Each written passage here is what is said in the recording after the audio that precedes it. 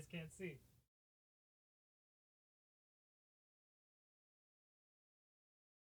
She has stolen my chair. It is on a stream.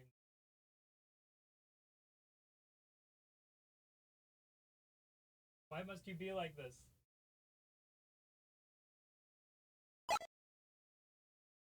This is a cat only.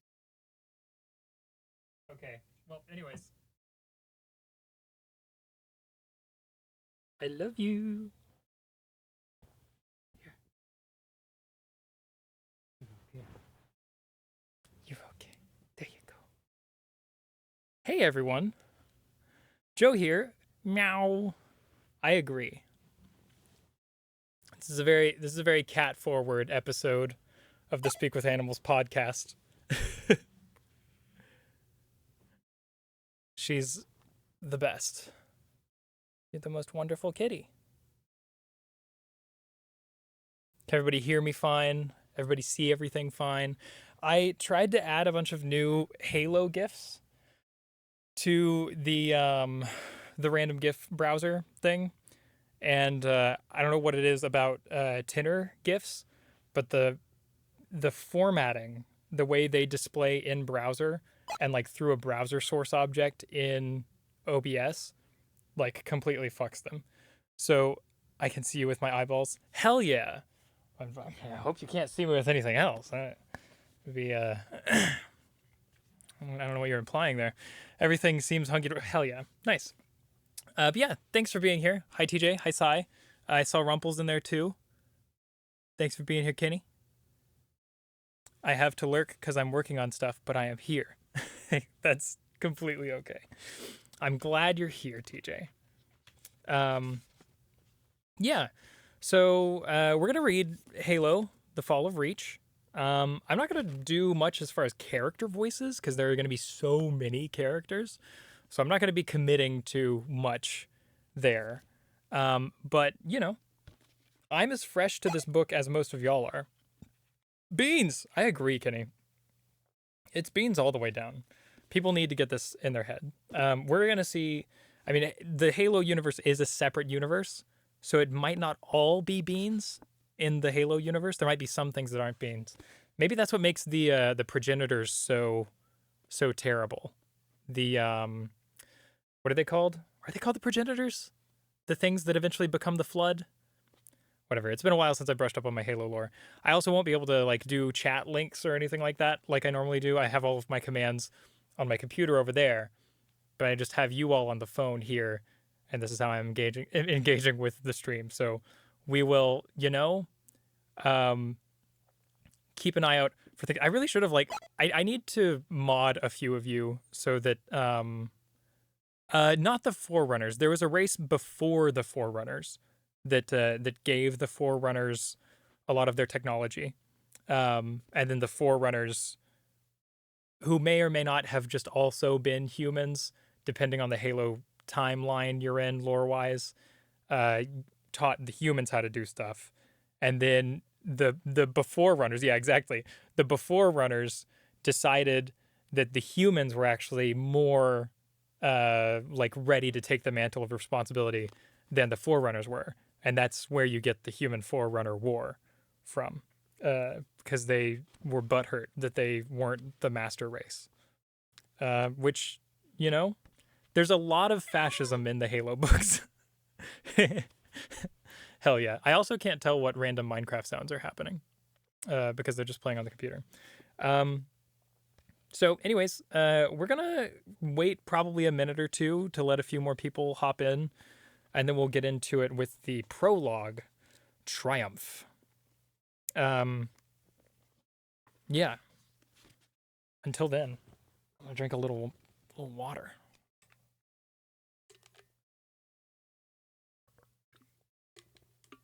Yeah, I need to do these with like my like Chromebook setup or something so that I have a little more that I can do on stream at the same time. It's still trying to post my Twitter shout out about the stream. It said something went wrong. Is Twitter down? What are you doing?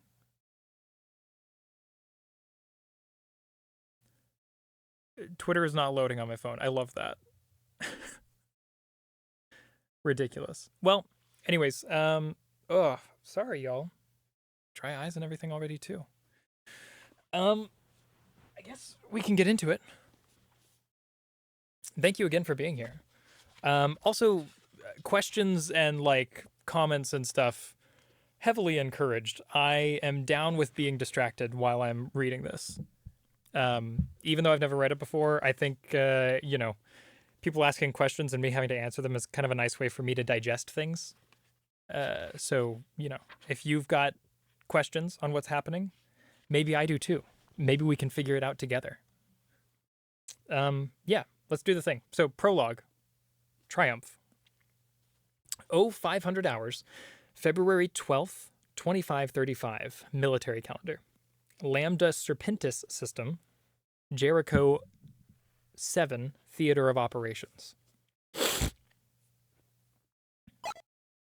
I must lurk, but I am here for you. Thank you for being here for me, Zach. I appreciate that. I know y'all are always here for me. I got my real ones here today.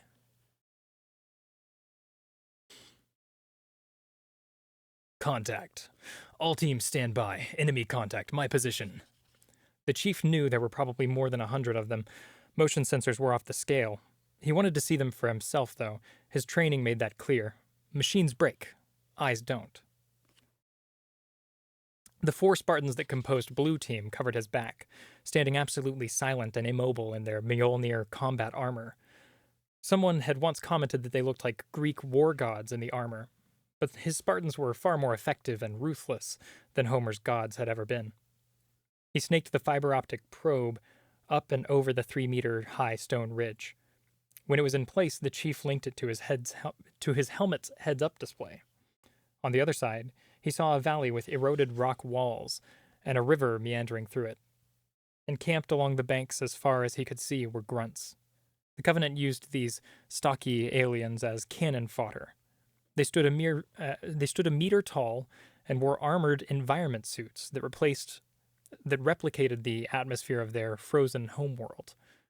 They reminded the chief of biped dogs, not only in appearance, but because their speech, even with the new translation software, was an odd combination of high-pitched squeaks, guttural barks, and growls. Hey! How you doing, Kidra?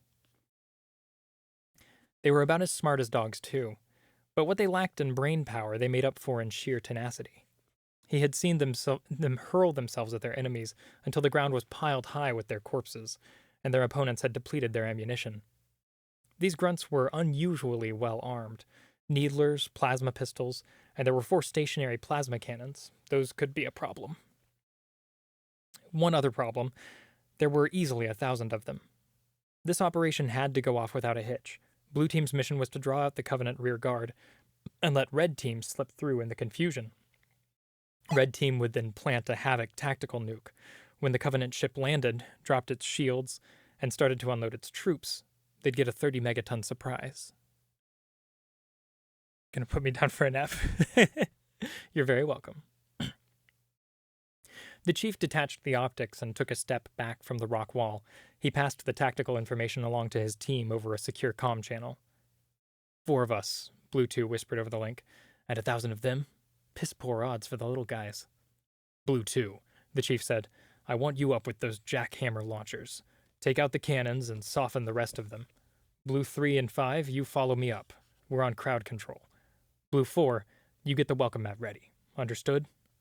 4 blue lights winked on his heads-up display as his team acknowledged the orders. On my mark. The chief crouched and readied himself. Mark. Blue 2 leaped gracefully atop the ridge, 3 meters straight up. There was no sound as the half-ton of Mjolnir armor and Spartan landed on the limestone. She hefted 1 launcher and ran along the ridge. She was the fastest Spartan on the chief's team. He was confident those grunts wouldn't be able to track her for the 3 seconds she'd be exposed. In quick succession, Blue 2 emptied both of the jackhammer's tubes, dropped 1 launcher, and then fired the other rockets just as fast. The shells streaked into the grunt's formation and detonated. One of the stationary guns flipped over, engulfed in the blast, and the gunner was flung to the ground. She ditched the launcher, jumped down, rolled once, and was back on her feet, running at top speed to the fallback point. The chief, Blue 3, and Blue 5 leaped to the top of the ridge. The chief switched to infrared to cut through the clouds of dust and propellant exhaust just in time to see the second salvo of jackhammers strike their targets. 2 consecutive blossoms of flash, fire, and thunder decimated the front ranks of the grunt guards, and most importantly, turned the last of the plasma cannons into smoldering wreckage. That's what we call teamwork. The chief and the others opened fire with their MA-5B assault rifles, a full automatic spray of 15 rounds per second. Armor-piercing bullets tore into the aliens, breaching their environment suits and sparking the methane tanks they carried.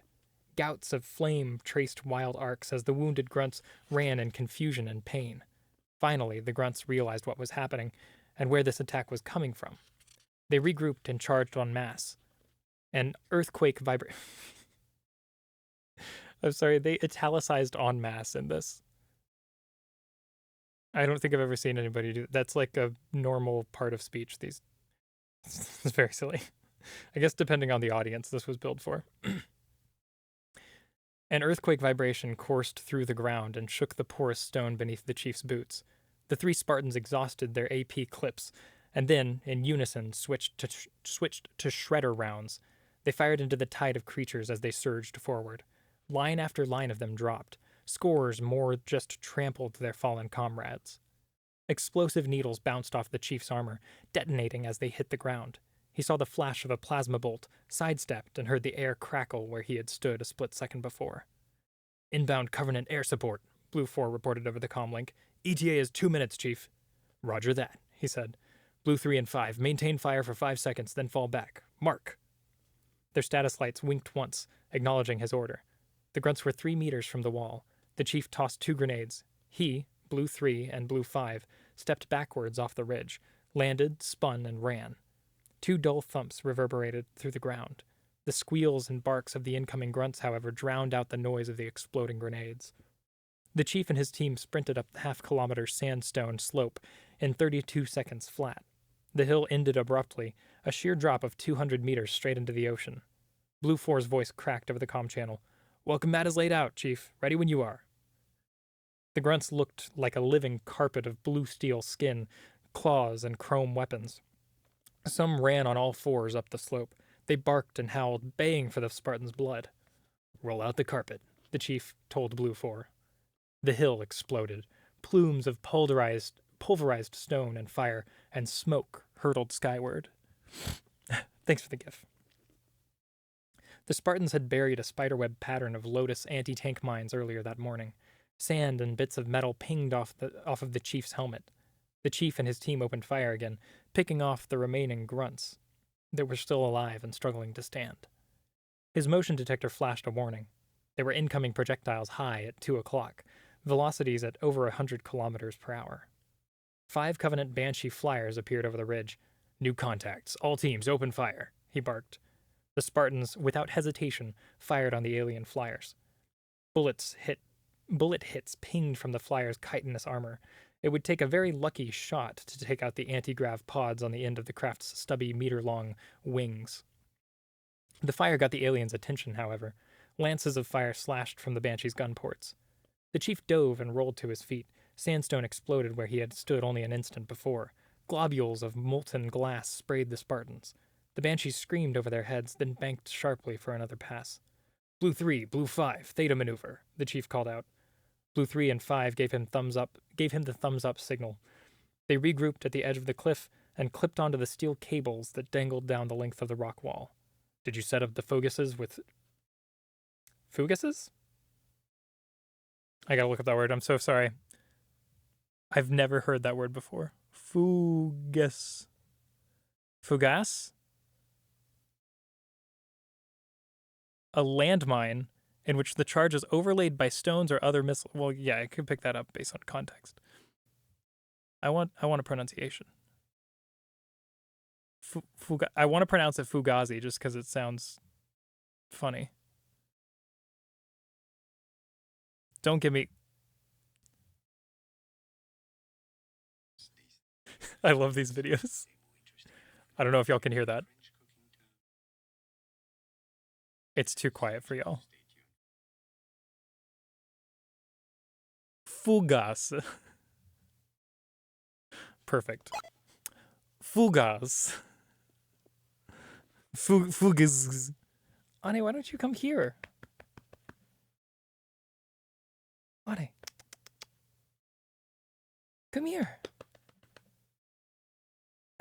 She's rolling on the ground in between the camera and me, just looking as cute as possible. But she does not want snuggles. Okay. Anyways. Where were we? Did you set up the fugases with fire or shrapnel? The chief asked. Both, Blue 3 replied. Good. The chief grabbed the detonators. Cover me. The fugases were never meant to take down flying targets. The Spartans had put them there to mop up the grunts. In the field, though, you had to improvise. Another tenet of their training. Adapt or die. The Banshees formed into a flying V and swooped toward them, almost brushing the ground. The Spartans opened fire. Bolts of superheated plasma from the Banshees punctuated the air. The chief dodged to the right, then to the left. He ducked. Their aim was getting better. The Banshees were only 100 meters away, then 50 meters. Their plasma weapons might recycle fast enough to get another shot, and at this range, the chief wouldn't be dodging. The Spartans jumped backward off the cliff, guns still blazing. The chief jumped too, and hit the detonators. Then 10 fugases, each a steel barrel filled with napalm and spent AP and shredder casings, had been buried a few meters from the edge of the cliff. Their mouths angled up at 30 degrees. When the grenades at the bottom of the barrels exploded, it made one hell of a barbecue out of anything that got in their way. That's pretty cool. The Spartans slammed into the side of the cliff. The steel cables they were attached to twanged taut. A wave of heat and pressure washed over them. A heartbeat later, 5 flaming banshees hurtled over their heads, leaving thick trails of black smoke as they arced into the water. They splashed down, vanished beneath the emerald waves. The Spartans hung there a moment, waiting and watching with their assault rifles trained on the water. No survivors surfaced. They rappelled down to the beach and rendezvoused with Blue 2 and 4. Red Team reports mission objective achieved, Chief. Blue 2 said. They send their compliments. It's hardly going to balance the scales, Blue 3 muttered, and kicked the sand. Not like those grunts when they slaughtered the 105th drop jet platoon. They should suffer just as much as those guys did. The chief had nothing to say to that. It wasn't his job to make things suffer. He was just here to win battles, whatever it took. Blue 2, the chief said. Get me an uplink. Aye, aye. She patched him into the SATCOM system. Mission accomplished, Captain DeBlanc, the chief reported. Enemy neutralized. Excellent news, the captain said. He sighed and added, but we're pulling you out, Chief. We're just getting warmed up down here, sir. Well, it's a different story up here. Move out for pickup ASAP. Understood, sir. The chief killed the uplink. He told his team, the party's over, Spartans. Dust off in 15.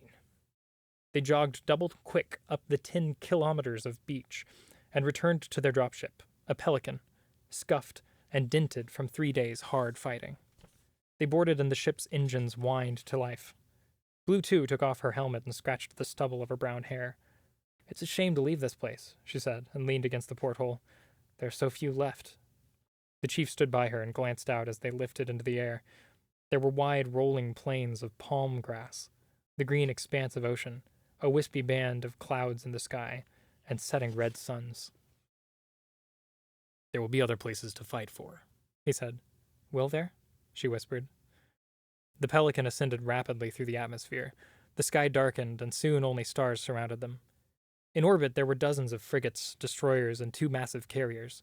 Every ship had carbon scoring and holes peppering their hulls. They were all maneuvering to break orbit. They docked in the port bay of the UNSC destroyer Resolute. Despite being surrounded by 2 meters of titanium A battle plate and an array of modern weapons, the chief preferred to have his feet on the ground, with real gravity and real atmosphere to breathe, a place where he was in control and where his life wasn't held in the hands of anonymous pilots. A ship just wasn't home. The battlefield was. Then there's a page. Ugh. The chief rode the elevator to the bridge to make his report, taking advantage of the momentary respite to read Red Team's after-action report in his display. As predicted, the Spartans of red, blue, and green teams, augmenting 3 divisions of battle-hardened UNSC Marines, had stalled a Covenant ground advance. Casualty figures were still coming in, but on the ground at least, the alien forces had been completely stonewalled. And then another page break for some reason. A moment later, the lift doors parted, and he stepped on the rubberized deck. He snapped a crisp salute to Captain DeBlanc. "Sir, reporting as ordered."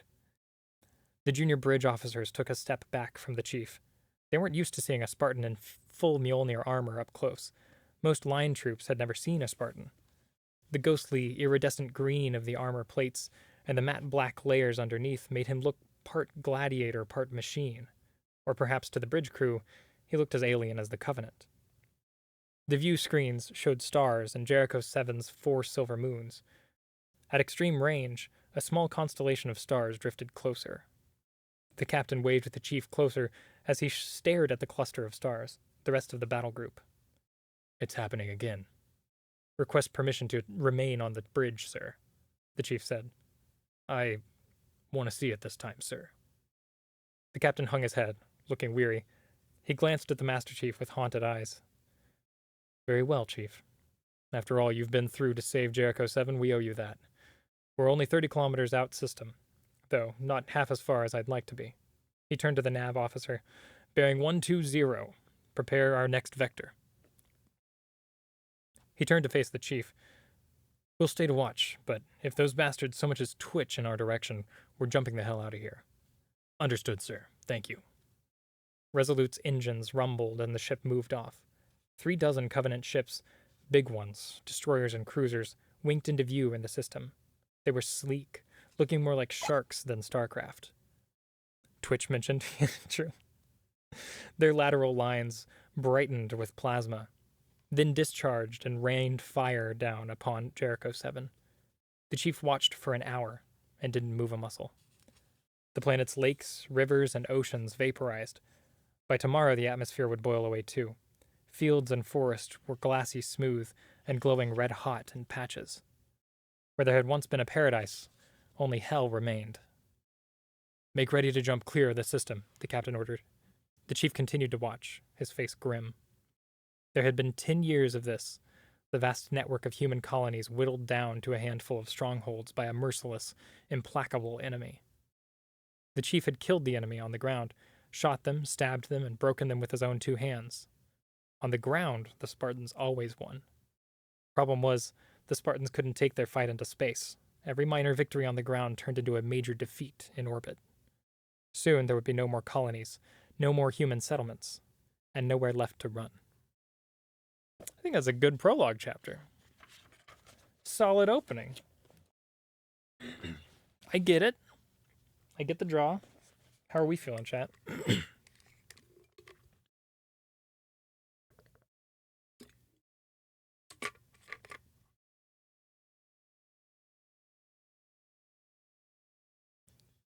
What gift did it get now? Is that Amuro in the desert? I can't tell from here. I don't know anything about Halo. Hey, you're fine. Okay. On to Chapter 1, Vigilance. 0430 hours, August...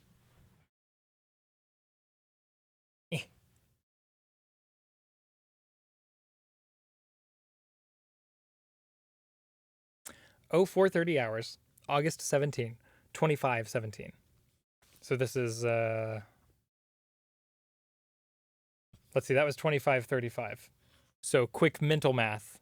This is 18 years prior? Military calendar. Slipstream space. Unknown coordinates near Eridanus or Eridanus? I'm going to go with Eridanus. Star system. That feels more right in English. I don't know what is going on with this pillow. There we go. That's better. Lieutenant Junior Grade Jacob Keyes awoke. Dull red light filled his blurry vision, and he choked on the slime in his lungs and throat. "Sit up, Lieutenant Keyes," a disembodied male voice said. "Sit. Take a deep breath and cough, sir. You need to clear the bronchial surfactant." Lieutenant Keyes pushed himself up, peeling his back off the form-fitting gel bed. Wisps of fog overflowed from the cryogenic tube as he clumsily climbed out. He sat on a nearby bench, tried to inhale, and doubled over, coughing until a long string of clear fluid flowed from his open mouth. He sat up and drew his first full breath in 2 weeks. He tasted his lips and almost gagged. The cryo-inhalant was specially designed to be regurgitated and swallowed, replacing nutrients lost in deep sleep. No matter how they changed the formula, though, it always tasted like lime-flavored mucus. Status, Torin? Are we under attack? Negative, sir, the ship's AI replied. Oh, maybe we should have him be English so we can use at least one English voice. Negative, sir, the ship's AI replied. Status normal. We will enter normal space near the Eridanus system in 45 minutes. Keyes coughed again. Good. Thank you, Torin. You're welcome, Lieutenant. Eridanus was on the border of the outer colonies. It was just far enough off the beaten path for pirates to be lurking, waiting to capture a diplomatic shuttle like the Han. This ship wouldn't last long in space action. They should have an escort. He didn't understand why they hadn't been sent one. He didn't understand why they had been sent one, but junior lieutenants didn't question orders. The previous sentence made it seem like they didn't have an escort, but that one makes it sound like they do? Okay, we'll figure it out, especially when those orders came from FleetCom HQ on Planet Reach. Wake-up protocols dictated that he inspect the rest of the crew to make sure no one had run into problems reviving. He looked around the sleep chamber, rows of stainless steel lockers and showers, a medical pod for emergency resuscitations, and 40 cryogenic tubes, all empty except the one to his left. The other person on the Han was the civilian specialist, Dr. Halsey. Keyes had been ordered to protect her at all costs, pilot this ship, and generally stay the hell out of her way. They might as well have asked him to hold her hand. This wasn't a military mission, it was a babysitting. Someone at Fleet Command must have him on their blacklist. The cover of Halsey's tube hummed open. Mist rippled out as she sat up, coughing. Her pale skin made her look like a ghost in the fog. Matted locks of dark hair clung to her neck. She didn't look much older than him, and she was lovely. Not beautiful, but definitely a striking woman. For a civilian, anyway. Her blue eyes fixed upon the lieutenant, and she looked him over. We must be near Eridanus, she said. Lieutenant Keyes almost saluted reflexively, but checked the motion. Yes, Doctor. His face reddened, and he looked away from her slender body. So Keyes is just really into Halsey, I guess. It is like a Navy thing, right? We don't have to investigate that further. He had drilled in cryogenic recovery 12 times at the academy. He'd seen his fellow officers naked before, men and women, but Dr. Halsey was a civilian. He didn't know what protocols applied. Lieutenant Keyes got up and went to her. Oh, I didn't imagine that I guess they would go into cryogenic sleep naked, huh? I mean, that makes perfect sense. Lieutenant Keyes got up and went to her. Can I help you? She swung her legs out of the tube and climbed out. I'm fine, Lieutenant. Get cleaned up and dressed. I left for like 2 seconds and it got sexy. Damn. Yeah. I mean, Halsey is literally canonically mommy. So, like, get cleaned up and dressed. She brushed past him and strode to the showers. Hurry, we have important work to do. Lieutenant Keyes stood straighter. Aye, aye, ma'am. With that brief encounter, their roles and the rules of conduct crystallized. Civilian or not, like it or not, Lieutenant Keyes understood that Halsey was in charge. The bridge of the Han had an abundance of space for a vessel of its size. That is, it had all the maneuvering room of a walk-in closet. A freshly showered, shaved, and uniformed Lieutenant Keyes pulled himself into the room and sealed the pressure door behind him. Every surface of the bridge was covered with monitors and screens.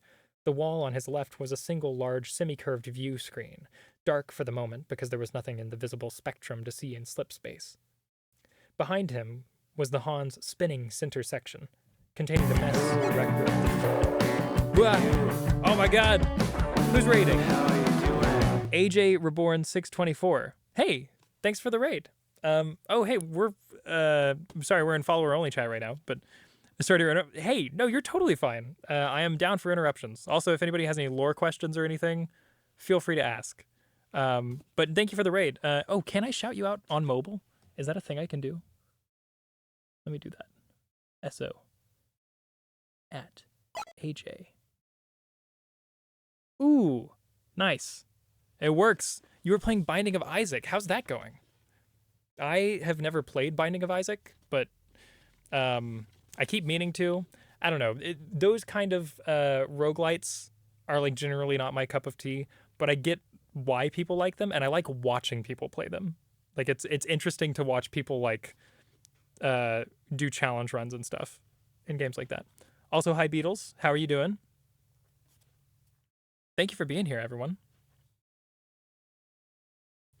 Also, AJ, if you don't feel like if you need to sort of recuperate after stream, I also understand that. Feel free to go do whatever you need to do. You don't have to stick around. It was fine, a little rough. I was just going back to the old Flash game. I prefer Rebirth because I needed a break from getting over it with Bennett Foddy. Nice. Ooh. Okay. I'm doing well, Beatles. I am. I'm very fidgety tonight. I think we'll eventually settle into me being comfy, but it seems like everybody else is pretty comfy, which is the point. So I think I didn't quite set up my my sort of beanbag pillow combination the right way, and eventually it will sort of form fit around me like a cocoon or like a cryogenic pod, like a cryogenic tube, and then I will be sort of I will be able to rest with all of you in this comfy space.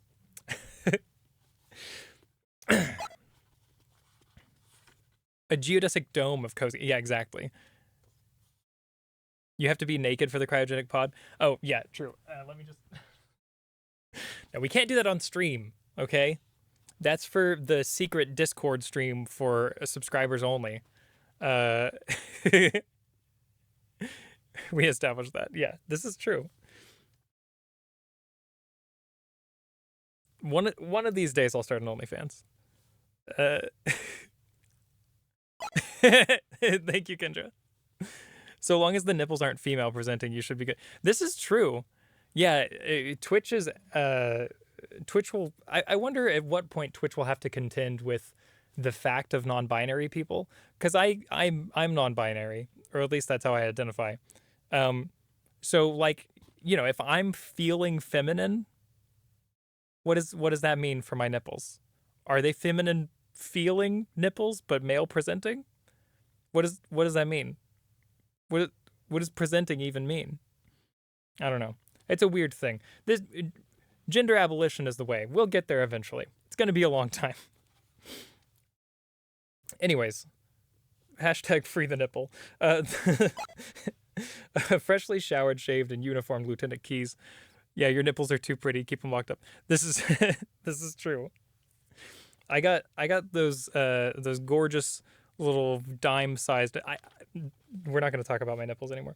A freshly showered, shaved, and uniformed Lieutenant Keys pulled himself into the room and sealed the pressure door behind him. Every surface of the bridge was. You have to censor one of them. Yeah, exactly. Yeah, it has to be. That's actually how they address non-binary people. I have to decide which of my nipples identifies as male or female, because the gender binary must exist in order for reinforcement to exist, or rule enforcement to exist. Yeah, I'm gonna say. I think my right nipple is the male one. My left nipple is the feminine one. I think we'll say that. That's probably what it is. I think the same applies to my balls. Every surface of the bridge was covered with monitors and screens. The wall on his left was a single large semi-curved view screen, dark for the moment because there's nothing in the visible spectrum to see in some space. Oh, I love all of you. Behind him was the Han's spinning center section, containing the mess, the rec room, and the sleep chambers. There was no gravity on the bridge, however. The diplomatic shuttle had been designed for the comfort of its passengers, not the crew.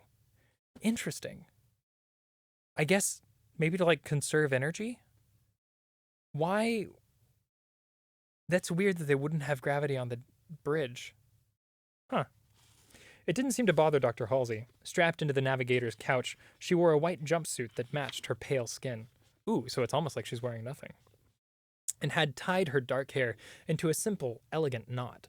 Her fingers danced across 4 keypads, tapping in commands. Welcome, Lieutenant, she said without looking up. Please have a seat at the communication station and monitor the channels when we enter normal space. If there's so much as a squeak on standard frequencies, I want to know instantly. It's like I'm wearing nothing at all, yeah. He drifted to the communication station and strapped himself down. Hot. Torin? She asked. Awaiting your orders, Dr. Halsey. Oh, sorry, this is the AI. Awaiting your orders, Dr. Halsey. The ship's AI replied. Give me that astrogation maps of this. Okay, you don't need to replace nav with astro. Like, astronav is already a thing. Stupid, sexy Flanders. Astrogation maps. Give me astrogation maps of the system. Online, Dr. Halsey. Are there any planets currently aligned with our trajectory and Eridanus too? I want to pick up a gravitational boost so we can move in system ASAP. Calculating now, Dr. Hull. Dr. Hull. And can we have some music? Rachmaninoff's Piano Concerto number 3, I think. Oh my god. Having your Okay. Look, I'm liking the world building. Don't get me wrong. There's guards, astrogate this man. Oh no! Don't astrogate me. Uwu. There's this thing that sci-fi movies do. I think that movies in general do, but it's a bad sci-fi trope, where whenever you want to make a character seem like a genius, you have them listen to like piano concertos, as like, here's their personality. And they're doing that for Dr. Halsey right now, which sucks. But I also feel like Dr. Halsey is exactly the kind of basic bitch who would just be like, yeah, put on Rachmaninoff's Piano Concerto number 3, I think. Because that's how that's what makes me think. That's my brain music. Damn, I have 4 ads. That sucks. I'm sorry. Hey, if you want to skip the ads, you can use, you can subscribe, you can use your Prime sub, you can use Twitch Turbo. Or there are other methods that Halsey probably wouldn't approve of. Understood, Doctor. And start a pre-burn warm-up cycle for the fusion engines. Yes, Doc. And stop spinning the Hans center carousel section. We may need the power. Working. She eased back. The music started, and she sighed. Thank you, Torin. You're welcome, Dr. Halsey. Entering normal space in 5 minutes. Plus or minus 3 minutes. Lieutenant Keyes shot the doctor an admiring glance. He was impressed. Few people could put a shipboard AI through its paces so rigorously as to cause a detectable pause. She turned to face him. Yes, Lieutenant? You have a question? He composed himself and pulled his uniform jacket taut. I was curious about our mission, ma'am. I assume we are to Why would you put a hyphen there? I want a sci-fi intellectual whose brain music is death grips. Yes! Like the haughty goth like tech robot coder GF who is also a cyborg walks into the room, and you hear faintly through bleeding off-brand like fucking, I don't know, what's a company that doesn't make headphones but that would be in with a certain crowd, like Panasonic, like huge mixing headphones, just got. And Skull Candy headphones. Yeah, it would be Skull Candy headphones, though. You're right. It would be a limited Skull Candy Razer collab. That's my scientist. I want to do that Dr. Halsey fan art though now. I don't know if I can, but I want to make it happen. That sounds very fun. Skull Candy for sure. Good for you knowing Picard references, by the way. Since when do you watch Star Trek? Malgoth Halsey, though? Yeah, it's not like I have a type, but I guess you might just know that one. Yeah, probably. Okay, yeah. 6-year-old male. Wait, sorry. We skipped ahead. I assume we're to reconnoiter something in this system, but why send a shuttle rather than a prowler or a corvette? And why just the two of us? She blinked and smiled. A fairly accurate assumption of analysis, Lieutenant. This is a reconnaissance mission, of sorts. We are here to observe a child, the first of many, I hope. A child? A 6-year-old male, to be precise. She waved her hand. It may help if you think of this purely as a UNSC funded physiological study. Every trace of a smile evaporated from her lips, which is precisely what you are to tell anyone who asks. Is that understood, Lieutenant? Yes, Doctor. Keyes frowned, retrieved his grandfather's pipe from his pocket, and turned it end over end. He couldn't smoke the thing. Igniting a combustible on the flight deck was against every major regulation on the UNSC space vehicle, but sometimes he just fiddled with it or chewed on the tip, which helped him think. He stuck it back into his pocket and decided to push the issue out to find more. Wait, Molgoth Halsey is a... Yeah, right? Me on my girl days. Exactly. I need Molgoth Halsey in my life. Somebody please make that happen. I don't know if I'll ever draw it, but somebody out there can make it happen. With all due respect, Dr. Halsey, this sector of space is dangerous. With a sudden deceleration, they entered normal space. The main view screen flickered and a million stars snapped into focus. The Han dove toward a cloud-swirled gas giant dead ahead. Stand by for slow burn, Dr. Halsey announced. On my mark, Torin. Lieutenant Keyes tightened his harness. Maldoth Galsey. Hallmoth Galsey. Hallmoth Galbdy.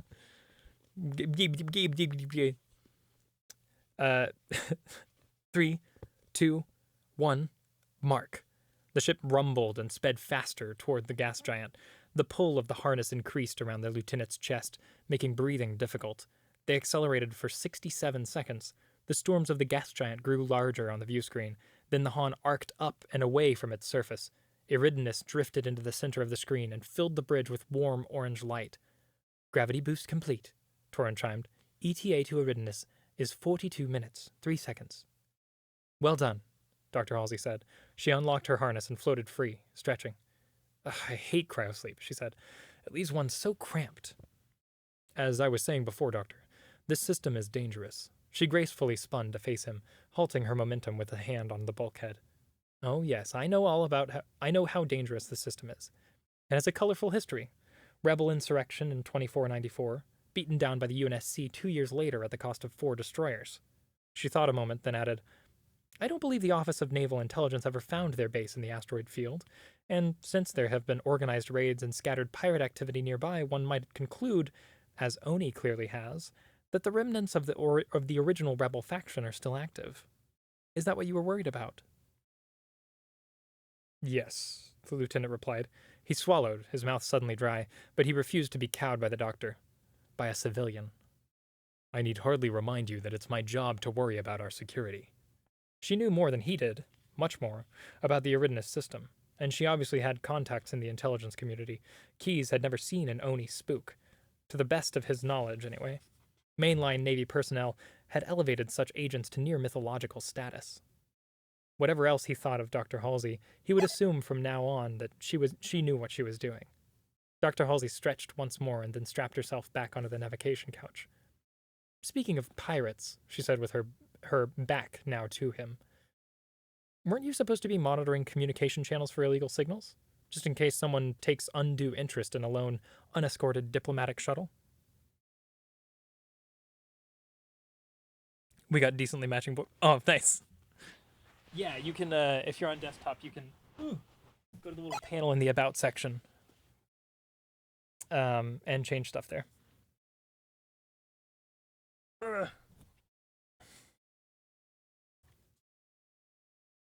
Lieutenant Keyes cursed himself for his momentary lapse and snapped to. He scanned all frequencies and had Torin cross-check their authentication codes. All signals verified, he reported. No pirate transmissions detected. Continue to monitor them, please.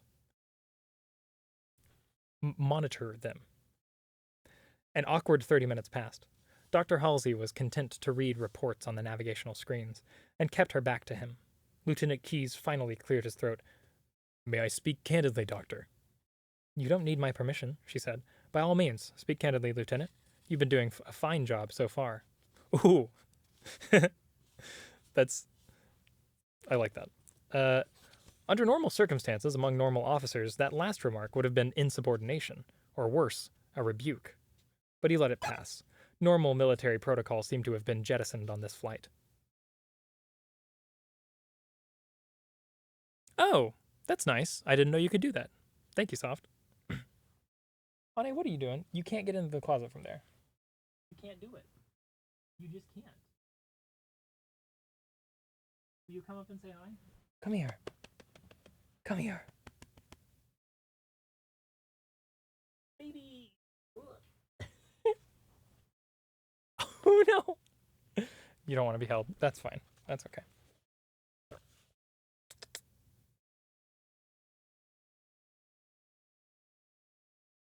Yes.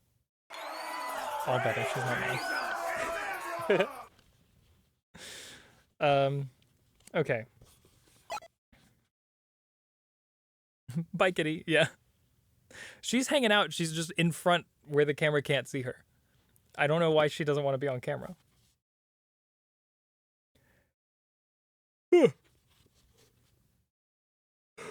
I'm achieving comfy. You said we were here to observe a child. He shook his head dubiously. If this is a cover for real military intelligence work, then, to tell the truth, there are better qualified officers for this mission. I graduated UNSC OCS only 7 weeks ago. My orders had me rotated to the Magellan. Those orders were rescinded, ma'am. She turned and scrutinized him with icy blue eyes. Go on, Lieutenant. He reached for his pipe, but then checked the motion. She would probably think it was a silly habit. If this is an intel op, he said, then I don't understand why I'm here at all. She leaned forward. Then, Lieutenant, I shall be equally candid. Something deep inside Lieutenant Keyes told him he would regret hearing whatever Dr. Halsey had to say. He ignored the feeling. He wanted to know the truth. Go ahead, Doctor. Her slight smile returned. You are here because Vice Admiral Stanforth, head of Section 3 of UNSC Military Intelligence Division, refused to lend me this shuttle without at least one UNSC officer on board. Even though he knows damn well that I can pilot this bucket myself. So I picked one UNSC officer. You. She tapped her lower lip thoughtfully and added, you see, I've read your file, Lieutenant. All of it. I don't know. You do know what I'm talking about. She rolled her eyes. You don't lie well. Don't insult me by trying again. Lieutenant Keyes swallowed. Then why me? Especially if you've seen my record. I chose you precisely because of your record. Because of the incident in your second year at OCS. 14 ensigns killed. You were wounded and spent 2 months in rehabilitation. Plasma burns are particularly painful, I understand. He rubbed his hands together. Yes. The lieutenant responsible was your CO on that training mission. You refused to testify against him despite overwhelming evidence and the testimony of his fellow officers. And friends. Yes. They told the board of review the secret the lieutenant had entrusted to you all. That he was going to test his new theory to make slip space jumps more accurate. He was wrong. And you all paid for his eagerness and poor mathematics. Lieutenant Keyes studied his hands and had the feeling of falling inward. Dr. Halsey's voice sounded distant. Yes. Despite continuing pressure, you never testified. They threatened to demote you, charge you with insubordination and refusing a direct order, even discharge you from the Navy. Your fellow officer candidates testified, though. The review board had all the evidence they needed to court-martial your CO. They put you on report and dropped all further disciplinary actions. He said nothing. His head hung low. That is why you are here, Lieutenant. Because you have an ability that is exceedingly rare in the military. You can keep a secret. She drew in a long breath and added, You may have to keep many secrets after this mission is over. He glanced up. There was a strange look in her eyes. Pity? That caught him off guard, and he looked away again, but he felt better than he had since OCS. Someone trusted him again. I think, she said, that you would rather be on the Magellan, fighting and dying on the frontier. No, He caught the lie as he said it, stopped, then corrected himself. Yes. The UNSC needs every man and woman patrolling the outer colonies, between the raiders and insurrections. It's a wonder it hasn't fallen apart. Indeed, Lieutenant. Ever since we left Earth's gravity well, we've been fighting one another for every cubic centimeter of vacuum. From Mars to the Jovian moons, to the Hydra system massacres, and on to the 100 brush fire wars in the outer colonies. It has always been on the brink of falling apart. That's why we're here. To observe one child, he said. What difference could a child make? One of her eyebrows arched. This child could be more useful to the UNSC than a fleet of destroyers, 1,000 junior grade lieutenants, or even me. In the end, the child may be the only thing that makes any difference. Approaching Eridanus 2, Torin informed them. Plot an atmospheric vector for the Luxor spaceport, Dr. Halsey ordered. Lieutenant Keyes, make ready to land. Ooh! Chapter 1 done. How do we feel about Halsey?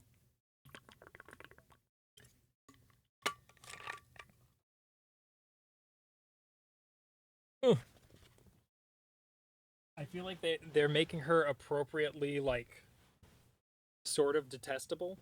Because she's meant to be. She's not a good person. You know, clearly. Ooh. So I'm glad that's like being really driven home. Halsey sounds like a military kiss-ass. Yeah. She's not military, though. She's a civilian. I imagine Halsey more like that, I imagine Halsey as more like that one shitty lawyer. She's like if, not shitty lawyer, like shithead lawyer. Halsey, I'm trying to think of like what, like political lawyer there is who isn't like also a shitty lawyer. But, you know, like a lawyer for a politician. Which one is the narrator?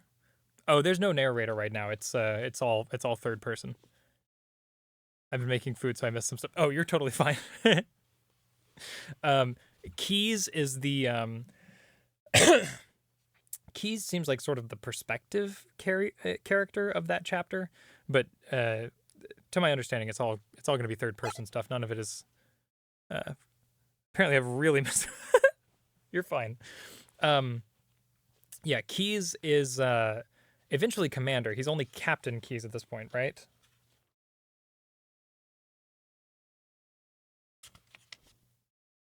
Right, I referred to him as captain. Lieutenant junior grade. So he's like not even captain. He is. Yeah. So yeah, he's not even Captain Keyes yet. He is Lieutenant junior grade Keyes. So this is a young Key. Will you? What are you doing? She just attacked my foot. You asshole. Oh, she gave it kisses. That guy sounds like a kiss ass. Yes. Yeah, Keyes is definitely. What are you doing? I wish y'all could have seen that. I love when cats like can't decide whether they want to be nice or mean. She was like going between attacking my foot and like giving it kisses, and then she like chomped down on it and ran away. Good cat doing good cat things. Yes. But yeah, Halsey to me, you know who Halsey is most like, at least in terms of other video game characters? What is their last name? Dr. starts with a B from Resident Evil 2 and 3. Dr. Cats in their tsundere era. Yeah. That's, I understand it makes the tsundere thing just now made sense to me when you put it that way. Like the overlap in popularity between like cat girls and cat boys and like the tsundere anime trope, there's definitely there's some connective tissue there that makes a lot of sense to me now. Yeah, who was the doctor in RE2 and RE3 that was working on, he and his wife were working on the I think it was the G virus in that one. It might have been the T virus. Um, there's some sinew there. Yeah, exactly. Some cartilage. I don't know. Um, yeah, that's who Halsey reminds me the most of. Like she would sacrifice anyone to like do what she wanted to do in the name of science. Okay, chapter 2. 11:30 hours, August 17th, 2517, military calendar. So this is the same year, same day, later in the day.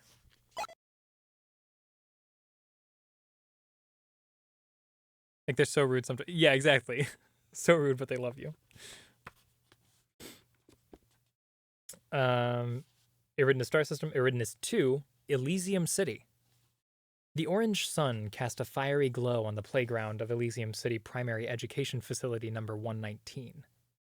Dr. Halsey and Lieutenant Keyes stood in the semi-shade of a canvas awning and watched children as they screamed and chased one another and climbed on steel lattices and skimmed grav balls across the repulsor courts. Lieutenant Keyes looked extremely uncomfortable in civilian clothes. He wore a loose gray suit, a white shirt, and no tie. Dr. Halsey found his sudden awkwardness charming. Are they gonna fuck? Is it why is this happening? I don't remember Keyes and okay. When he had complained the clothes were too loose and sloppy, she had almost laughed. He was pure military to the core, even out of uniform. The lieutenant stood rigid, as if he were at perpetual attention. It's nice here, she said. This colony doesn't know how good they've got it. Rural lifestyle, no pollution, no crowding, climate-controlled weather. They gotta make the book a little sexy, yeah. All balls are grav balls. They are the way I do them. The lieutenant grunted an acknowledgement as he tried to smooth the wrinkles out of his silk jacket. Relax, she said. We're supposed to be parents inspecting the school for our little girl. She slipped her arm through his, and although she would have thought such a feat impossible, the lieutenant stood even straighter. She sighed and pulled away from him, opened her purse, and retrieved a palm-sized pad. She adjusted the brim of her wide straw hat to shade the pad from the noon glare. With the top of her finger, she assessed and scanned the file she had assembled of their subject. Number 117 had all the genetic markers she had flagged in her original study. It's super straight, yeah. Holy shit, I forgot that was a thing. Y'all remember super straight? Oh my god. That was like at least 7 or 8 moral panics ago. Getting a lot of sus undertones in the writing for sure. I used a different word than sus, but Automod didn't like it. Oh no. Yeah, I can't see what Automod is blocking from here. It won't show me in my feed. I bet I could see it on there. Ooh. That should be allowed. I'm allowing it.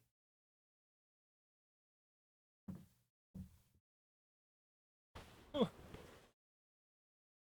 Erotic should be allowed. Okay. I'm always finding ways to make automod less useful. Yeah. Number 117 had all the genetic markers she had flagged in her original study.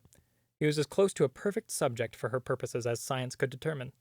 But Dr. Halsey knew it would take more than theoretical perfection to make this project work. People were more than the sum of their genes. There were environmental factors, mutations, learned ethics, and 100 other factors that could make this candidate unacceptable. The picture in the file showed a typical 6-year-old male. He had tousled brown hair and a sly grin that revealed a gap between his front teeth. A few freckles were scattered across his cheeks. Good. She could match the patterns to confirm his identity. Our subject, as she angled the pad toward the lieutenant so he could see the boy, Dr. Halsey noticed that the picture was 4 months old. Didn't Oni realize how fast these children changed?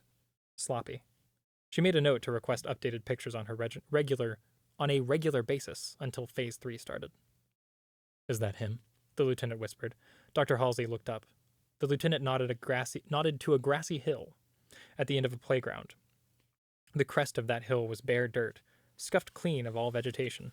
A dozen boys pushed and shoved one another, grabbed, tackled, rolled down the slope, and then got up, ran back, and started the process over.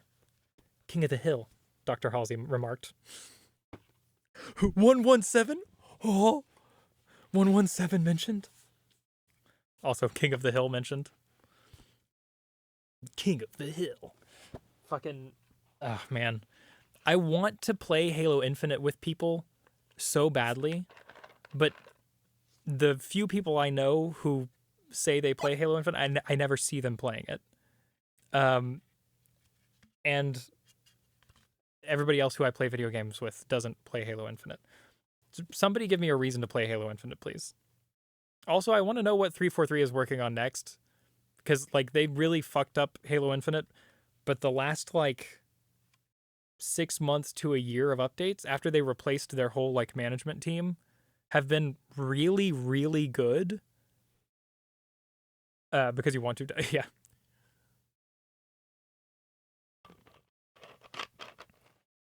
And yeah. Anyways, King of the Hill. One boy stood on the crest. He blocked, pushed, and strong-armed all the other children. Dr. Halsey pointed her data pad at him and recorded this incident for later study. She zoomed in on the subject to get a better look. This boy smiled and showed the same small gap between his front teeth. A split-second freeze frame, and she matched his freckles to the picture on file. That's our boy. He was taller than the other children by a full head, and, if his performance in the game was any indicator, stronger as well. Another boy grabbed him from behind in a headlock. Number 117 peeled the boy off, and, with a laugh, tossed him down the hill like a toy. Dr. Halsey had expected a specimen of perfect physical proportions and stunning intellect. True, the subject was strong and fast, but he was also dirty and rude. Then again, unrealistic and subjective perceptions had to be confronted in these field studies. What did she really expect? He was a 6-year-old boy, full of life and unchecked emotion, and as predictable as the wind. As unpredictable as the wind. That's a weird phrasing, but I understand what they mean. Dirty and rude undertones. I'm dirty and rude undertones should be like, I'm gonna quote. Hecka, can I use that as a quote in my about section? Just for this channel, just quote dirty and rude undertones. Hecka dying.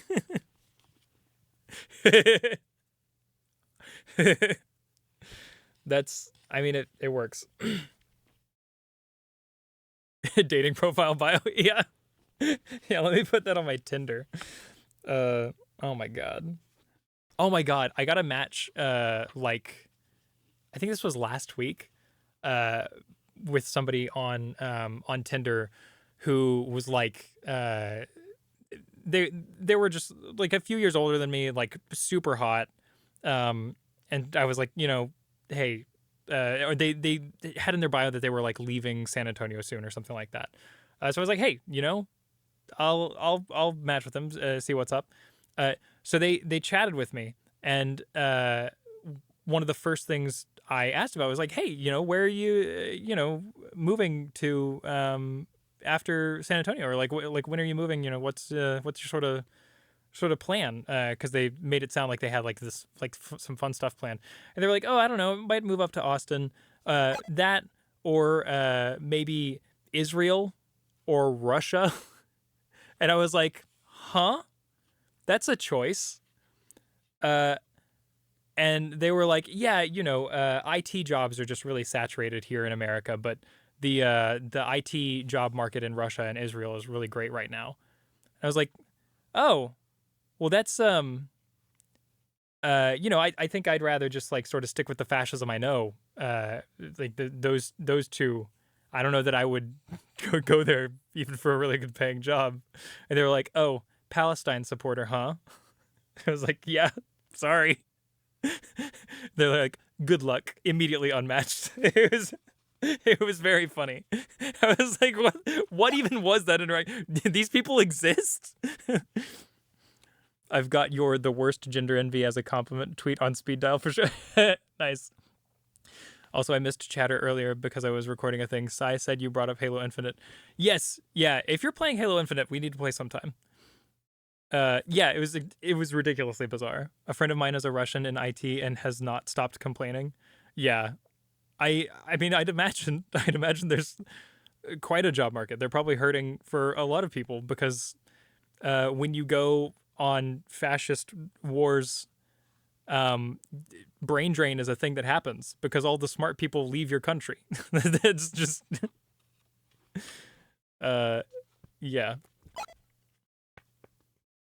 When people die, well, yeah, that too, obviously. But we're not going to go there. Um, anyways, the lieutenant grunted in acknowledgement as he tried to. Oh wait, no, we already did that. We're at the end of this page.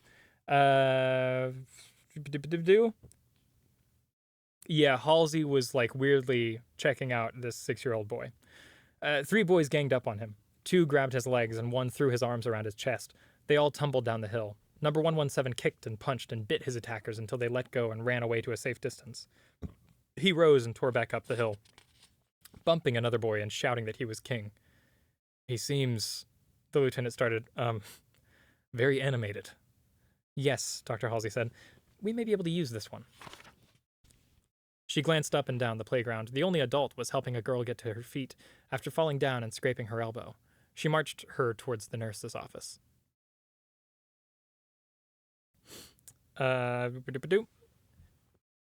Stay here and watch me, Lieutenant, she said, and passed him the data pad. I'm going to have a closer look. The lieutenant started to say something, but Dr. Halsey walked away, then half jogged across the painted lines of hopscotch squares on the playground. A breeze caught her sundress, and she had to clutch the hem with one hand, grabbing the brim of her straw hat with the other. What are you doing, book? What is this? Why do we need this? Who asked for this? Nobody told me it was this horny. This is like some tradcon shit. This is tradcon porn is what this is. God damn it, I'm gonna have to bleep that on the VOD. Anyways, she slowed to a trot and halted 4 meters from the base of the hill. The children stopped and turned. You're in trouble, one boy said, and pushed number 117. He shoved the boy back and then looked at Dr. Halsey squarely in the eyes. The other children looked away. Some wore embarrassed smirks, and a few slowly backed off. Her subject, however, stood there defiantly. He was either confident she wasn't going to punish him, or he simply wasn't afraid. She saw that he had a bruise on his cheek, the knees of his pants were torn, and his lip was cracked. Dr. Halsey took 3 steps closer. Several of the children took 3 involuntary steps backward. Can I speak with you, please? She asked, and continued to stare at her subject. Where's that one quote about straight white guy authors only being able to describe women in the book like she breasted boobily down the she breasted boobily down the stairs. Yeah, I don't remember who that was. I feel like I've seen that in a like Tumblr quote somewhere. It's so rare these days to see the word defiantly and it not be a typo. This is true. I like the word defiantly. I will say like I don't know exactly what like reading level or audience they're going for with this, right? Like I've never read Eric and Island before. I know that this book was written I read the intro myself before the stream. And they said that it was written in 4 months leading up to the game's launch so that it could go out alongside the game. So I know there wasn't a lot of like time for editing done in this. So there's been a lot of places where they like use the same word over and over again within a paragraph, and that always bothers me. It's hard like when you're voice acting or narrating something to hear yourself say the same word over and over again. It's just like a brain thing. Like it's easy to get lost, or like you want to make sure that you're pronouncing things the same way throughout. And that's I don't know. It just makes things difficult. So I have some complaints about the diction, but I like the word defiantly. Come here. Come here. Finally. It's cat. Oh my god.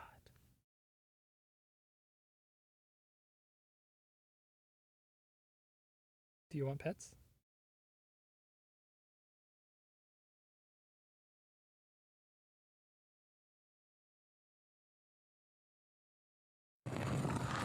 Iconic. Oh, incredible. Thanks, Ben.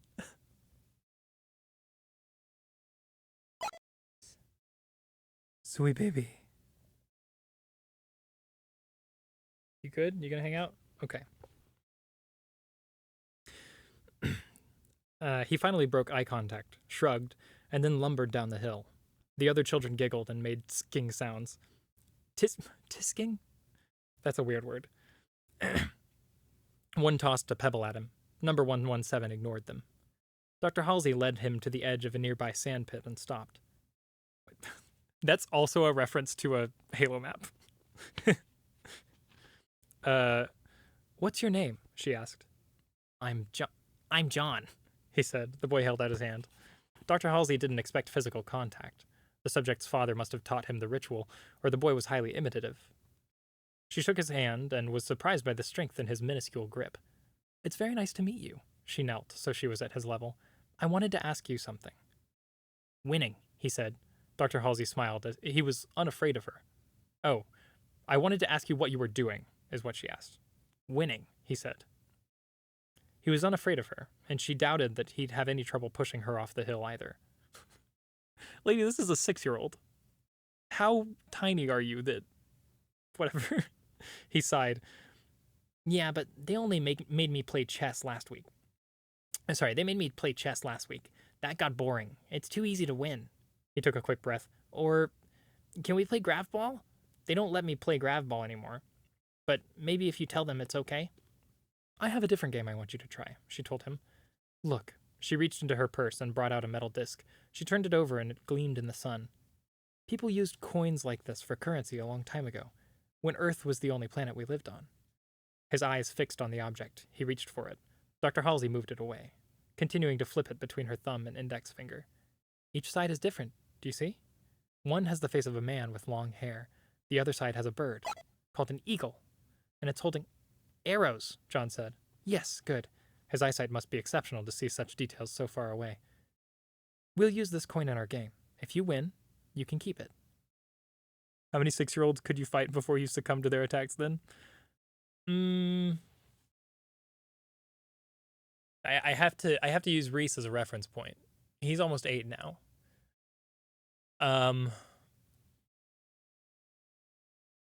Or he is 8 now. Oh shit, today is his birthday. We celebrated his birthday yesterday here. Yeah. I'm gonna say 6. We'll say 6-year-olds. Before they at least like were able to level me. Happy birthday to Reese. Yeah. Okay.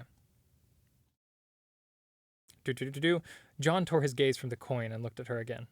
Squinted. That's the Lord's number. At once? At once? Yeah. Yeah, exactly.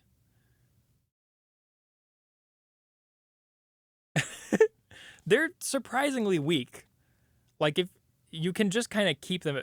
The difference is like... So 2 of them you can easily keep at bay because you've got 2 arms, and then 3 gets a little more difficult. Like 6 is a definite. They could probably find a way to take me down. So I'm not saying like that's the minimum amount it would take. I'm saying 6 is a for sure. They could probably take me down, but like only. Are you using one of the 6-year-olds as a weapon?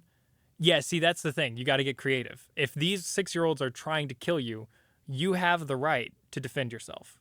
So you can pick them up and use them as a sort of flail. It depends. 6 is a hard ceiling. Yeah, exactly. I'm surprisingly weak. I mean, so am I. So don't feel bad. Especially in Texas. Yeah, exactly. Yeah, that's castle law. Okay. Oh, John Torres gave squinted and said, okay, I always win, though. That's why they won't let me play grav ball anymore. I'm sure you do. What's the game? It's very simple. I tossed the coin like this. She flicked her wrist, snapped her thumb, and the coin arced, spinning into the air, and landed in the sand. Next time, though, before it lands, I want you to tell me if it will fall with the face of the man showing, or with the eagle holding the arrows. Got it. John tensed, bent his knees, and then his eyes seemed to lose their focus on her and the coin. Dr. Halsey picked up the quarter. Ready? John gave a slight nod. She tossed it, making sure there was plenty of spin. John's eyes watched it with that strange, distant gaze. He tracked it as it went up, and then down toward the ground. His hand snapped out and snatched the quarter out of the air. He held up his closed hand. "Eagle!" he shouted. She tentatively reached for his hand and peeled open the tiny fist. The quarter lay in his palm, the eagle shining in the orange sun. Was it possible that he saw which side was up and then grabbed it? Or, more improbably, could have picked which side he wanted? She hoped the lieutenant had recorded that. She should have told him to keep the data pad trained on her. John retracted his hand. "I get to keep it, right? That's what you said." "Yes, you can keep it, John." She smiled at him, then stopped. She shouldn't have used his name. That was a bad sign. She couldn't afford the luxury of liking her test subjects. She mentally stepped away from her feelings. She had to maintain a professional distance. She had to, because in a few months, number 117 might not be alive. "Can we play again?" Dr. Halsey stood and took a step back. "That was the only one I had, I'm afraid. I have to leave now," she told him. "Go back and play with your friends." "Thanks," he ran back, shouting to the other boys. "Look!" Dr. Halsey strode to the lieutenant.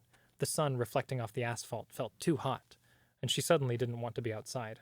She wanted to be back in the ship where it was cool and dark. She wanted to get off of this planet. She stepped under the canvas awning and said to the lieutenant, "Tell me you recorded that." He handed her the data pad and looked puzzled. "Yes, what was all that about?" Dr. Halsey checked the recording, and then sent a copy ahead to Torin on the Han for safekeeping. "We screen these subjects for certain genetic markers," she said. "Strength, agility, even predispositions for aggression, and intellect. But we couldn't remote test for everything. We don't test for luck." "Luck?" Lieutenant Keyes asked. "You believe in luck, Doctor?" "Of course not," she said, with a dismissive wave of her hand. "But we have 150 test subjects to consider, and facilities and funding for only half that number. It's a simple mathematical elimination, Lieutenant. That child was one of the lucky ones. Either that, or he is extraordinarily fast. Either way, he's in." "I don't understand," Lieutenant Keyes said, and he started fiddling with the pipe he carried in his pocket. "I hope that continues, Lieutenant," Dr. Halsey replied quietly. "For your sake, I hope you never understand what we're doing." She looked one last time at number 117, at John. He was having so much fun, running and laughing. For a moment, she envied the boy's innocence. Hers was long dead. Life or death, lucky or not, she was condemning this boy to a great deal of pain and suffering. But it had to be done. Ooh, shit's getting real. Whenever I get a stack of job applications, I throw away half of them. Don't want to hire unlucky people. Yeah, exactly. Honestly, I can see that being like, okay, that is actually kind of canonized in Halo, that luck is like a thing. But I can see that being an interesting, like, sort of canon, almost magic to play with in a setting. Like luck magic. I know there's like X-Men who deal with chaos and stuff like that in the Marvel universe.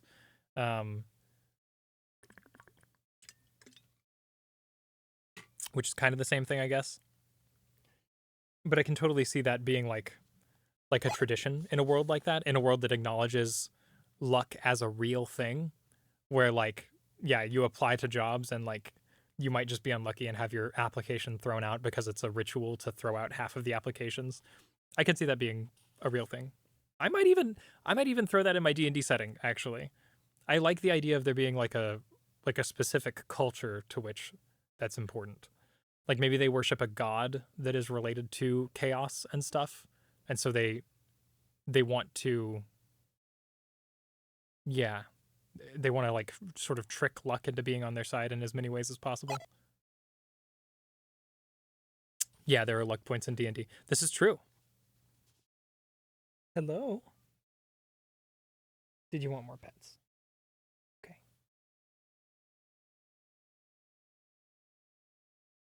She's like, "I'm laying on your lap and you're not petting me. Why are you doing that?" Yes.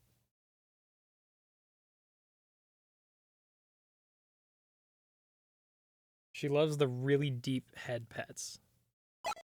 Like right here on the forehead, right above the brow. That's her favorite. And also the side of the cheeks. Like right on the jawline. Yeah. Yeah. She loves that shit. Good pets. Good sketches. Good cat. Okay, chapter 3. 2300 hours, September 23rd, 2517, military calendar. Epsilon Eridani system. Eridani system. Reach military complex. Planet Reach. Dr. Halsey stood on a platform in the center of the amphitheater. Amphitheater? Is that how you spell amphitheater? Weird. Concentric rings of slate gray risers surrounded her, empty for now. Overhead spotlights focused and reflected off her white lab coat, but she was still cold. She should feel safe here. Reach was one of the UNSC's largest industrial bases, ringed with high-orbit gun batteries, space docks, and a fleet of heavily armed capital ships. On the planet's surface were Marine and Navy's special warfare training grounds, OCS schools, and between her underground facilities and the surface were 300 meters of hardened steel and concrete. The room where she now stood could withstand a direct hit from an 80-megaton nuke. So why did she feel so vulnerable? Yeah, amphitheater. Dr. Halsey knew what she had to do. Her duty. It was to the greater good. All humanity would be served, even if a tiny handful of them had to suffer for it. Still, when she turned inward and faced her complicity in this, she was revolted by what she saw. They got original characters here. Yeah, they got a whole school for OCs. She wished she still had Lieutenant Keyes. He had proven himself a capable assistant during the last month, but he had begun to understand the nature of the project. At least, seen the edges of the truth. Dr. Halsey had him reassigned to the Magellan with a commission to full lieutenant for his troubles. "Are you ready, Doctor?" a disembodied woman's voice asked. "Almost, Deha," Dr. Halsey sighed. "Please summon Chief Petty Officer Mendez. I'd like you both present when I address them." Deha's hologram flicked on next to Dr. Halsey. The AI had been specifically created for Dr. Halsey's Spartan project. She took the appearance of a Greek goddess, barefoot, wrapped in a toga, motes of light dancing about her luminous white hair. She had a clay tablet in her left hand, binary cuneiform markings scrolled across the tablet. Dr. Halsey couldn't help but marvel at the AI's chosen form. Each AI self-assigned a holographic appearance, and each was unique. One of the doors at the top of the amphitheater opened, and Chief Petty Officer Mendez strode down the stairs. He wore a black dress uniform, his chest awash with silver and gold stars and a rainbow of campaign ribbons. His close-shorn hair had a touch of gray at the temples. He was neither tall nor muscular. He looked so ordinary for a man who had seen so much combat. Except for his stride, the man moved with a slow grace as if he were walking in half-gravity. He paused before Dr. Halsey, awaiting further instructions. "Up here, please," she told him, gesturing to the stairs on her right. Mendez mounted the steps of the platform and then stood at ease next to her. "You have read my psychological evaluations?" Deha asked Dr. Halsey. "Yes, they were quite thorough," she said. "Thank you." "And?"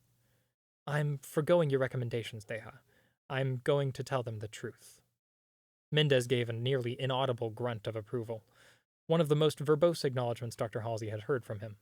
As a hand-to-hand combat and physical training DI, Mendez was the best in the Navy. As a conversationalist, however, he left a great deal to be desired. Yeah, to be capable of self-assigning my visual form. I feel you there. Mendez gave a nearly inaudible grunt of approval, one of the most verbose acknowledgments Dr. Halsey had heard from him. Sorry, I just read that. "The truth has risks," they had cautioned. "So do lies," Dr. Halsey replied. "Any story fabricated to motivate the children, claiming their parents were taken and killed by pirates, or by a plague that devastated their planet, if they learned the truth later, they would turn against us." "This is a legitimate concern," conceded Deha, and then she consulted her tablet. "May I suggest selective neural paralysis? It produces a targeted amnesia, a memory loss that might leak into other parts of the brain. No," Dr. Halsey said. "This will be dangerous enough for them, even with intact minds." Dr. Halsey clicked on her microphone. "Bring them in now."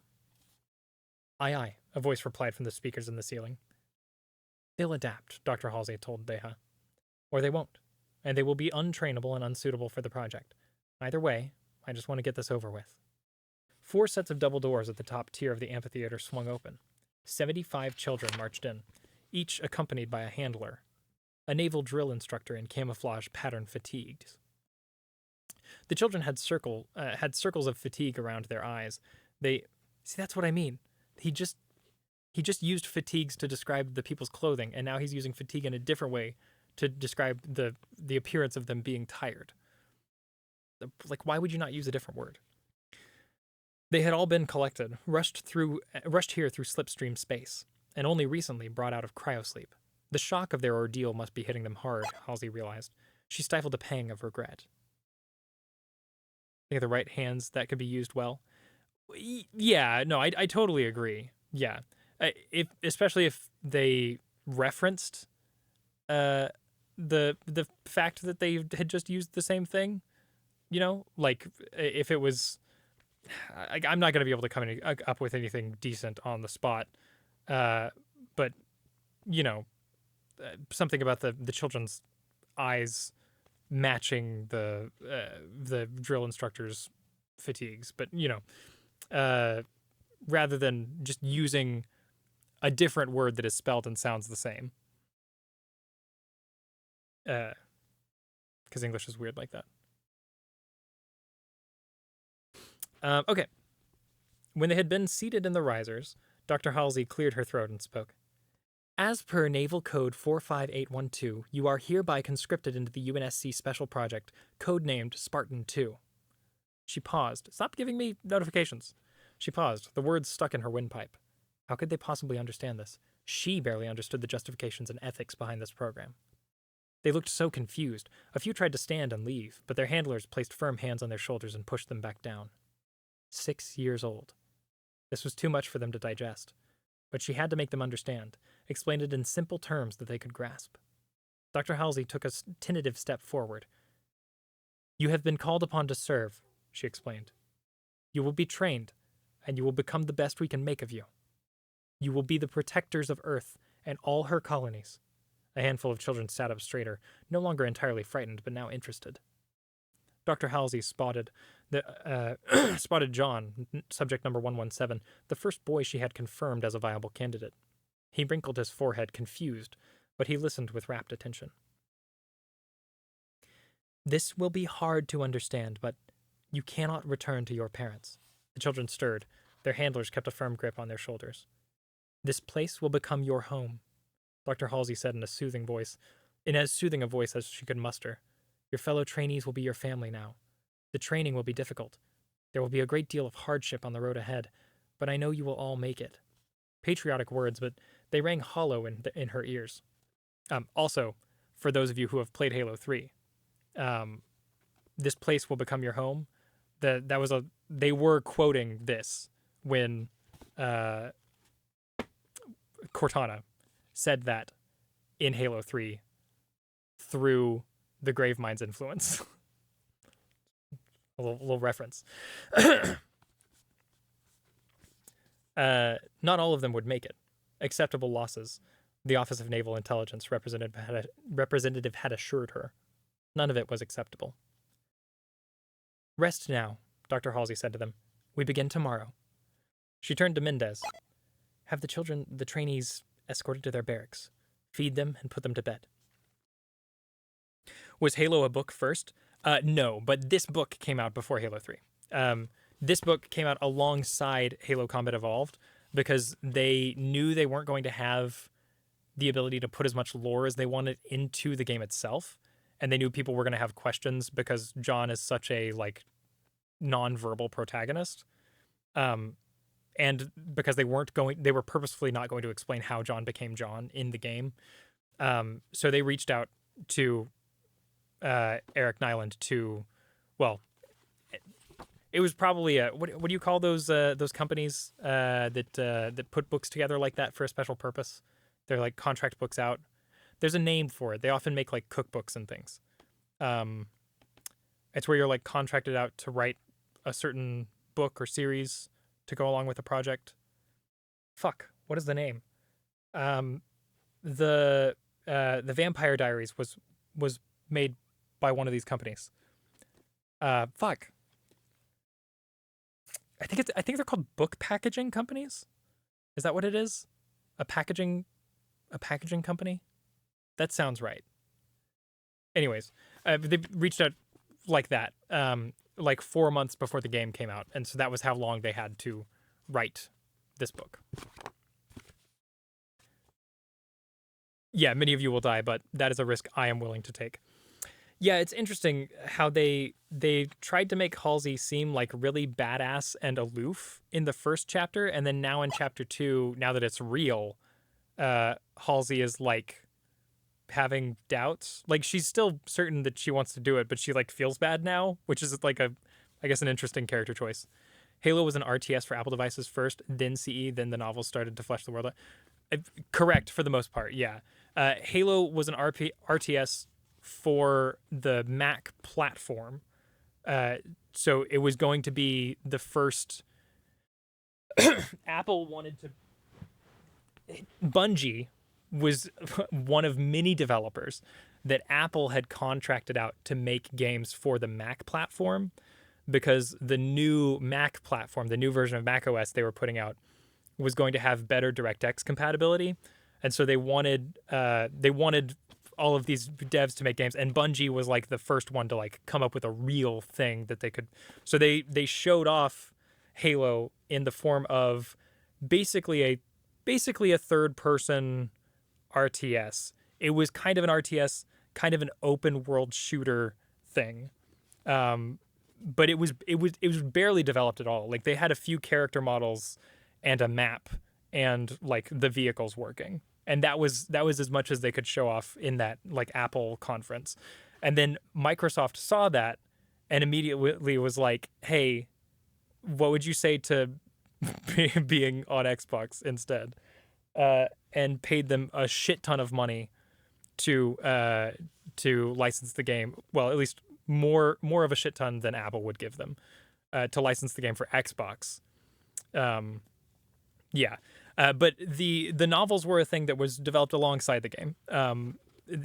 It was they did the rest of the novels came out afterwards, but The Fall of Reach came out alongside Combat Evolved. Microsoft does a bit of trolling. Yeah, it's funny. It's funny how Microsoft just kind of did that for their entire existence. Like Microsoft's whole start was just refabbing IBM machines.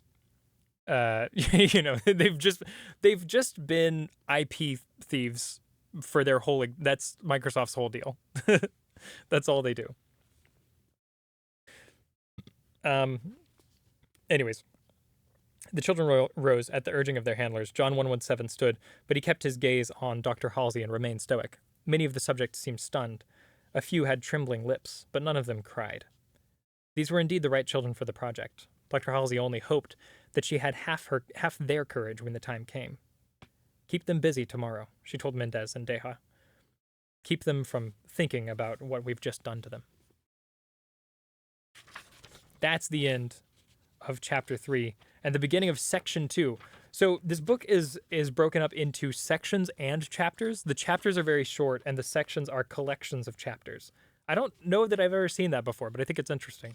It sort of makes me think of like graphic novels. And it does have these like illustrations in between, which I don't know if you can see well enough on there because of the camera focus. That's about as good as you're gonna get. Chapter 4. Before we start chapter 4, actually, I'll be right back.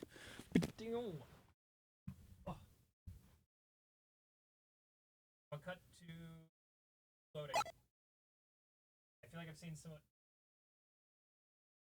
Okay, be right back.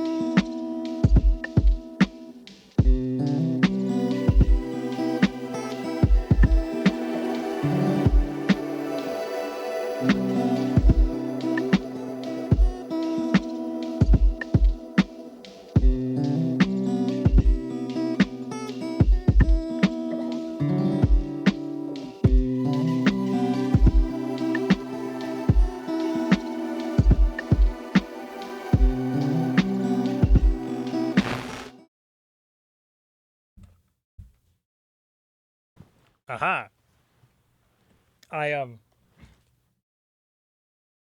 I had to pee, and then I wanted to see if these, if I could confirm that these are the, hey, there I am, are the loudest snack possible to eat on stream. So here's a little bagel crisp ASMR for you.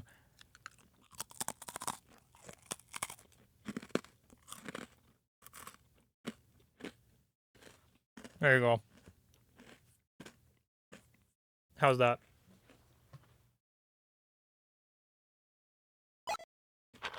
Tasty. I'm glad. I got munchy.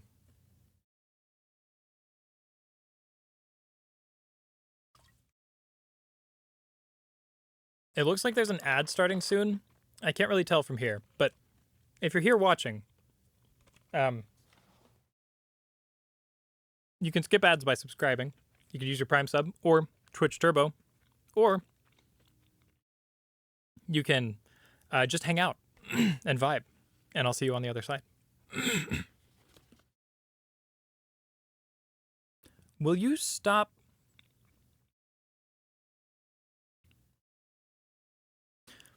Something is going on with the Vosh community right now. I don't know what's happening. Did he go on H3? Is that what happened? I'm seeing live now.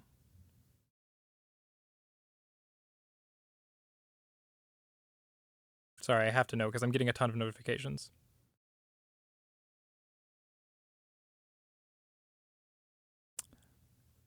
Okay, it looks like something happened. I'll have to catch up on that. Fun. I love internet drama. Nope, I didn't say your name, Google. 5:30 hours, September 24th, 2517. Epsilon Eridne System. Reach Military Complex. Planet Reach. You got my phone too, Lamau? Oh, what the notifications? Wake up, trainee. John rolled over. Oh, sorry. Wake up, trainee. John rolled over in his cot and went back to sleep. He was dimly aware that this wasn't his room and that there were other people here. A shock jolted him from his bare feet. So this would have been like the next day? Yeah, this is the next day at 5:30 in the morning. Oh, fuck. Okay, yeah, shit's about to get real.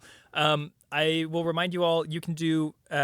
actually, I don't know if I don't think I updated the command, but you can go to doesthedogdie.com to check for content warnings. Thanks for the lurk, Novale. Yeah, you can do that if you're concerned about anything going forward. There's lots of kid stuff in here, but nothing too sketch, if you know what I mean. John rolled over in his cot and went back to sleep. He was dimly aware that this wasn't his room and that there were people here. A shock jolted him from his bare feet to the base of his spine. He yelled in surprise and fell off the cot. He shook off the disorientation from being nearly asleep and got up. I said, up, Boot. You know which way up is? A man in camouflage uniform stood over John. His hair was shorn and gray at his temples. His dark eyes didn't look human, too big and black, and they didn't blink. He held a silver baton in one hand. He flicked it toward John, and it sparked. John backed away. He wasn't afraid of anything, only little kids were afraid, but his body instinctively moved as far away from the instrument as possible. Dozens of other men roused the rest of the children. 74 boys and girls screamed and jumped out of their cots. I am Chief Petty Officer Mendez, the uniformed man. Oh, so this is Mendez. I've decided apparently that Mendez. Oh, nice. I will I'll get you added to the. Actually, I'll just do that now. May as well. Boop boop boop. Ba ba ba. Ba ba ba. I really need to add some Discord mods. There we go.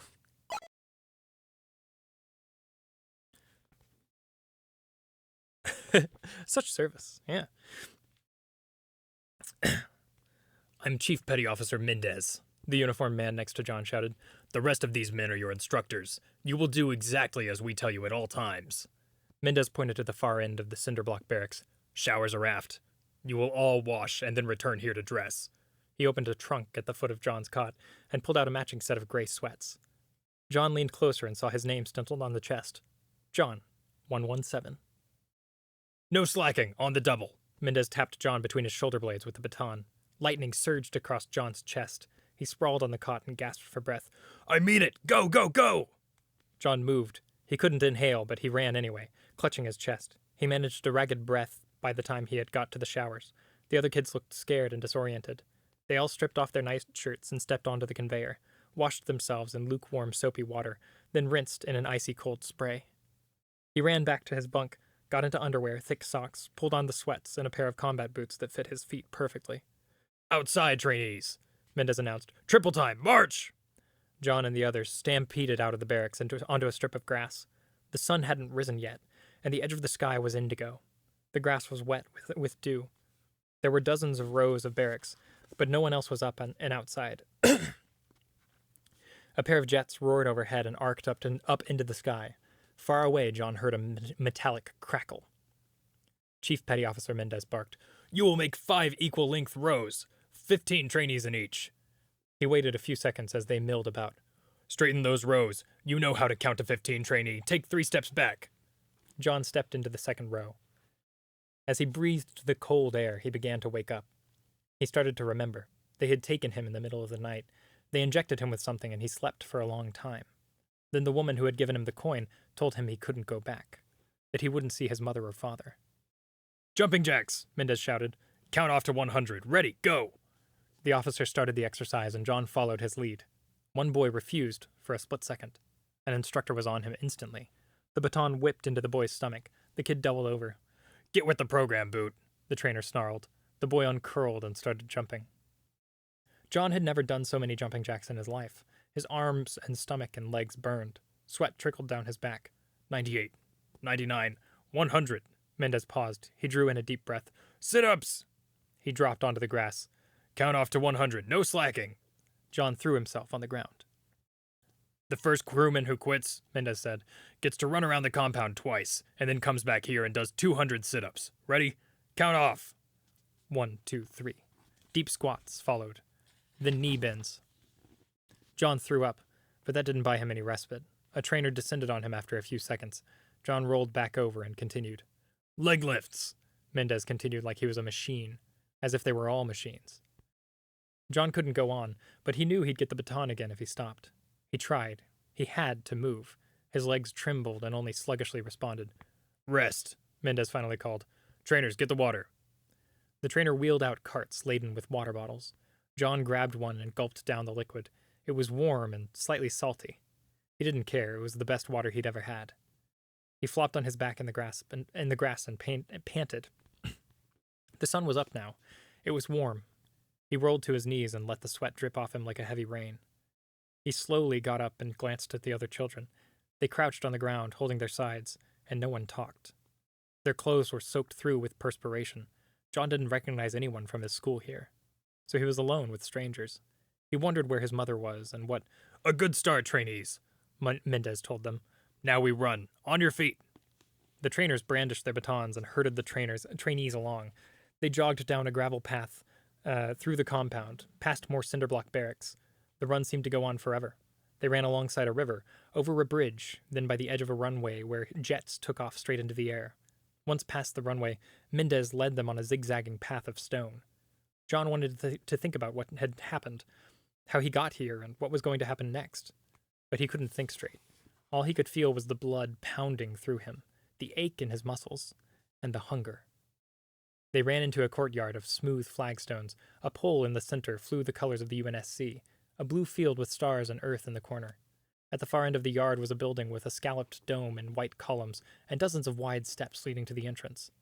The words, Naval Officers Academy, were chiseled into the arch over the entrance. A woman stood on the top step and beckoned to them. She wore a white sheet wrapped around her body. She looked old to John, yet young at the time. Then he saw motes of light orbiting around her head, and knew that she was an AI. He had seen them on vids. She wasn't solid, but she was still real. Excellent work, Chief Petty Officer Mendez, she said in a resonant, silk-smooth voice. She turned to the children. Welcome. My name is Deha, and I will be your teacher.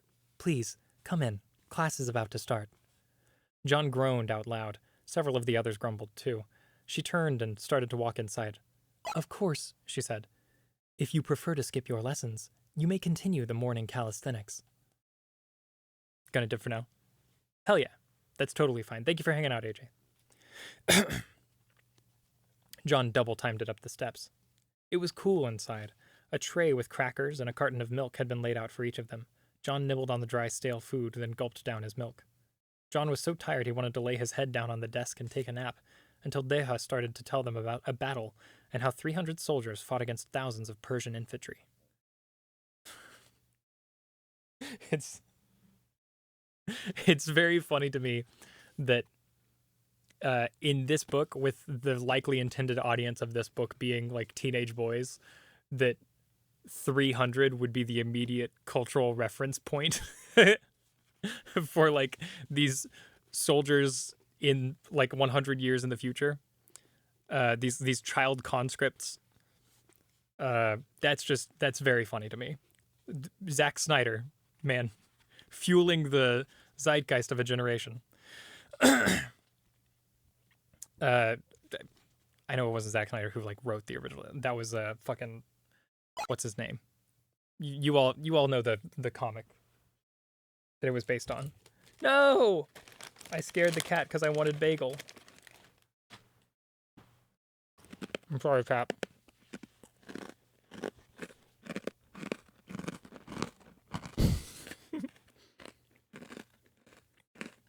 Exactly. This is Sparta. At least in this case, it does make some sense because they've got the theming around Deha, and the program is literally called the Spartan 2 program. So, like, it makes sense. I'm just pointing out that it's funny that every piece of, like, male-oriented, like, combat fiction that came out around this time seemed to want to reference the 300. One might also say that that's because there was a deeply fascist undercurrent to a lot of that explicitly male-oriented stuff at the time, and still is. And that's why they're so obsessed with the Spartans. But that's for another video.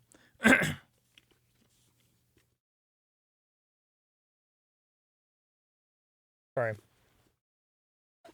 I need to finish chewing.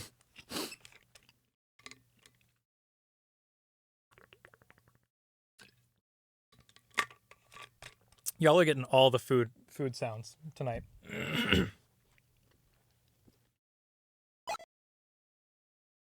All right, mukbang stream win. Look, I mean,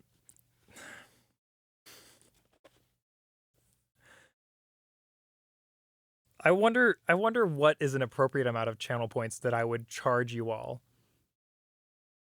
that would make me feel good about doing that to myself.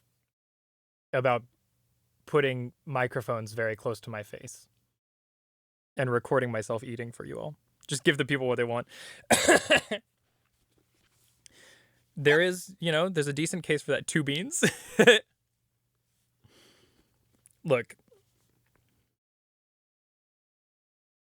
y'all already know that chat can manipulate me. So maybe it'll happen, okay? I'm not promising anything. A holographic countryside appeared in the classroom.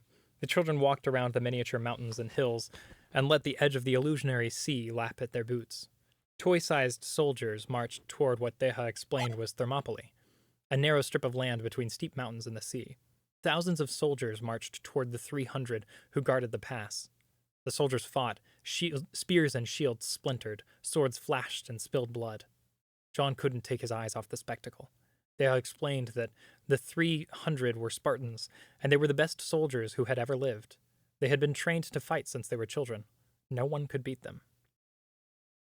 Make it the highest collective goal. Yeah, exactly. Fucking 100,000 beans. John watched, fascinated, as the holographic Spartans slaughtered the Persian spearmen. He had eaten his crackers, but he was still hungry, so he took the girls next to him when she wasn't looking, and munched them down as the battle raged on. His stomach still growled and grumbled. When was lunch? Or was it dinner time already? The Persians broke and ran, and the Spartans stood victorious on the field. The children cheered. They wanted to see it again. That's all for today, Theha said. We'll continue tomorrow, and I'll show you some wolves. Now it's time for you to go to the playground. Are they going to do the whole ABO thing? Is this going to turn into... Are they showing the wolves because of that debunked alpha wolf study? Is that what's going to happen? I'm calling it that that's what's going to happen. Because I don't know that they're... Although, I don't know. I trust them so far. They've been pretty good with their allegories so far and, like, references. That maybe by wolves, she's talking about, like, the wolves who founded Greece, supposedly. The Wolf brothers who were born and, like, became... What was it? Sparta and Athens? Right? I'm probably getting my Greek myths mixed up. Isn't that or is that Rome that was founded by the wolves? Somebody correct me on that. I'm fully admitting I can't remember which society that belonged to. That's a creation myth for one of those people. One of those groups of people. Love pointing out the fact that study was debunked whatever. Yeah, exactly. Yeah, it's all bullshit. Wolves don't have alphas or betas. Shar! Hi.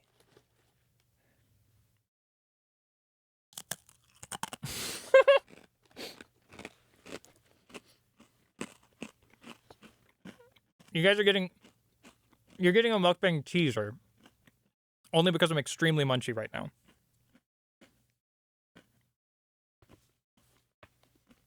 How are you doing, Shar?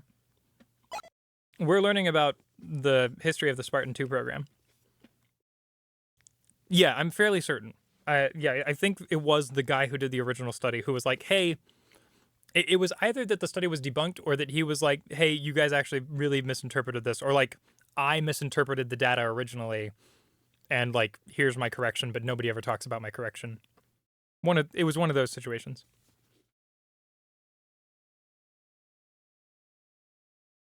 Hell yeah. Well, I'm glad your vacation starts soon.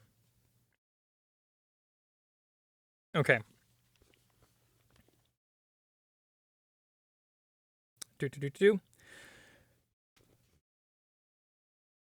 Now it's time for you to go to the playground. Playground, John said. That was perfect. He could finally just sit on a swing, relax, and think for a moment. He ran out of the room, as did the other trainees. Chief Petty Officer Mendez and the trainers waited for them outside the classroom. Time for the playground, Mendez said, and waved the children closer. It's a short run. Fall in. Oh, that's fucked up. The short run turned into 2 miles, and the playground was like nothing John had ever seen. It was a forest of 20-meter-tall wooden poles. Rope cargo nets and bridges stretched between the poles. They swayed, crossed and crisscrossed one another. A maze suspended in the air. There were slide poles and knotted climbing ropes. There were swings and suspended platforms. There were ropes looped through pulleys and tied to baskets that looked sturdy enough to hoist a person. Trainees, Mendez said, form 3 lines. The instructors moved in to herd them, but John and the others made 3 rows without comment or fuss. The first person in every row will be team number 1, Mendez said. The second person in each row will be team number 2, and so on. If you do not understand this, speak up now. No one spoke. John looked to his right. A boy with sandy hair, green eyes, and darkly tanned skin gave him a weary smile. Stenciled on his sweat top was Samuel, 34. In the row beyond Samuel was a girl. She was taller than John, and skinny, with a long mane of hair dyed blue. Kelly, 087. She didn't look too happy to see him. Today's game, Mendez explained, is called Ring the Bell. He pointed to the tallest pole on the playground. It stood an additional 10 meters above the others, and had a steel slide pole next to it. Hung at the top of the pole was a brass bell. There are many ways to get to that bell, he told them. I leave it up to each team to find their own way. When every member of your team has rung the bell, you are to get groundside, double time, and run back here across the finish line. Mendez took his baton and scratched a straight line in the sand. John raised his hand. Mendez glared at him for a moment with those black, unblinking eyes. A question, trainee. What do we win? Mendez cocked one eyebrow and appraised John. You win dinner, number 117. Tonight dinner is roast turkey, gravy, and mashed potatoes, corn on the cob, brownies, and ice cream. A murmur of approval swept through the children. But, Mendez added, for there to be winners, there must be a loser. The last team to finish goes without food. The children fell silent, and then looked at each other warily. Make ready, Mendez said. Yeah, playground, exactly. Yeah, it's all. I love it too. I really hope that we get more, like, framing that it's bad, um, because a lot of people, like, there were a lot of fans of Halo that aren't like real fans, but people who just like the Halo games that really celebrate the UNSC as like a concept, and like especially in like Halo 5 celebrate Oni as this like really cool like spy force and that sort of thing. But the Halo series is about fascism. That's the whole thing is about fascism. And like the UNSC is not a good organization. It's like a defeatist. Like if we let society get to this point where we have this like you could call it human supremacist or like earthling supremacist. It's a very sort of Gundam like Earth Federation versus Xeon sort of thing, with like the UNSC government, the UNSC and the Allied government versus the insurrectionists. But it's a very like, I mean, Warhammer 40k fans idolize the Imperium. Yeah, exactly. No, you're right. See, but also like true Warhammer 40k fans will acknowledge that the Imperium of Man is fucking terrible. They're bad guys. They're so within that universe, basically nobody is good. So you could argue that, you know, they're not as bad as other groups, but glad to be repped. I appreciate that. God damn it. I want to know what's. I'm gonna pull this up on my phone. I'm sorry. I'm muting my phone so that y'all don't hear it. I'm pulling it up so that later I will have the link. Stop it. No. Go to YouTube. There we go. Now I have the video pulled up. I will watch that later. I'm very interested to know what's going on. Yeah, closest thing are the Tau, but even that has mind control overtones. Yeah, everyone sucks, so root for the home team. Basically, yeah. Yeah, and that's sort of where like the UNSC gets off in Halo is like they're sort of humanity's only hope. And they are also like by the time Halo Infinite comes around, they're a much better sort of more progressive society than they were in the beginning. But during the I forget what they called the conflict with the insurrectionists. There's a name for that war in the Halo canon that I'm not remembering off the top of my head. I have an Aquila tattoo and I shan't. Hey, you're fine. You're valid. See, but you will also acknowledge that they're shit. You know, they're shit people at least. I dropped crumb.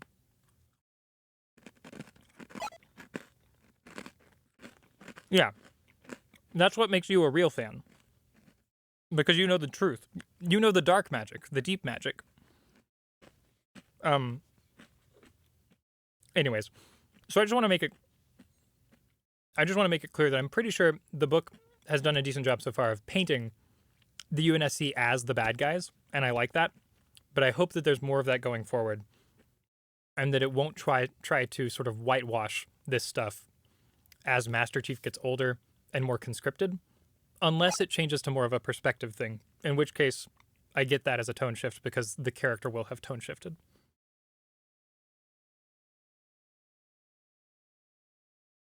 Yeah. I always go back to the anytime I cite the deep magic, I'm referencing Narnia specifically. It's like, don't quote the deep magic to me, witch. I was there when it was written. Or sung, I guess. I don't know. Anyways, back to the book. Where are we? Mendez glared at blah, blah, blah, blah, blah. They talked about dinner. The children fell silent and then looked at each other warily. Make ready, Mendez said. I'm Sam, the boy whispered to John and the girl on their team. She said, I'm Kelly. John just looked at them and said nothing. The girl would slow him down. Too bad. He was hungry and he wasn't about to let them make him lose. Go, Mendez shouted. John ran through the pack of children and scrambled up a cargo net onto the platform. He raced across the bridge, jumped onto the next platform just in time. The bridge flipped and sent 5 others into the water below. He paused at the rope tied to the large basket. It ran up through a pulley and then back down. He didn't think he was strong enough to pull himself up on it. Instead, he tackled a knotted climbing rope and scrunched his body up. The rope swung wildly around the center pole. John looked down and almost lost his grip. It looked twice as far down as it had from the ground. He saw all the others, some climbing, some floundering in the water, getting up and starting over. No one was as close to the bell as he was. He swallowed his fear and kept climbing up. He thought of the ice cream and chocolate brownies and how he was going to win. John got to the top, grabbed the bell, and rang it 3 times. He then clasped the steel pole and slid all the way to the ground, falling into a pile of cushions. He got up and ran smiling all the way to Chief Petty Officer. John crossed the finish line and gave a victory cry. I was first, he said, panting. Mendez nodded and made a check on his clipboard. John watched as the others made it up, rang the bell, then raced across the finish line. Kelly and Sam had trouble. They got stuck in a line to get to the bell as everyone bunched up at the end.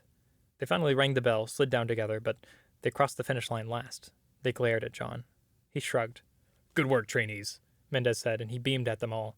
Let's get back to the barracks and shout out. The children, covered in mud and leaning on each other, cheered.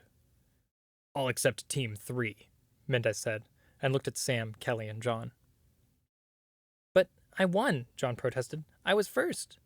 Yes, you were first, Mendez explained, but your team came in last. He then addressed all the children. Remember this. You don't win unless your team wins.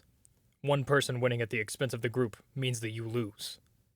John ran in a stupor all the way back to the barracks. It wasn't fair. He had won. How can you win and still lose?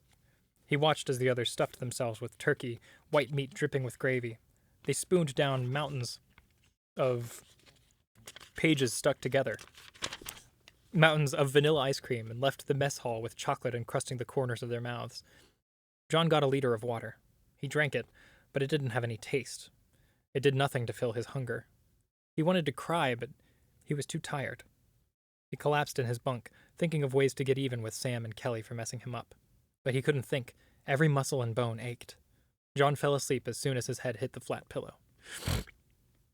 Time to stretch? We stretched recently. You're fine. I can, however, get another...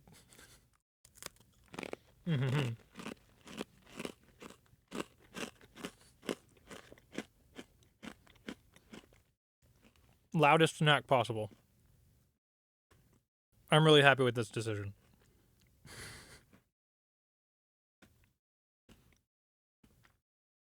The next day was the same. Calisthenics and running all morning, then class until the afternoon.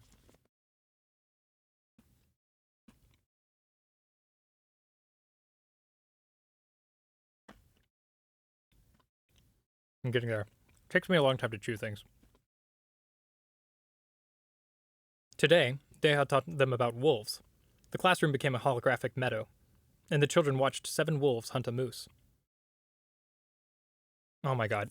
Yeah, he's going to learn about the alpha wolf, and he's going to be like, I'm the alpha wolf of my team. Fucking A. The classroom, blah, blah, blah, blah. The pack worked together, striking wherever the giant beast wasn't facing. It was fascinating and horrifying to watch the wolves track down and then devour an animal many times their size.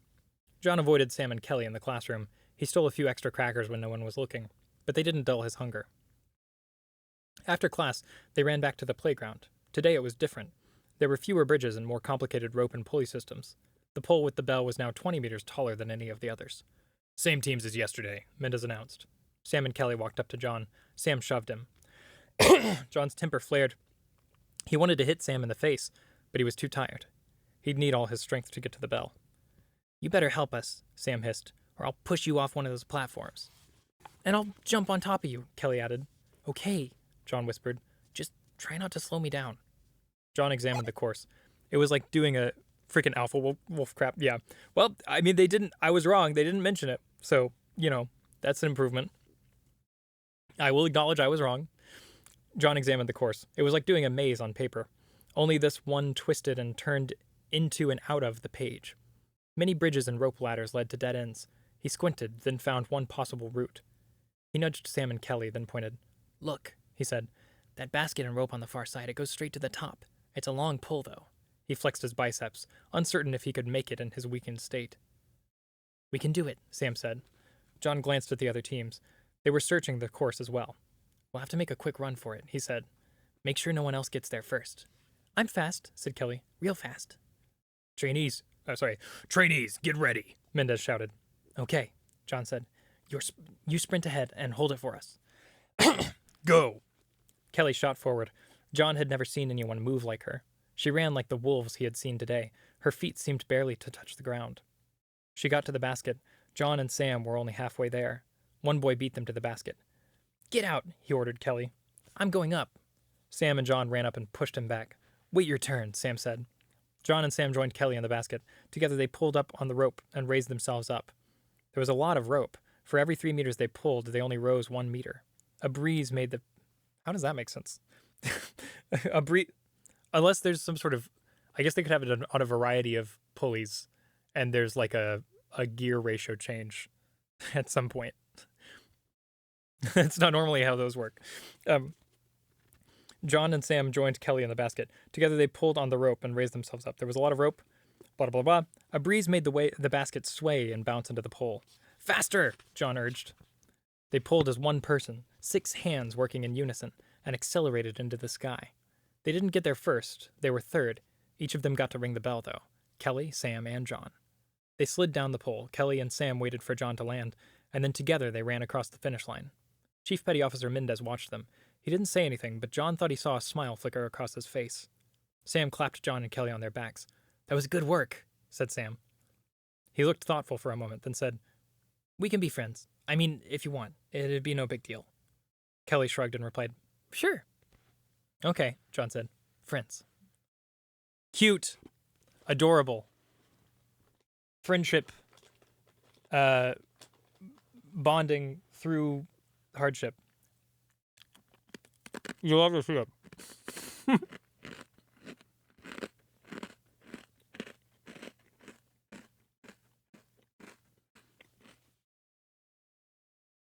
How we doing after all that chat?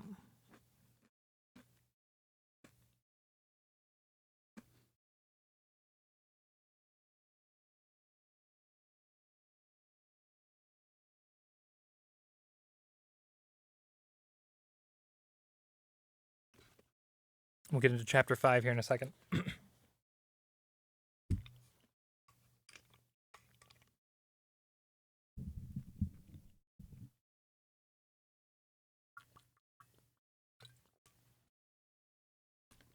This is indeed the comfiest of reading streams. You have to show me as soon as possible. After the stream, I mean. I love that.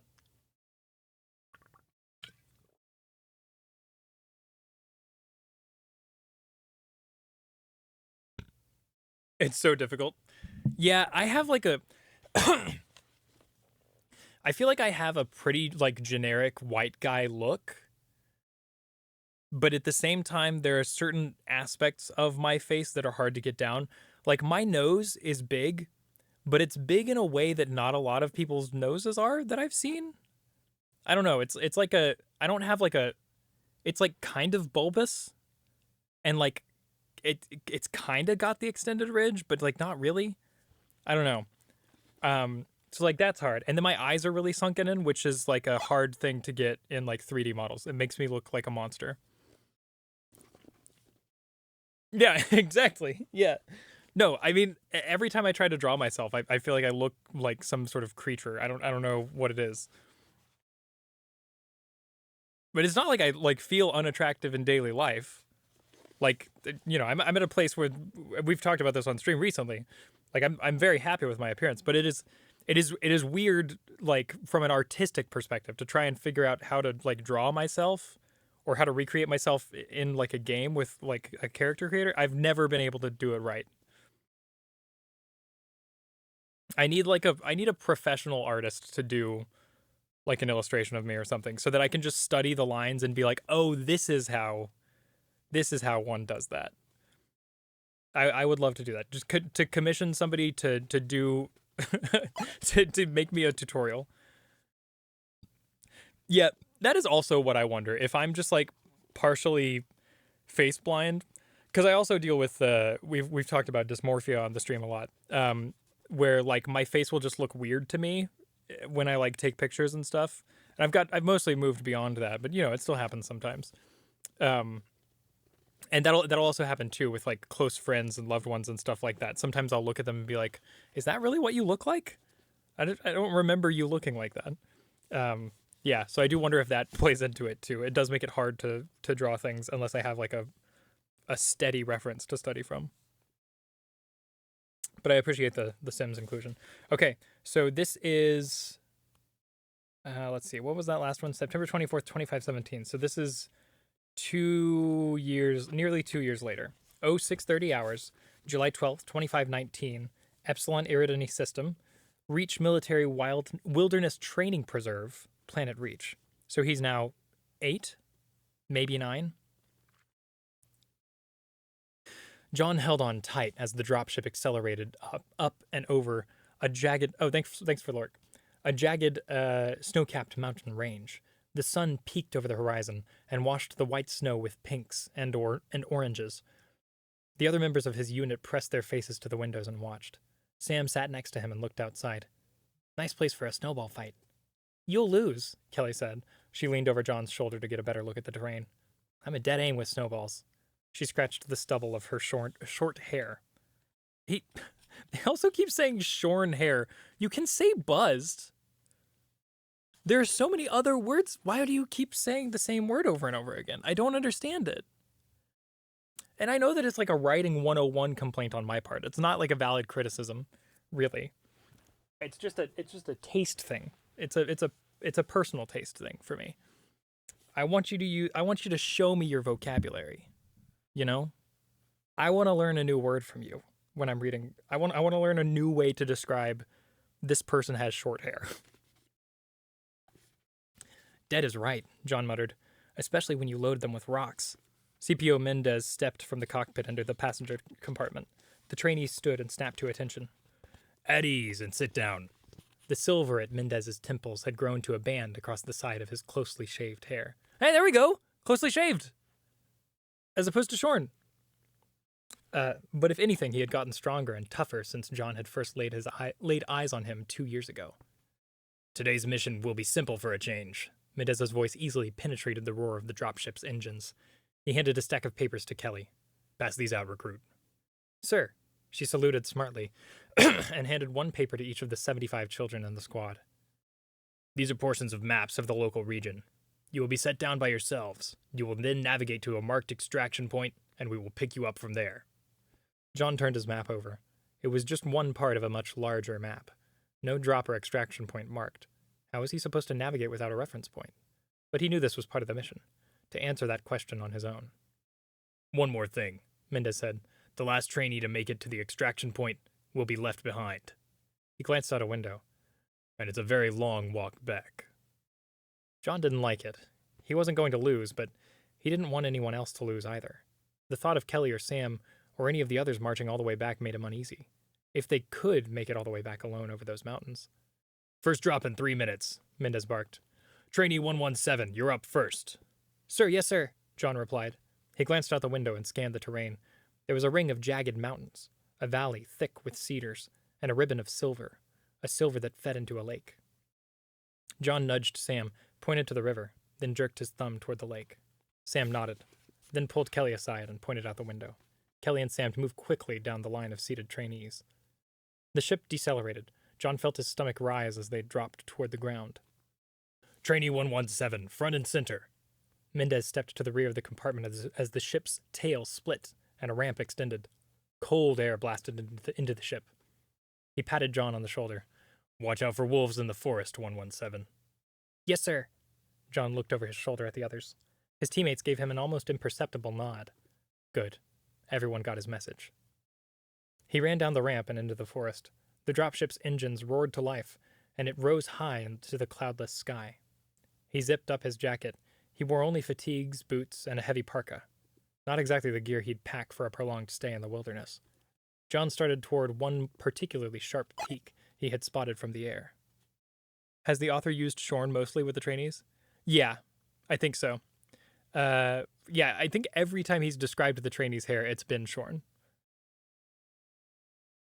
Which, like, I guess maybe it has the connotation of being recently cut, and that's why they're using shorn, which could make sense. But I just find it funny that he's used it like 5 times to refer to people's hair, and we're less than 60 pages into the book. That just seems like a lot, you know? It's like, it's not a bad thing. It's weird that it happened 5 times. Also, hello and thank you to everyone hanging out and watching this. If you're not following already, I do have it on follower-only chat, so that is one reason to follow. But we're also one person away from our follower goal for the week, and it would be really cool if we could hit that goal. It would make me very happy, especially during the special comfy reading stream. That'd be nice. He ran down the ramp and into the forest. The dropship's engines roared to life, and it rose high into the cloudless sky. He zipped up his jacket. He wore only fatigues, boots, and a heavy parka. Not exactly the gear he'd packed for a prolonged stay in the wilderness. It'd be a case of how we don't usually use shorn for people, but instead livestock. Ooh, I like that too, Shar. That's good. I like that. I will choose to believe that the author was making that point. Yeah, I like that. That is my headcanon. He marched through the woods. Sorry, John started toward one particularly sharp peak he had spotted from the air. The river lay in that direction. He'd follow it downstream and meet the others at the lake. He marched through the woods until he heard the gurgling of a stream. He got close enough to see the direction of the flow, then headed back into the forest. Mendez's exercises often had a twist to them. Stun mines on the obstacle course, snipers with paint pellet guns during parade drills. And with the chief up in that dropship, John wasn't about to reveal his position unless he had a good reason. He passed a blueberry bush and took the time to strip it before he moved on. This was the first time in months he had been alone and could just think. He popped a handful of berries into his mouth and chewed. He thought about the place that had been his home, his parents. But more and more that seemed like a dream. John knew it wasn't, and that he had once had a different life. But this was the life he wanted. He was a soldier. He had an important job to train for. Mendez said they were the Navy's best and brightest, that they were the only hope for peace. He liked that. Before, he never knew what he would be when he grew up. He never really thought about anything other than watching vids and playing. Nothing had been a challenge. This is an 8-year-old thinking this. Now every day was a challenge and a new adventure.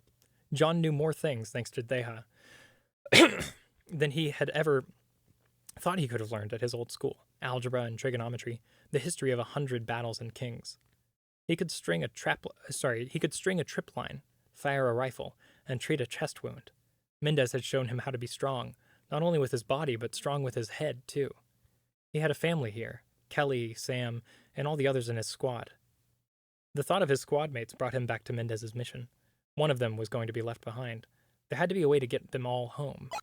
John decided he wasn't going to leave if he couldn't figure it out. Good old military indoctrination, yeah. He had arrived at the edge of the... It is straight up Hitler's Youth. Like, that is the direct allegory they're making here. And if you... There was a movie that I think came out well after this. It was like a little 20-minute like short film, if I remember right. I can't remember what it was called, but it might have even been called The Fall of Reach. But it's God, I don't remember it now. I only remember like the one scene.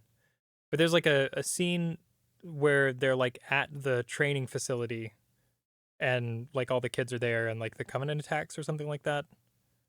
I don't remember. Anyways, that's the imagery that I have in my head. But that like short film, it drives even more home the sort of Hitler Youth allegory that is happening there. Yeah. He arrived at the edge of the lake, stood, and listened. John heard an owl hooting in the distance. He marched toward the sound. "Hey, owl," he said when he was close. Sam stepped out from behind a tree and grinned. "That's Chief Owl to you, trainee." They walked around the circumference of the lake, gathering the rest of the children in the squad. John counted them to make sure. 74. "Let's get the mat pieces together," Kelly suggested. "Good idea," John said. "Sam, take 3 and scout the area. I don't want any of the chief's surprises sneaking up on us." "Right." Sam picked Fahad? I'm going to say Fahad. Or it could be Fajad. I'm going to say Fahad, James, and Linda, and then the 4 of them took off into the brush. Kelly collected the mat pieces and settled in the shade of an ancient cedar tree. "Some of these don't belong, and some are copies," she said, and she laid them out. "Yes, here's an edge. Got it. This is the lake, the river, and here." She pointed to a distant patch of green. "That's got to be the extraction point." She shook her head and frowned. "If the legend on this map is right, it's a full day's hike, though. We better get started." John whistled, and a moment later Sam and his scouts returned. "Let's move out." No one argued. They fell into line behind Kelly as she navigated. Sam blazed the trail ahead. He had the best eyes and ears. Several times he stopped and signaled everyone to freeze or hide, but it turned out to just be a rabbit or a bird. After several miles of marching, Sam dropped back. He whispered to John, "This is too easy. It's not like any of the Chief's normal field exercises." John nodded. "I've been thinking that too. Just keep your eyes and ears sharp." They stopped at noon to stretch and eat berries they had all gathered along the trail. Fahad spoke up. "I want to know one thing," he said. He paused to wipe the sweat off his dark skin. "We're going to get to the extraction point at the same time, so who's going to be left behind? We should decide now." "Draw straws," someone suggested. "No," John said and stood. "No one's being left behind. We're going to figure out a way to get all of us out." "How?" Kelly asked, scratching her head. "Mendez said—" "I know what he said, but there's got to be a way. I just haven't thought of one yet. Even if it has to be me that stays behind, I'll make sure everyone gets back to the base." John started marching again. "Come on, we're wasting time." The others fell in behind him. The shadows of the trees lengthened and melted together, and the sun turned the edge of the sky red. Kelly halted and motioned for everyone else to stop. "We're almost there," she whispered. "Me and Sam will scout it out," John said. "Everyone fall out and keep quiet." The rest of the children silently followed his orders. John and Sam crept through the underbrush and then hunkered down at the edge of the meadow. The dropship sat in the center of a grassy field. Her floodlights illuminated everything for 30 meters. 6 men sat on the open launch ramp, smoking cigarettes and passing a canteen between themselves. Sam motioned to drop back. "You recognize them?" he whispered. "No, you?" Sam shook his head. "They're not in uniform. They don't look like any soldiers I've seen. Maybe they're rebels. Maybe they stole the dropship and killed the chief." "No way," John said. "Nothing can kill the chief. But one thing's for sure. I don't think we can just walk up there and get a free ride back to the base. Let's go back." They crept back into the woods and then explained the situation to the others. "What do you want to do?" Kelly asked him. John wondered why she thought he had an answer. He looked around and saw everyone was watching him, waiting for him to speak. He shifted on his feet. He had to say something. "Okay. We don't know who these men are or what they'll do when they see us, so we find out."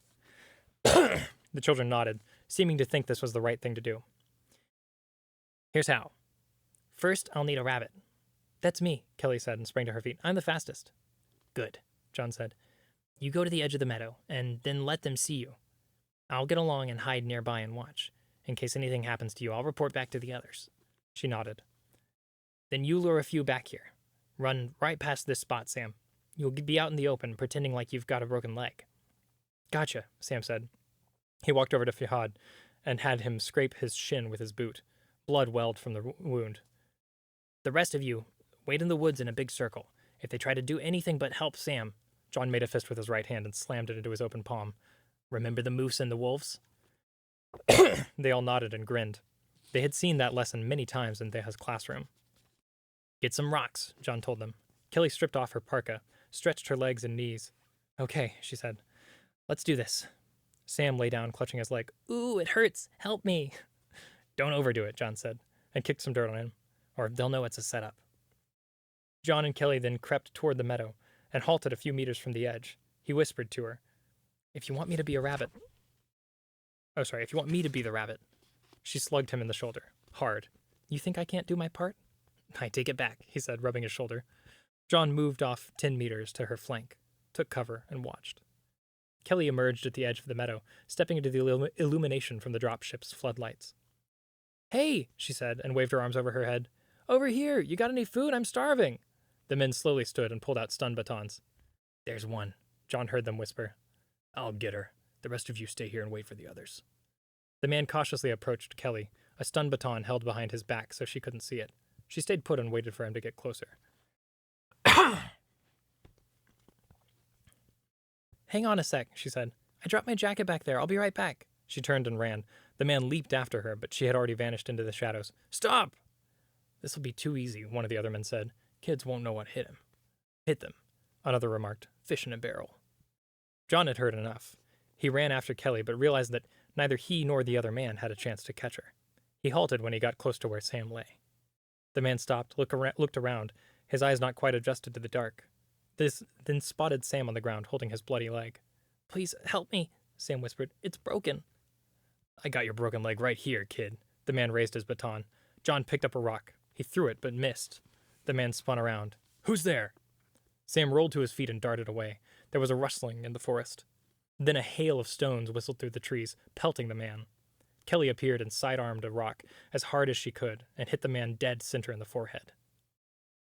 He toppled and slammed into the ground.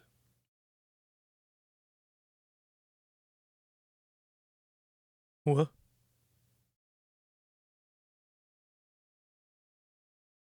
Why did that not happen? I did the up... Oh, you know what? It didn't save.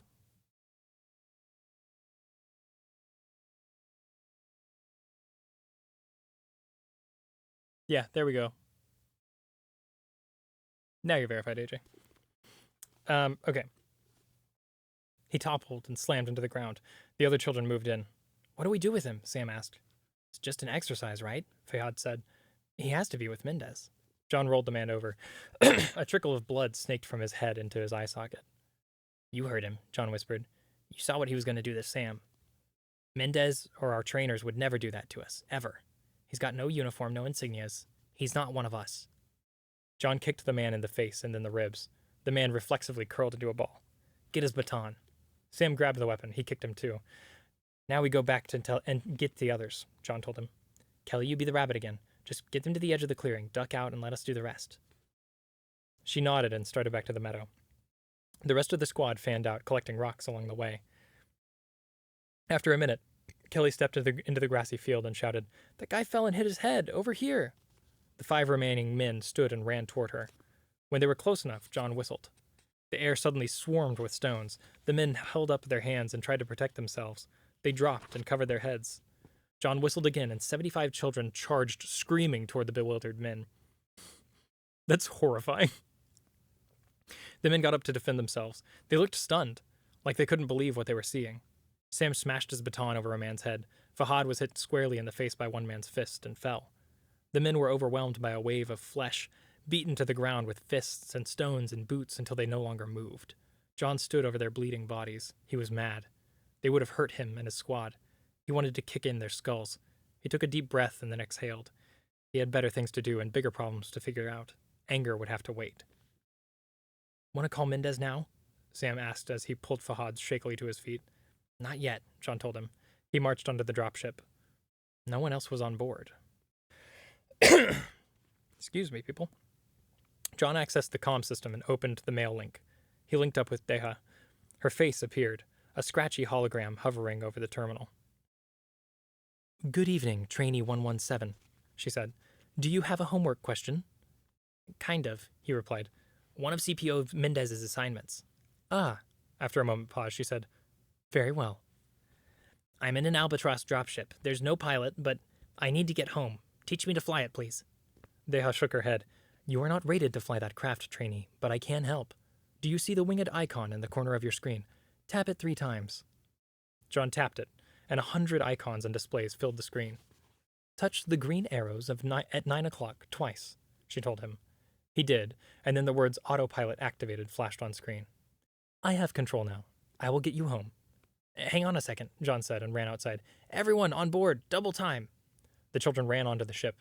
Kelly paused and asked, Who's getting left behind? No one, John said. Just get in. He made sure he was the last on the ship, then said, Okay, Deha, get us out of here. The dropship's jets roared to life, and it rose into the sky. Hell yeah. 8-year-old John 117. The baddest of the badasses. I must munch again.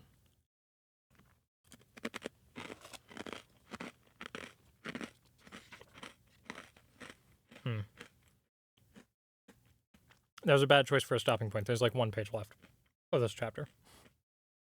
Ane. What are you doing? Come here.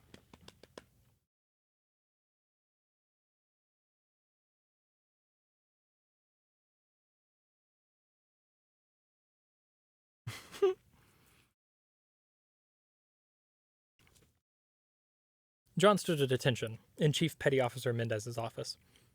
He had never been back in here. Hey, don't eat my foot. Don't do it.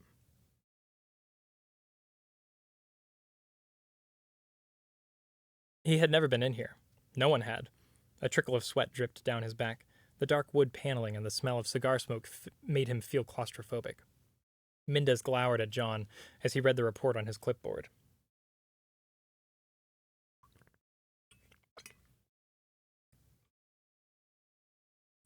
The door opened and Dr. Halsey walked in.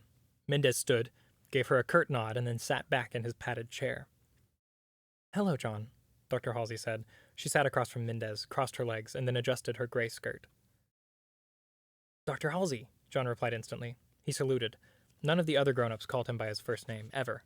He didn't understand why she did. Trainee 117, Mendez snapped.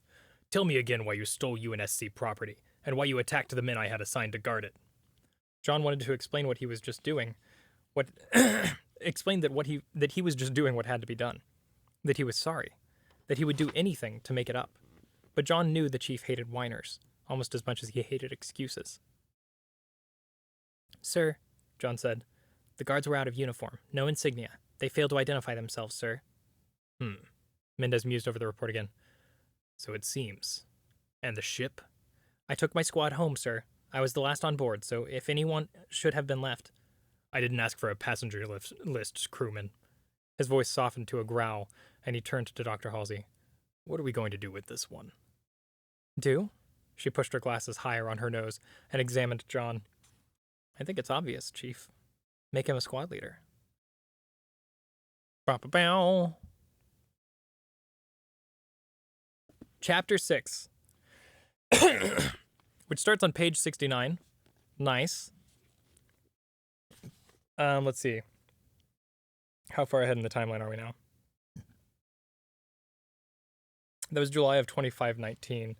This is March of 2525. So he's, let's see, this is 6 years later. So he's 14.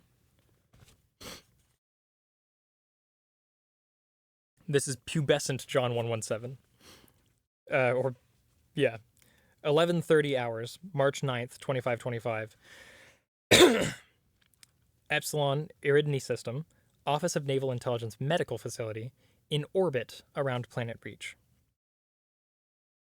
I want that transmission decoded now, Dr. Halsey snapped at Deha. The encryption scheme is extremely complex, replied Deha with a hint of irritation in her normally glass-smooth voice. I don't even know why they bothered. Who else but Beta 5 Division even has the resources to use this data? Spare me the Oh, that was Deha responding, apparently. Spare me the banter, Deha. I'm not in the mood. Just concentrate on the decryption. Yes, Doctor. Dr. Halsey paced across the antiseptic white tile of the observation room. One side of the room was filled with floor-to-ceiling terminals that monitored the vital signs of the children. Test subjects, she corrected herself. They displayed drug uptake rates, and winking green, blue, and red status indicators, EKGs, pulse rates, and 100 other pieces of medical data. The other side of the observation room overlooked dozens of translucent domes, windows into the surgical bays on the level below. Each bay was a sealed environment, staffed with the best surgeons and biotechnicians that the Office of Naval Intelligence could drum up. The bays had been scrubbed and irritated, and were in the final irradiated, and were in the final preparation stages to receive and hold the special biohazardous materials. Done, Deha announced. The file awaits your inspection, Doctor. Dr. Halsey stopped her pacing and sat. On my glasses, please, Deha. Her glasses scanned retinal and brain patterns, and the security barrier of the file lifted. With a blink of her eyes, she opened the file. It read, United Nations Space Command Priority Transmission, 09872H-98. Encryption code read, public key, file / excised access omega. From Admiral Isionri Jeremy, Chief Medical Officer, UNSC, Research Station Hopeful. To Dr. Catherine Elizabeth Halsey, MD, PhD, Special Civilian Consultant, then her identification number. Subject, mitigating factors and relative biological risks associated with queried experimental medical procedures. Classification restricted, BGX directive. Start file. Catherine, I am afraid further analysis has yielded no viable alternatives to mitigate the risks in your proposed hypothetical experimentation. I have, however, attached the synopsis of my team's findings as well as all relevant case studies. Perhaps you will find them useful. I hope it is a hypothetical study. The use of bonobos in your proposal is troublesome. Bonobos in your proposal is troublesome. These animals are expensive and rare now since they are no longer bred in captivity. I would hate to see such valuable specimens wasted in some Section 3 project. Best, YJ. She winced at the veiled rebuke in the Admiral's communique. He had never approved of her decision to work with the Office of Naval Intelligence, and made his disappointment with his star pupil evident every time she visited Hopeful. It was hard enough to justify the morality of the course she was about to embark upon. Jeremy's disapproval only made her decision more difficult. Dr. Halsey gritted her teeth and returned the support. Synopsis of chemical biological risks. Warning. The following procedures are classified Level 3 experimental. Primate test subjects must be cleared through UNSC Quartermaster General Office Code OBF 34. Follow Gamma Code Biohazard Disposal Protocol. 1. Carbide ceramic ossification. Advanced material grafting onto skeletal structures to make bones virtually unbreakable. Recommended coverage not to exceed 3% total bone mass because significant white blood cell necrosis. Specific risk for pre- and near post-pubescent adolescents. Skeletal growth spurts may cause irreparable bone pulverization. See attached case studies. Muscular enhancement injections. Protein complex is injected intramuscularly to increase tissue density and decrease lactase recovery time. Risk, 5% of test subjects experience a fatal cardiac volume increase. 3. Catalytic thyroid implant. Platinum pellet containing human growth hormone catalyst is implanted in the thyroid to boost growth of skeletal and muscle tissues. Risk, rare instances of elephantiasis. Okay. Suppressed sexual drive. 4. Occipital capillary reversal. Submergence and boosted blood vessel flow beneath the rods and cones of subject's retina. Produces a marked visual perception increase. Risk, retinal rejection and detachment. Permanent blindness. See attached autopsy reports. 5. Superconducting fibrification of neural dendrites. Alteration of bioelectrical nerve transduction to shielded electronic transduction. 300% increase in subject reflexes. Anecdotal evidence of marked increase in intelligence, memory, and creativity. Risk, significant instances of Parkinson's disease and Fletcher's syndrome. End file. Dr. Halsey closed the file. She erased all traces of it, sent Deha to track the file pathways all the way back to Hopeful, and destroy Admiral Jeromy's notes and files relative to this incident. She removed her glasses and pinched the bridge of her nose. I'm sorry, Deha said. I, too, had hoped there would be some new process to lower the risks. Dr. Halsey sighed. I have doubts, Deha. I thought the reasons so compelling when we first started the Project Spartan. Now, I just don't know. I have been over the ONI projections of outer colony stability 3 times, Doctor. Their conclusion is correct. Massive rebellion within 20 years unless drastic military action is taken. And you know the drastic military action the brass would like. The Spartans are our only option to avoid overwhelming civilian losses. They will be the perfect counterpoint strike force. They can prevent a civil war. Only if they survive to fulfill that mission, Dr. Halsey countered. We should delay the procedures. More research needs to be done. We could use the time to work on Mjolnir. We need time to... There is another reason to proceed expeditiously, Deha said. Although I am loath to bring this to your attention, I must. If the Office of Naval Intelligence detects a delay in their prize project, you will likely be replaced by someone who harbors fewer doubts. Cat, stop it.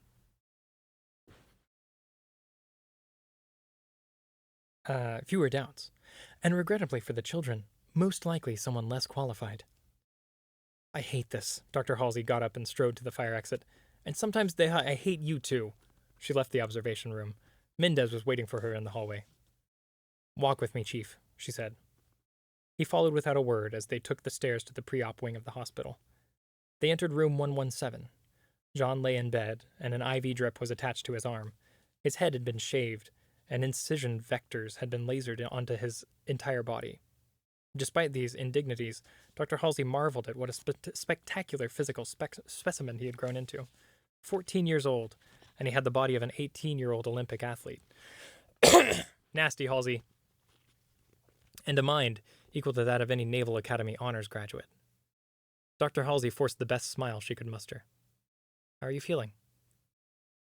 I'm fine, ma'am, John replied groggily. The nurse said the sedation would take effect soon. I'm fighting to see how long I can stay awake. His eyelids fluttered. It's not easy. John spotted Mendez, and he struggled to sit up and salute, but failed. I know this is one of the chief's exercises, but I don't know what the twist is. Can you tell me, Dr. Halsey, just this time, how do I win? Mendez looked away. Dr. Halsey leaned closer to John as he closed his eyes and started to breathe deeply. I'll tell you how you win, John, she whispered. You have to survive. Ooh. Ooh. That's the good shit. My vision is all doubling from looking at the book so close, so I can barely read my phone, which is not much further than the book. I need glasses again. It's terrible. How we doing, chat? How we feeling? Everything all right? Do we want a little more mukbang?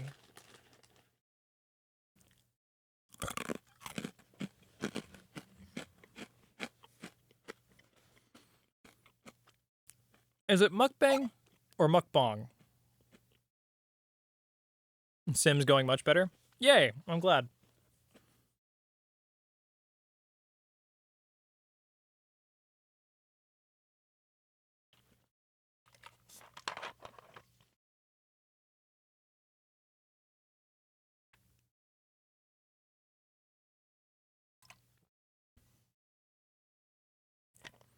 The mukbang is where you smoke out of a Pokemon.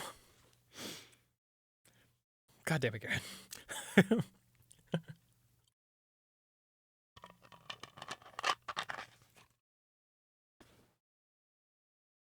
You're right, though.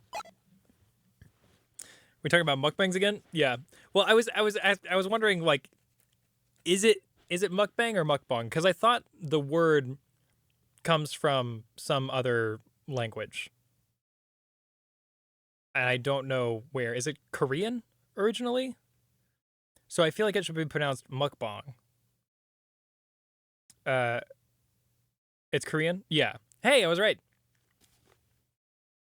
Yeah, so I feel like it should be pronounced mukbang if it's Korean. But I always hear everybody say mukbang. But that could just be like sort of an American like availability bias thing.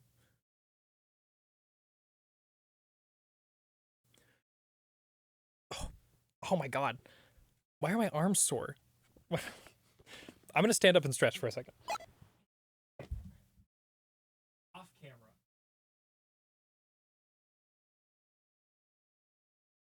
Y'all don't get to see my body that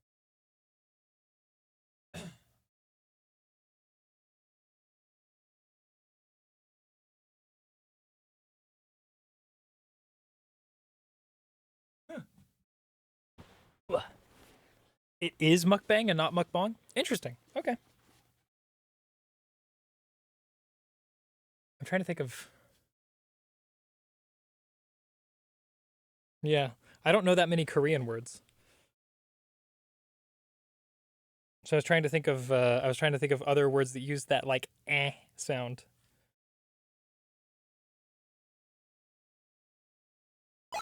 Oh, we should just go hair full down for this. Source, I watch a lot of Korean dramas. Nice. Is that a common sound in Korean? That like sound? Or eh? That's just a sound I associate with a lot of like a lot of really modernized like Latin languages. Um like English and dialects thereof. So I just don't associate it with like Asian languages that much. There we go. Oh, my hair is being blocked by the microphone. That's fine.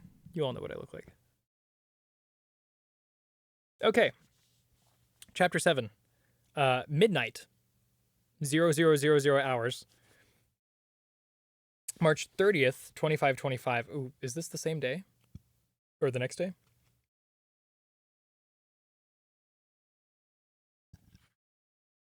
Where? Give me chapter 6 to start.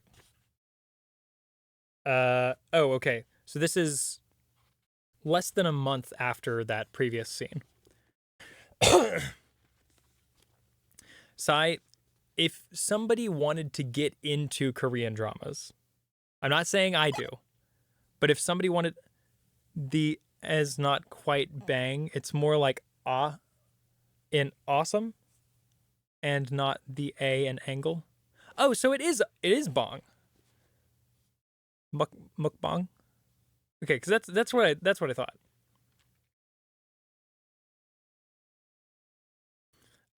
Anyways, if somebody but yeah, not bong the spelling, but I mean it's bang but pronounced like bong, which is how I had it in my head. It's a subtle difference. Yeah, yeah, yeah. I'll have to hear that some more. Anyways, uh, what was I saying? Oh yeah, if somebody wanted to get like exposed to Korean dramas, what would be the first show that you would recommend they get into? Because I'm always looking for like new sort of like linguistic reference points and stuff. And dramas are always like soap operas or like telenovelas and stuff like that are such a great reference point for like learning a new language or like accent and stuff. So what would you recommend for K dramas? Um Depends on the genre of television you yeah.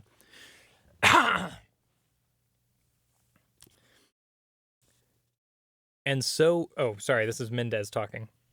And so we commit the bodies of our fallen brothers to space. Mendez solemnly closed his eyes for a moment. The ceremony completed.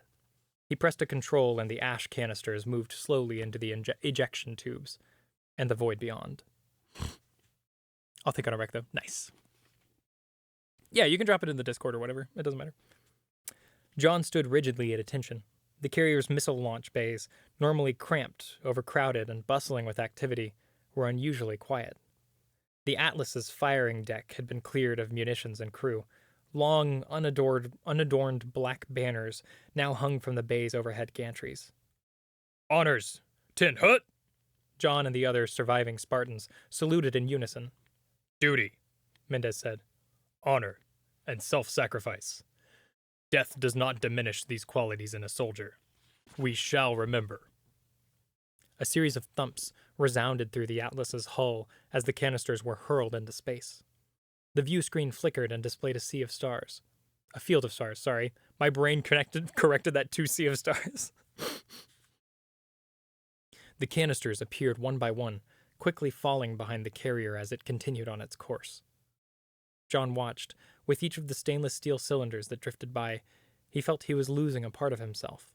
It felt like leaving his people behind. Mendez's face might as well have been chiseled from stone for all the emotion it showed. He finished his protracted salute and then said, "Crewmen, dismissed." Not everything had been lost. John glanced around the launch chamber. Sam, Kelly, and 30 others still stood at attention in their black dress uniforms. They had made it unharmed through the last mission, wasn't quite the right word, more or less. There were a dozen others, though, who had lived but were no longer soldiers. It hurt John to look at them. Fahad sat in a wheelchair, shaking uncontrollably. Kirk and Renee were in neural buoyancy gel tanks, breathing through respirators. Their bones had been so twisted they no longer looked human. There were others still alive, but with injuries so critical they couldn't be moved. Orderlies pushed Fahad and the other injured toward the elevator. John strode toward them and stopped, blocking their path. "Stand fast, crewman," he demanded. "Where are you taking my men?" The orderly halted and his eyes widened. He swallowed and then said, Sir, I have my orders, sir." "Squad leader," Mendez called out. "A moment." "Stay," John told the orderly, and marched to face Chief Mendez. "Yes, sir." "Let them go," Mendez said quietly. "They can't fight anymore. They don't belong here." John inadvertently glanced at the view screen and the long line of canisters as they shrank in the distance. "What will happen to my men?" "The Navy takes care of its own," Mendez replied, and lifted his chin a little higher. "They may no longer be the fastest or the strongest soldiers, but they still have sharp minds. They can still plan missions, analyze data, troubleshoot ops." John exhaled a sigh of relief. "That's all any of us ask for, sir. A chance to serve." He turned to face Fahad and the others. He snapped to attention and saluted. Fahad managed to raise one shaking arm and returned the salute. The orderlies wheeled them away. John looked at what remained of his squad. None of them had moved since the memorial ceremony. They were waiting for their next mission. "Our orders, sir?" John asked. 2 days full bed rest, squad leader. Then microgravity physical therapy aboard the Atlas until you recover from the side effects of your augmentation. Side effects? John flexed his hand. He was clumsy now. Sometimes he could barely walk without falling. Dr. Halsey had assured him these side effects were a good sign. Your brain must learn how to move your body faster with reflexes and stronger muscles. She told him, but his eyes hurt, and they bled a little in the morning, too. He had constant headaches. Every bone in his body ached. John didn't understand any of this. He only knew that he had a duty to perform, and now he feared he wouldn't be able to. "Is that all, sir?" he asked Mendez. "No," the chief replied. "Deha will be running your squad through the dropship pilot simulator as soon as they're up to it. And, if they're up for the challenge, she wanted to cover some more organic chemistry and complex algebra." "Yes, sir," John replied. "We're up to the challenge." "Good." John continued to stand fast. "Was there something else, squad leader?" John furrowed his brow, hesitated, and then finally said, "I was squad leader. The last mission was therefore my responsibility, and members of my squad died. What did I do wrong?" Mendez stared at John with his impenetrable black eyes. He glanced at the squad, then back at John. "Walk with me." He led John to the view screen. He stood and watched as the last of the canisters vanished into the darkness. "A leader must be ready to send soldiers under his command to their deaths," Mendez said without turning to face John. "You do this because your duty to the UNSC supersedes your duty to yourself, or even your crew." John looked away from the view screen. He couldn't look at the emptiness anymore. He didn't want to think of his teammates, friends who were like brothers and sisters to him, forever lost. "It is acceptable," Mendez said, "to spend their lives if necessary." Fuck. To spend their lives if necessary. He finally turned and met John's gaze. "It is not acceptable, however, to waste those lives. Do you understand the difference?" "I believe I understand, sir," John said. "But which was it on the last mission? Lives spent or lives wasted?" Mendez turned back toward the blackness of space and didn't answer. Interesting, we're getting a time skip in the middle of the chapter. This is a month later. John oriented himself as he entered the gym. From the stationary corridor, it was easy to see that this section of the Atlas rotated. Like other ships of this age, acceleration gave the circular walls a semblance of gravity. Unlike the other portions of the dated carrier, however, this section wasn't cylindrical, but rather a segmented cone. The outer portion was wider and rotated more slowly than the narrower inner portion, simulating gravitational forces from 1/4 to 2 gravities along the length of the gym. There were free weights, punching and speed bags, a boxing ring, and machines to stretch and tone every muscle group. No one else was up this early. He had the place to himself.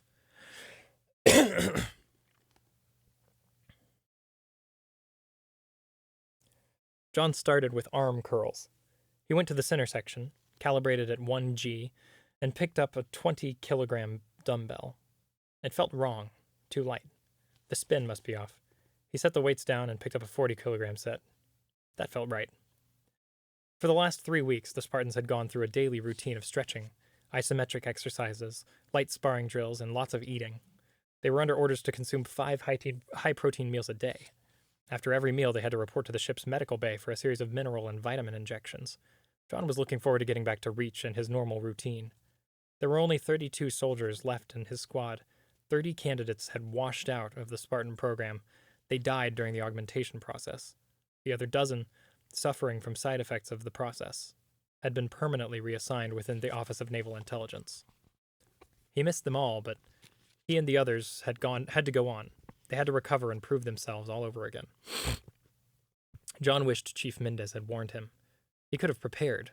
Maybe that was the trick of the last mission, to learn to be prepared for anything. He wouldn't let his guard down again. Oh yeah, I should. You're right.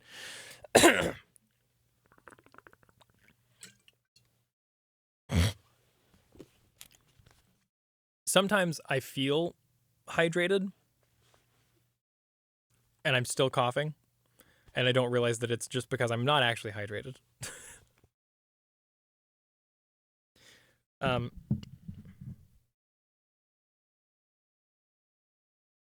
There we go. He could have prepared. He wouldn't let his guard down again. He took a seat at the leg machine, set it to the maximum weight, but it felt too light. He moved to the high G end of the gym. Things felt normal again. John worked every machine, then moved to a speed bag, a leather ball attached to the floor and ceiling by a thick elastic band. There were only certain allowed frequencies at which the bag could be hit, or it gyrated chaotically. His fist jabbed forward, cobra quick, and struck. The speed bag moved, but slowly, like it was underwater. Far too slowly considering how hard he had hit it. The tension on the line must be turned way down.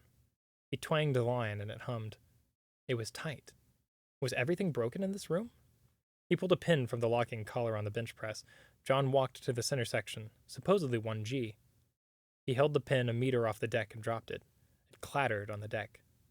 It looked as if it had fallen normally, but somehow also it looked slow to John. He set the timer on his watch and dropped the pin again. 45 hundredths of a second. 1 meter in about half a second. He forgot the formula for distance and acceleration, so he ran through the calculus and re-derived the equation. He even did the square root. That's very silly. He frowned. He had always struggled with math before. The answer was a gravitational acceleration of 9.8 meters per second squared. 1 standard G. Oop. Oh. Discord. Let me view things. I could have sworn I already had you on there too. It rolls. Time to get verified. I agree. Save. There we go.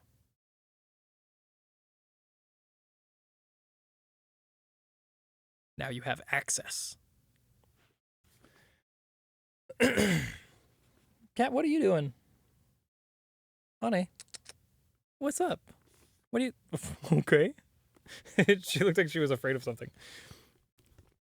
So the room was rotating correctly. He was out of calibration. His experiment was cut short. 4 men entered the gym. They were out of uniform, wearing only shorts and boots. Their heads were cleanly shaven. They were all heavily muscled, lean, and fit. The largest of the 4 was taller than John. Scars covered one side of his face. John could tell they were special forces, orbital drop shock troopers. The ODSTs had the traditional tattoos burned onto their arms. Drop jet jumpers and feet first into hell. Hell jumpers, the infamous 105. John had overheard mess hall chatter about them.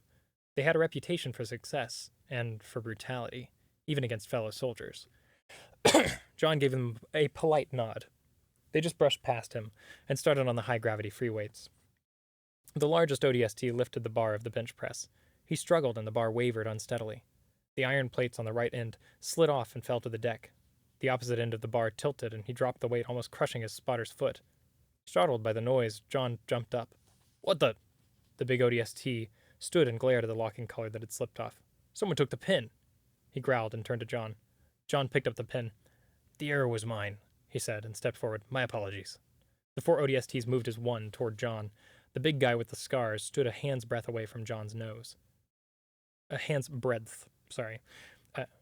Why don't you take that pin and shove it, meat? He said, grinning.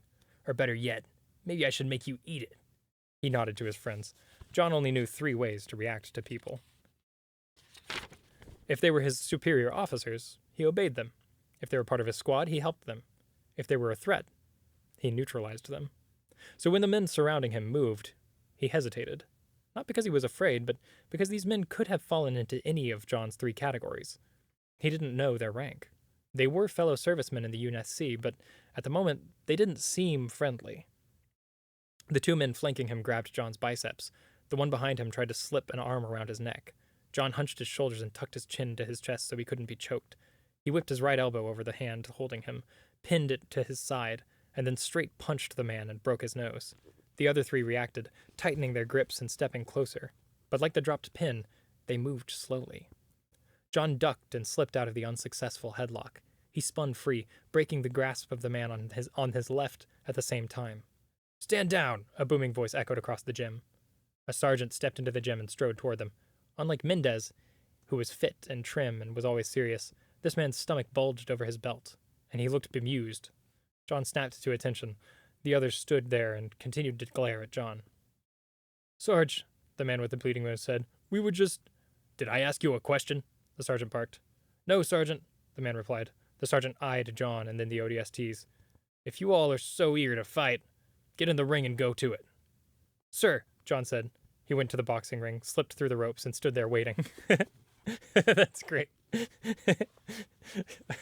This was starting to make sense. It was a mission. John had received orders from a superior officer, and the 4 men were now targets. The big ODST pushed through the ropes, and the others gathered to watch. I'm going to rip you to pieces, meat, he grunted through clenched teeth. John sprang off his back and launched his entire weight behind his first strike. His fist smashed into the man's wide chin. John's left hand followed and impacted on the soldier's blah. Sorry. For some reason, this sentence made no sense to my tongue. His fist smashed into the man's wide chin. John's left hand followed and impacted on the soldier's jaw. The man's hands came up. John stepped in, pinned one of the man's arms to his chest, and followed through with a hook to his floating ribs. Bones broke. The man staggered back. John took a short step, brought his heel down on the man's knee. 3 more punches and the man was against the ropes. Then he stopped moving. His arm and leg and neck tilted in unnatural angles. The 3 other men moved. The one with the bloody nose grabbed an iron bar. John didn't need orders this time. 3 attackers at once. He had to take them out before they surrounded him. He might be faster, but he didn't have eyes in the back of his head. The man with the iron bar swung a vicious blow at John's ribs. John sidestepped, grabbed the man's hand, and clamped it to the bar. He twisted the bar and crushed the bones of his attacker's wrist. John snapped a side kick toward the second man, caught him in the groin, crushing the soft organs and breaking his target's pelvis. That's one way to describe it. John pulled the bar free, whipped around, and caught the third man in the neck, hitting him so hard the ODST was propelled over the ropes. At ease, number 117, Chief Petty Officer Mendez barked. John obeyed and dropped the bar. Like the pin, it seemed to take too long for the impromptu weapon to hit the deck. The ODSTs lay crumpled on the ground, either unconscious or dead. Mendez, at the far end of the gym, strode toward the boxing ring. The sergeant stood with his mouth open. Chief Mendez, sir. He snapped a crisp salute. What are you? He turned to John. His eyes widened, and he murmured, He's one of them, isn't he? Medics are on the way, Mendez said calmly. He stepped closer to the sergeant. There are 2 intel officers waiting for you in ops. They'll debrief you. He stepped back. I suggest you report to them immediately. Yes, sir, the sergeant said. He almost ran out of the gym. He looked once over his shoulder at John, then he moved faster. Your workout is over for today, Mendez told John. John saluted and left the ring. A team of medics entered with stretchers and rushed toward the boxing ring. Permission to speak, sir? John said. Mendez nodded. Were those men part of a mission? Were they targets or teammates? John knew that this had to be some sort of mission. The chief had been too close for it to be a coincidence. You engaged and neutralized a threat, Mendez replied. That action seems to have answered your question, squad leader. John wrinkled his forehead as he thought it through. I followed the chain of command, he said. The sergeant told me to fight. I was threatened and in immediate danger, but they were still UNSC Special Forces, fellow soldiers. Mendez lowered his voice. Not every mission has simple objectives, or comes to a logical conclusion. Your priorities are to follow the orders in your chain of command, and then preserve your life and the lives of your team. Is that clear? Sir, John said. Yes, sir. He glanced back at the ring. Blood was seeping into the canvas mat.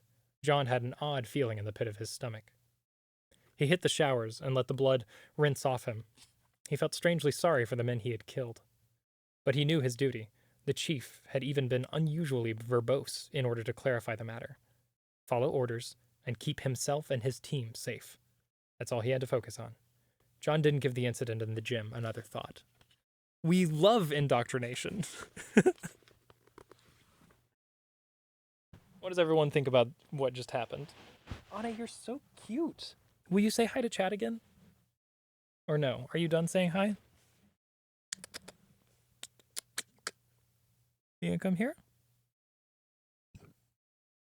She's inspecting the blanket that I have hanging here. She's just kind of sticking her nose up under it. Honey, that is not... There's nowhere for you to go back there. Nope. Don't scratch that. Come here. Come here. You're so dumb. I love you.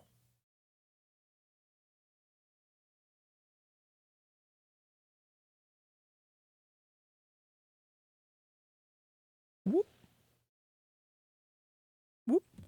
Nope. Okay. She doesn't want to be carried.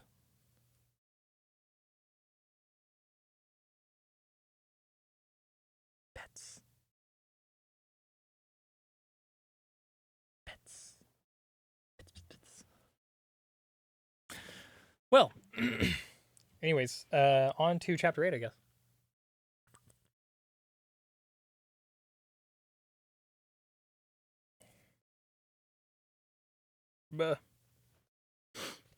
We are 45 minutes away from the end of this, so we've got enough time to make it pretty far. It is much we're making much slower time than I expected us to make, but I feel like I'm having to double over some things because I just for some reason am not like getting the sort of syntax and diction that is being used here. It's just not flowing for my brain for some reason. Okay, so this is later that year, September 11th, 2525. Interesting choice of date. This book was written when? 2002?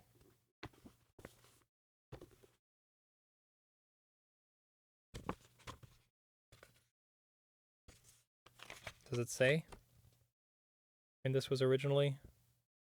Yeah, copyright 2001. Interesting. Weird. Strange. What does Eric Nyland know? What did he know? Dr. Halsey reclined in Mendez's padded chair. She considered pilfering one of the Sweet William cigars from the box on his desk. See why he considered them such a treat. The stench wafting from the box, however, was too overwhelming. How did he stand them? The door opened and CPO Mendez halted in the doorway. Ma'am, he said, and stood straighter. I wasn't informed that you would be visiting today. In fact, I had understood you were out of the system for another week. I would have made arrangements. I'm sure you would have. She folded her hands in her lap. Our situation has changed. Where are my Spartans? They are not in their barracks, nor any of the ranges. Mendez hesitated. They can no longer train from here, ma'am. We've had to find them other facilities. Dr. Halsey stood and smoothed the pleats of her gray skirt. Maybe you should explain that statement, Chief. I could, he replied, but it will be easier to show you. Very well, Dr. Halsey said, her curiosity piqued. Mendez escorted her to his personal warthog, parked outside of his office. The all-terrain combat vehicle had been refitted. The heavy chain gun on the back had been removed and replaced with a rack of Argent 5 missiles. Mendez drove them off the base and onto winding mountain roads. Reach was first colonized for its rich titanium deposits, Mendez told her. There are mines in these mountains, thousands of meters deep. The UNSC uses them for storage. I presume you don't have my Spartans taking inventory today, Chief. No, ma'am. We just need the privacy. Mendez drove the warthog past a manned guardhouse and into a large tunnel that sloped steeply underground. The road wound down in a spiral, deeper into solid granite. Mendez said, Do you remember the Navy's first experiments with powered exoskeletons? I'm not sure I see the connection between this place, my Spartans, and the exoskeleton projects, Dr. Halsey replied, frowning. But I'll play along a bit further. Yes, I know all about the Mark I prototypes. We had to scrap the project and redesign battle armor from the ground up for the Mjolnir project. The Mark Is consumed enormous energy. Either they had to be plugged into a generator or use inefficient broadcast power. Neither option is practical on a battlefield.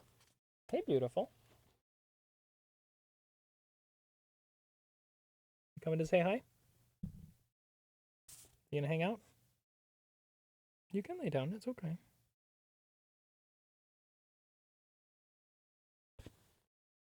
Good girl. You're okay.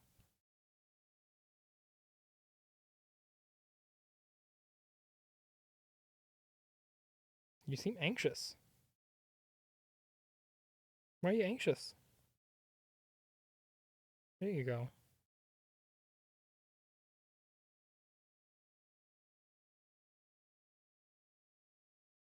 Cat!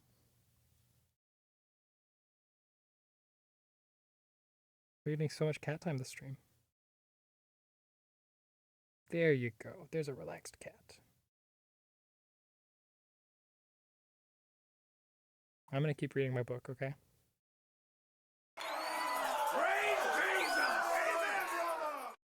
Thank you.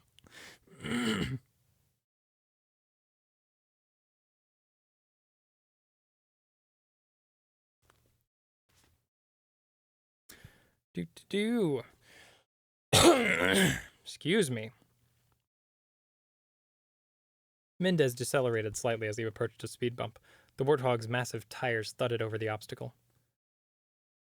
They used the units that weren't scrapped, Dr. Halsey continued, as dock loaders to move heavy equipment. She cocked one eyebrow. Or might they have been dumped in a place like this? There are dozens of the suits here. You haven't put my Spartans in some of those antiques. No, their trainers are using them for their own safety, Mendez replied. When the Spartans recovered from microgravity therapy, they were eager to get back to their routine. However, we experienced some, he paused, searching for the right word, difficulties. He glanced at his passenger. His face was grim. Their first day back, 3 trainers were accidentally killed during hand-to-hand combat exercises. Dr. Halsey cocked an eyebrow. Then they are faster and stronger than we anticipated. That, Mendez, would be understating the situation. The tunnel opened into a large cavern. There were lights scattered on the walls, overhead 100 meters up on the ceiling and along the floor. But they didn't Jesus Christ, why? None of these words are making sense to me right now. There were lights scattered on the walls, overhead, 100 meters up on the ceiling, and along the floor. But they did little to dissipate the overwhelming darkness. There we go. Mendez parked the warthog next to a small, prefabricated building. He jumped out and helped Dr. Halsey step from the vehicle. This way, please. Mendez gestured to the room. We'll have a better view from inside. The building had 3 glass walls and several monitors marked motion, infrared, Doppler, and passive. Mendez pushed a button, and the room climbed a track along the wall until they were 20 meters off the floor. Mendez keyed a microphone and spoke. Lights. Floodlights snapped on and illuminated a section of the cavern the size of a football field. In the center stood a concrete bunker. 3 men in the primitive Mark I power armor stood on top. 6 more stood evenly spaced around the perimeter. A red banner had been planted in the center of the bunker. Capture the flag? Dr. Halsey asked. Past all that heavy armor? Yes. The trainers in those exoskeletons can run at 32 kph, lift 2 tons, and have a 30mm minigun mounted on self-targeting armatures. Stun rounds, of course. They're also equipped with the latest motion sensors and IR scopes. And needless to say, their armor is impervious to standard light weapons. It would take 2 or 3 platoons of conventional Marines to take that bunker. Mendez spoke again into the microphone, and his voice echoed off the cabin walls. Start the drill. 60 seconds ticked by. Nothing happened. 120 seconds. Where are the Spartans? Dr. Halsey asked. They're here, Mendez replied. Dr. Halsey caught a glimpse of motion in the dark, a shadow against shadows, a familiar silhouette. Kelly? She whispered. The trainers turned and fired at the shadow, but it moved with almost supernatural quickness. Even the self-targeting systems couldn't track it. From above, a man free-rappelled down from the girders and gantries overhead. The newcomer landed behind one of the perimeter guards, quiet as a cat. He punched the guard's armor twice, denting the heavy plates, then dropped low and swept the target's legs out from under them. The guard sprawled on the ground. The Spartan attached his rappelling line to the trainer. A moment later, the writhing guard shot upward into the darkness. 2 other guards turned to attack. The Spartan dodged, rolled, and melted into the shadows. Dr. Halsey realized the trainer's exoskeleton wasn't being pulled up. It was being used as a counterweight. Oh shit! Thank you for the bits! I appreciate it. I don't think I didn't turn TTS on for this one, which normally activates at 69 bits. But thank you, Goddess Autumn Rain. I appreciate you. 2 other guards turned to attack. Oh, we just read that. 2 more Spartans, dangling from the center end of that rope, dropped unannounced, unnoticed. Thank you for following! Hey, we just hit our follower goal then. Thank you so much. Follower goal get 175 of 175. Hell yeah. Thank you for being here. I really appreciate that. Hope you're enjoying yourself. We're vibing out. Ane is really enjoying herself. She is fully splayed out. This is the comfiest cat. I hope that me crossing my legs doesn't block her completely. There we go. What? Did you hear yourself being mentioned? You're so cute. Can you say thank you for following? For this kitty. Yeah, thank you.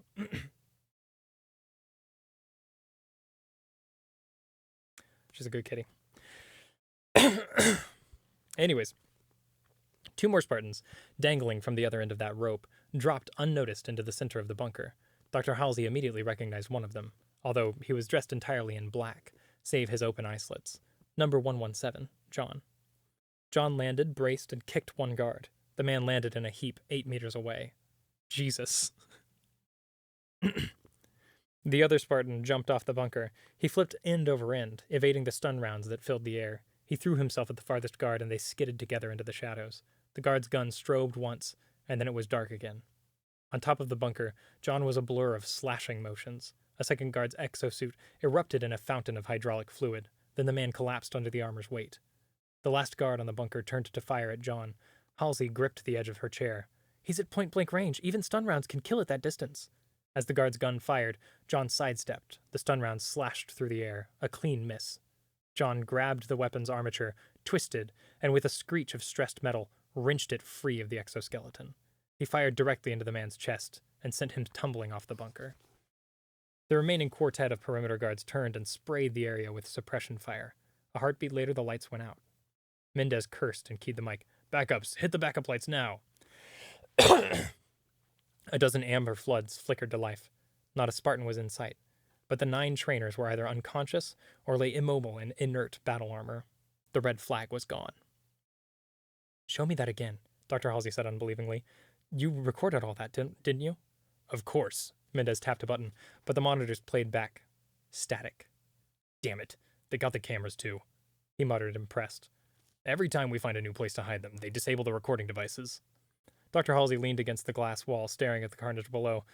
Very well, Chief Mendez. What else do I need to know? I'm loving this now. At this point in the book, I am fully bought in. I'm very much enjoying it. Your Spartans can run at bursts of up to 55 kph, he explained. Kelly can run a little faster, I think. They will only get quicker as they adjust to the alterations we've made to their bodies. They can lift 3 times their body weight, which, I might add, is almost double the norm due to their increased muscle density, and they can virtually see in the dark. Dr. Halsey pondered this new data. They should not be performing so well. There must be unexplained synergistic effects brought on by the combined modifications. What are their reaction times? Almost impossible to chart. We estimated it at 20 milliseconds. That's 20 milliseconds is an insane response time. Anybody who's familiar with like digital audio workstations or like recording music to a click knows that 20 milliseconds is like fast enough to like record without a too noticeable delay.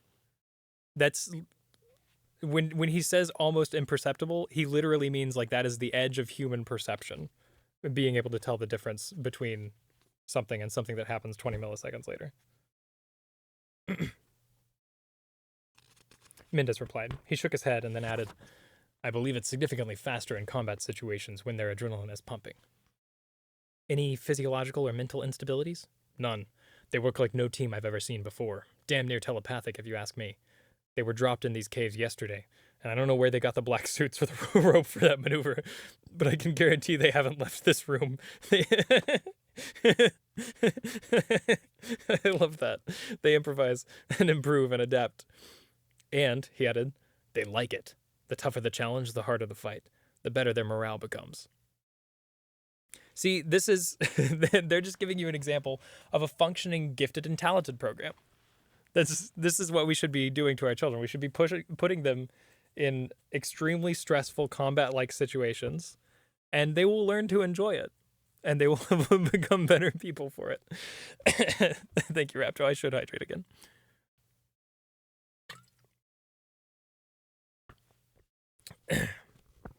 Dr. Halsey watched as the first trainer stirred and struggled to get out of his inert armor. They might as well have been killed, she murmured. But can the Spartans kill, Chief? Kill on purpose? Are they ready for real combat? Mendez looked away and paused before he spoke. Yes, if we ordered them to, they would kill quite efficiently. His body stiffened. May I ask what real combat you mean, ma'am? She clasped her hands and wrung them nervously. Something has happened, Chief. Something Oni and the Admiralty never expected.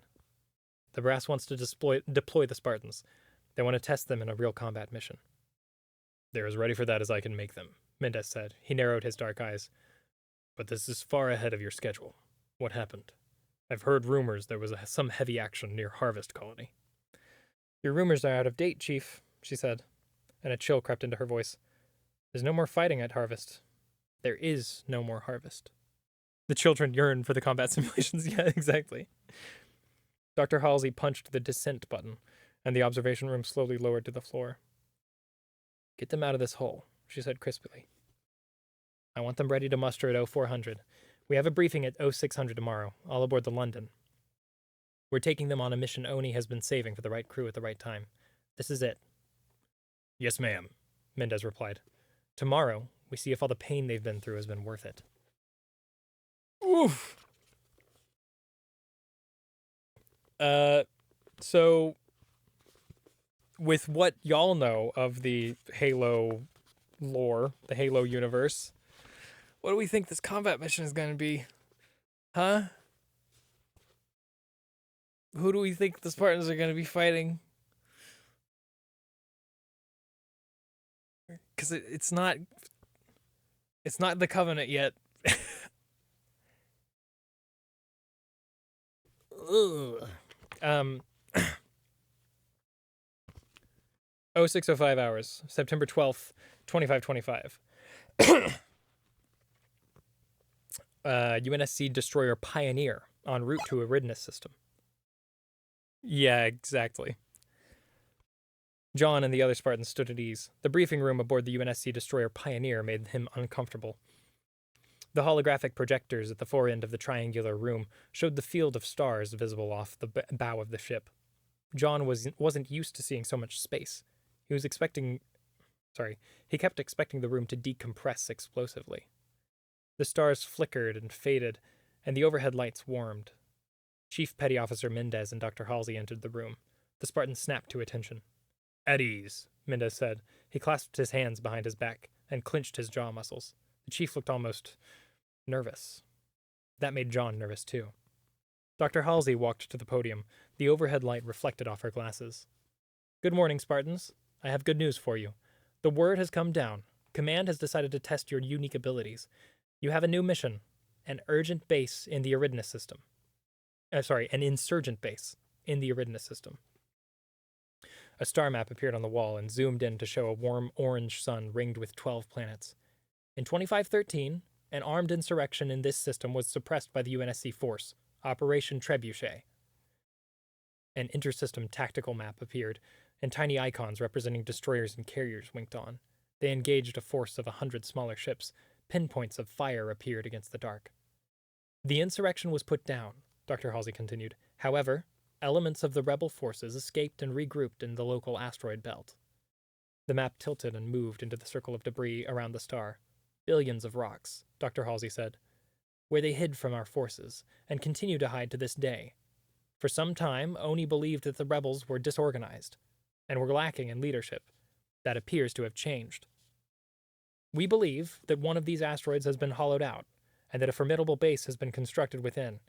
UNSC explorations into the belt have met either with no contact or with an ambush by superior forces. She paused, pushed up her glasses, and added, The Office of Naval Intelligence has also confirmed that FleetCom has discovered a security breach within their organization, a rebel sympathizer leaking information to these forces. John and the other Spartans shifted uneasily. A leak? It was possible. They had shown them many historical battles that had been won and lost because of traitors or informants. But it never occurred to them that that could happen in the UNSC. Because when you're bought into the propaganda, you don't think of these things. A flat picture flashed over the star map, a middle-aged man with thinning hair, a neatly trimmed beard, and watery gray eyes. This is their leader, Dr. Halsey said. Colonel Robert Watts. The original photo was taken after Operation Trebuchet and has been computer-aged. The military was met with superior forces of insurgents? Yeah, right? Yeah. What is which of Umberto Eco's 14 points is that? That the enemy is simultaneously strong and weak? I don't remember which, but it's fascism all the way down. Read Umberto Eco's 14 points if you haven't yet.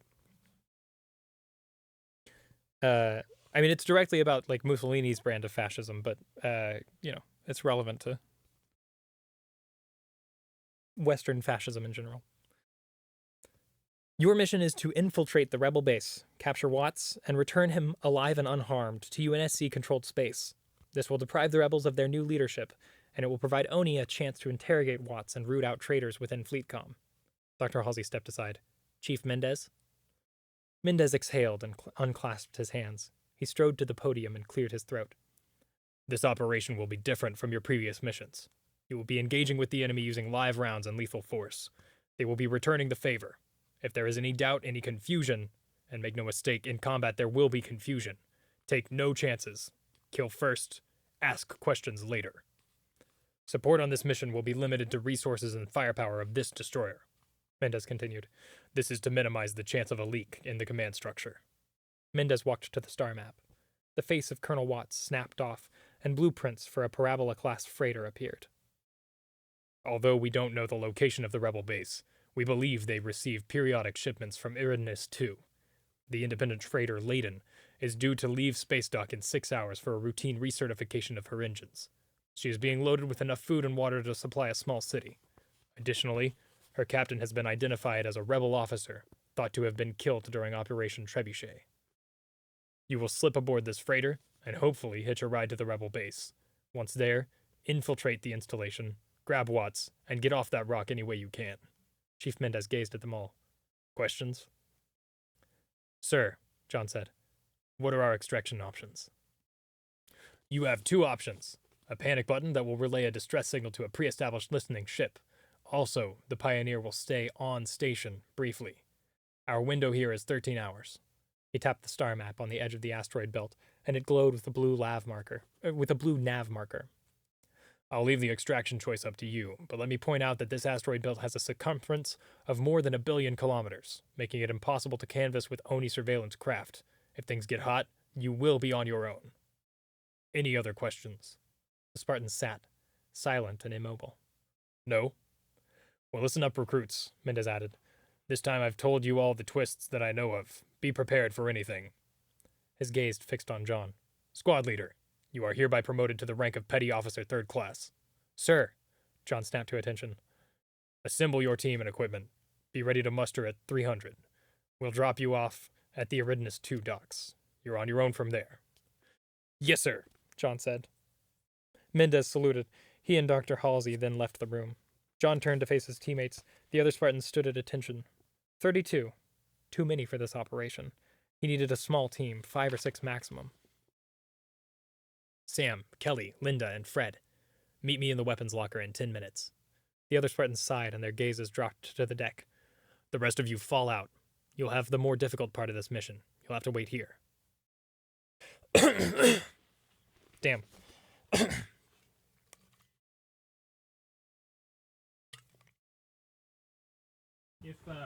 If they don't do this whole mission in this chapter, we will continue reading until the mission is over.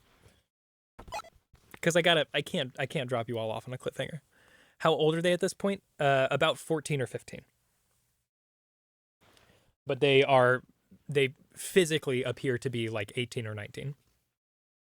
Because of all the training and the enhancements and stuff. The weapons locker for the Pioneer had been stocked with a bewildering array of... Yeah, right? Yeah, it's severely fucked up. Everything about this is so bad. The UNSC sucks so much ass. They're just such a terrible organization. And ONI specifically, like the Office of Naval Intelligence they're just the CIA. That's just what they are. They're a terrible organization. The weapons locker for the Pioneer had been stocked with a bewildering array of... The weapons locker of the Pioneer had been stocked with a bewildering array of combat equipment. On a table were guns, knives... That was that one guy from Monty Python. Is it Pilate that they give that speech impediment to? Is it Pontius Pilate, right? In The Life of Brian. On a table were guns, knives, communication gear, body armor, explosives, medical packs, survival gear, portable computers, even a thruster pack for maneuvering in space. More important than the equipment, however, John assessed his team. Sam had recovered from the augmentation faster than any of the other Spartans. He paced impatiently around the crates of grenades. He was the strongest of them all. He stood taller than John by a head. He had grown out his sandy hair to 3 centimeters. Chief Mendez had warned him that he was going to look like a civilian soon. I like that. Kelly, in contrast, had taken the longest to recover. She stood in the corner with her arms crossed over her chest. John had thought she wasn't going to make it. She was still gaunt, and her hair had yet to grow back. Her face, however, still had its rough, angular beauty. She scared John a little, too. She was fast before. Now no one could touch her if she didn't allow it. I take my headset off for 1 second and come back to what voice even? Her face, however, still had its rough, angular beauty. Dicketh. Okay, sorry. It's been at least like a month or two since I watched The Life of Brian. I don't know why that's still in my head. Fred sat cross-legged on the deck, twirling a razor-edged combat knife in glittering arcs. He always came in second in all the contests. John thought he could have come in first, but he just didn't like the attention. He was neither too short nor too tall. He wasn't overly muscled or slim. His black hair was shot with streaks of silver, a feature he hadn't had before the augmentation. If anyone in the group could blend into a crowd, it would be him. Thank you for the clip. Linda was the quietest member of the group. She was pale, had close-cropped hair, close-cropped red hair, and green eyes. She was a crack shot, an artist with a sniper rifle. Kelly circled the table once, and then selected a pair of grease-stained blue coveralls. Her name had been sloppily embroidered on the chest. These are new trainee uniforms? Oni provided them, John said. They're supposed to match what the crew of the Layton wears. Kelly had the coveralls up and frowned. They don't give a girl much to work with. Try this on for size. Linda held a black bodysuit up to Kelly's long, slender frame. They had used these black suits before. They were form-fitting, lightweight polymer body armor. They could deflect a small caliber round and had refrigeration/heating units that would mask infrared signatures. The integrated helmet had encryption and communications gear, a heads-up display, and thermal and motion detectors. Sealed tight, the unit had a 15-minute reserve of oxygen to let the wearer survive in a vacuum. The suits were uncomfortable, and they were tricky to repair in the field, and they always needed repairs. They're too tight, Kelly said. It'll limit my range of motion. We wear them for this op. There are too many places between here and there with nothing to breathe but vacuum. As for the rest of your equipment, take what you want, but stay light. Without recon data on this place, we're going to be moving fast, or we'll be dead, said John. The team started selecting their weapons first. 390 caliber? Fred asked. Yes, John replied.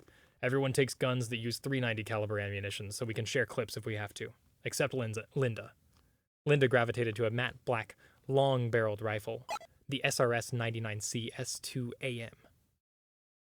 And yeah, that was the voice they gave him. An iconic bit. Yeah, it's truly iconic. The sniper rifle system had modular sections, scopes, stocks, barrels. Even the firing mechanism could be swapped. She quickly stripped the rifle down and reconfigured it.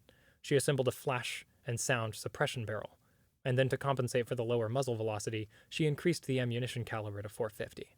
She ditched all the sights and scopes and settled for an integrated link to her helmet's heads-up display. She pocketed 5 extended ammunition clips. Linda is so fucking cool. John also chose an MA-2B, a cut-down version of the standard MA-5B assault rifle. It was tough and reliable. If I remember right, the MA-2B is what they call the SMG in the games, in Halo 2. It was tough and reliable, with electronic targeting and an ammo supply indicator. It also had a recoil reduction system, and could deliver an impressive 15 rounds per second. He picked up a knife, 20-centimeter blade, 1 serrated edge, non-reflective titanium carbide, and balanced for throwing. John grabbed the panic button, a tiny single-shot emergency beacon. It had 2 settings. The red setting alerted the Pioneer that it had hit the fan, and to come in guns a-blazing. The green setting merely marked the location of the base for later assault by UNSC. He took a double handful of ammo clips, then paused. He set them down and pocketed 5. If they got into a firefight where he'd need that much firepower, their mission was over anyway. Everyone took similar equipment, with a few variations. Kelly selected a small computer pad with IR links.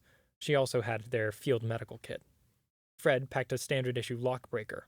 Linda selected 3 nav marker transmitters, each the size of a tick. The trackers could be adhered to an object and would broadcast that object's location to the Spartan's heads-up displays. Sam hefted 2 medium-sized backpacks, damage packs. They were filled with C-12, enough high explosives to blow through 3 centimeters of battleship armor plate. 3 meters, sorry, of battleship armor plate. Jesus fucking Christ. That's a lot of explosive. You have enough of that stuff? Kelly asked him wryly. You think I should take more? Sam replied and smiled. Nothing like a little fireworks to celebrate the end of a mission. Everyone ready? John asked.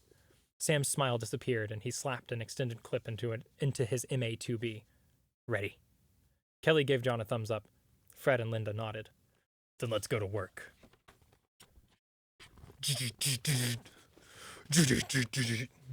Okay, chapter 10. I'm gonna go to the bathroom real quick.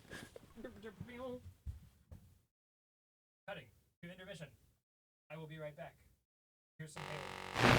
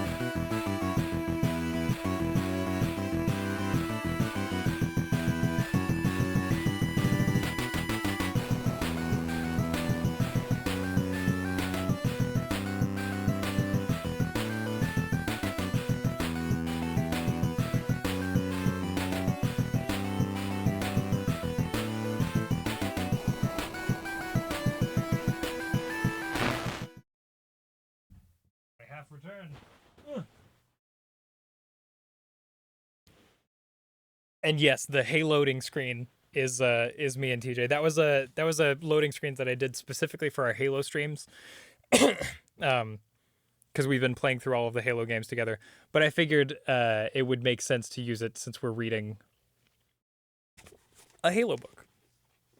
I want to eventually do like alternate versions of that loading screen with like everybody that I might like stream Halo with at some point. But since we're still on that project of me and TJ playing through all the games, that's the only one I've done so far.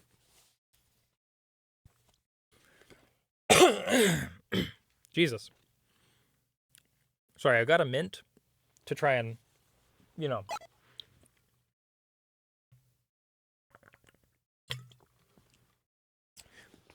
Yeah, I know. I'm ready for us to fucking continue that. TJ needs to stop being so busy.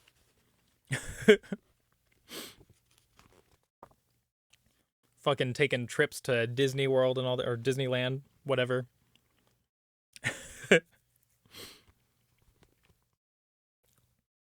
12:10 hours, September 14th, 2525. So this is 2 days later. Spartan 117 position. Next check-in at 0400. John clicked off the microphone, encrypted the message, and fed it into his comm relay.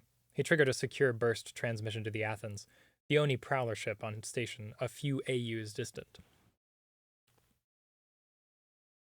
He and his teammates... Fuck, man. See, this is why I only made this stream 4 hours long. Because I knew that was going to be my limit.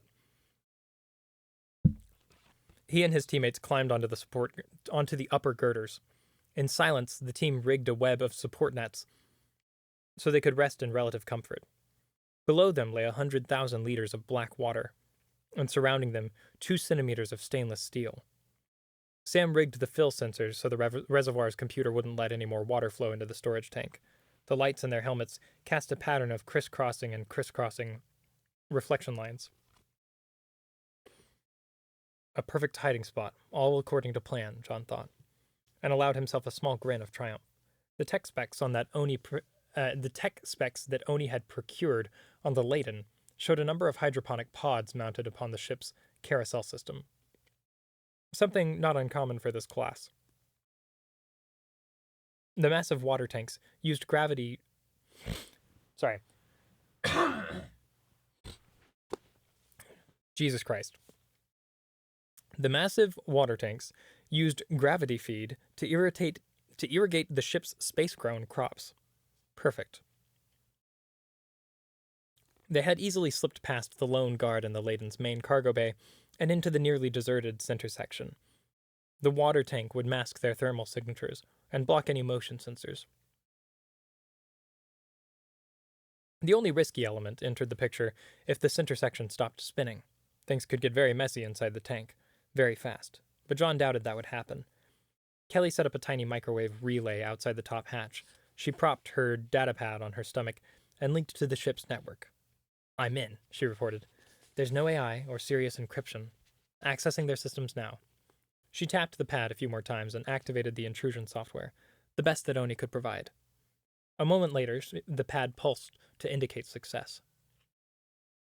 "They've got a nav trajectory to the asteroid belt. ETA is 10 hours. "Good work," John said. "Team, we'll sleep in shifts." Sam, Fred, and Linda snapped off their flashlights. The tank reverberated as the Layton's engines flared to life. The water tilted as they accelerated away from the orbital docking station. John remembered Eridanus too, vaguely recalled that it once was home. He wondered if his old school, his family, were still there. He squelched his curiosity. Speculation made for a fine mental exercise, but the mission came first. He had to stay alert. Or, failing that, grab some sleep so he would be alert when he needed to be. Chief Mendez must have told him 1,000 times. Rest can be as deadly a weapon as a pistol or grenade. "I've got something," Kelly whispered, and handed him her datapad. It displayed the cargo manifest for the Layton. John scrolled down the list. Water, flour, milk, frozen orange juice, welding rods, superconducting magnets for a fusion reactor.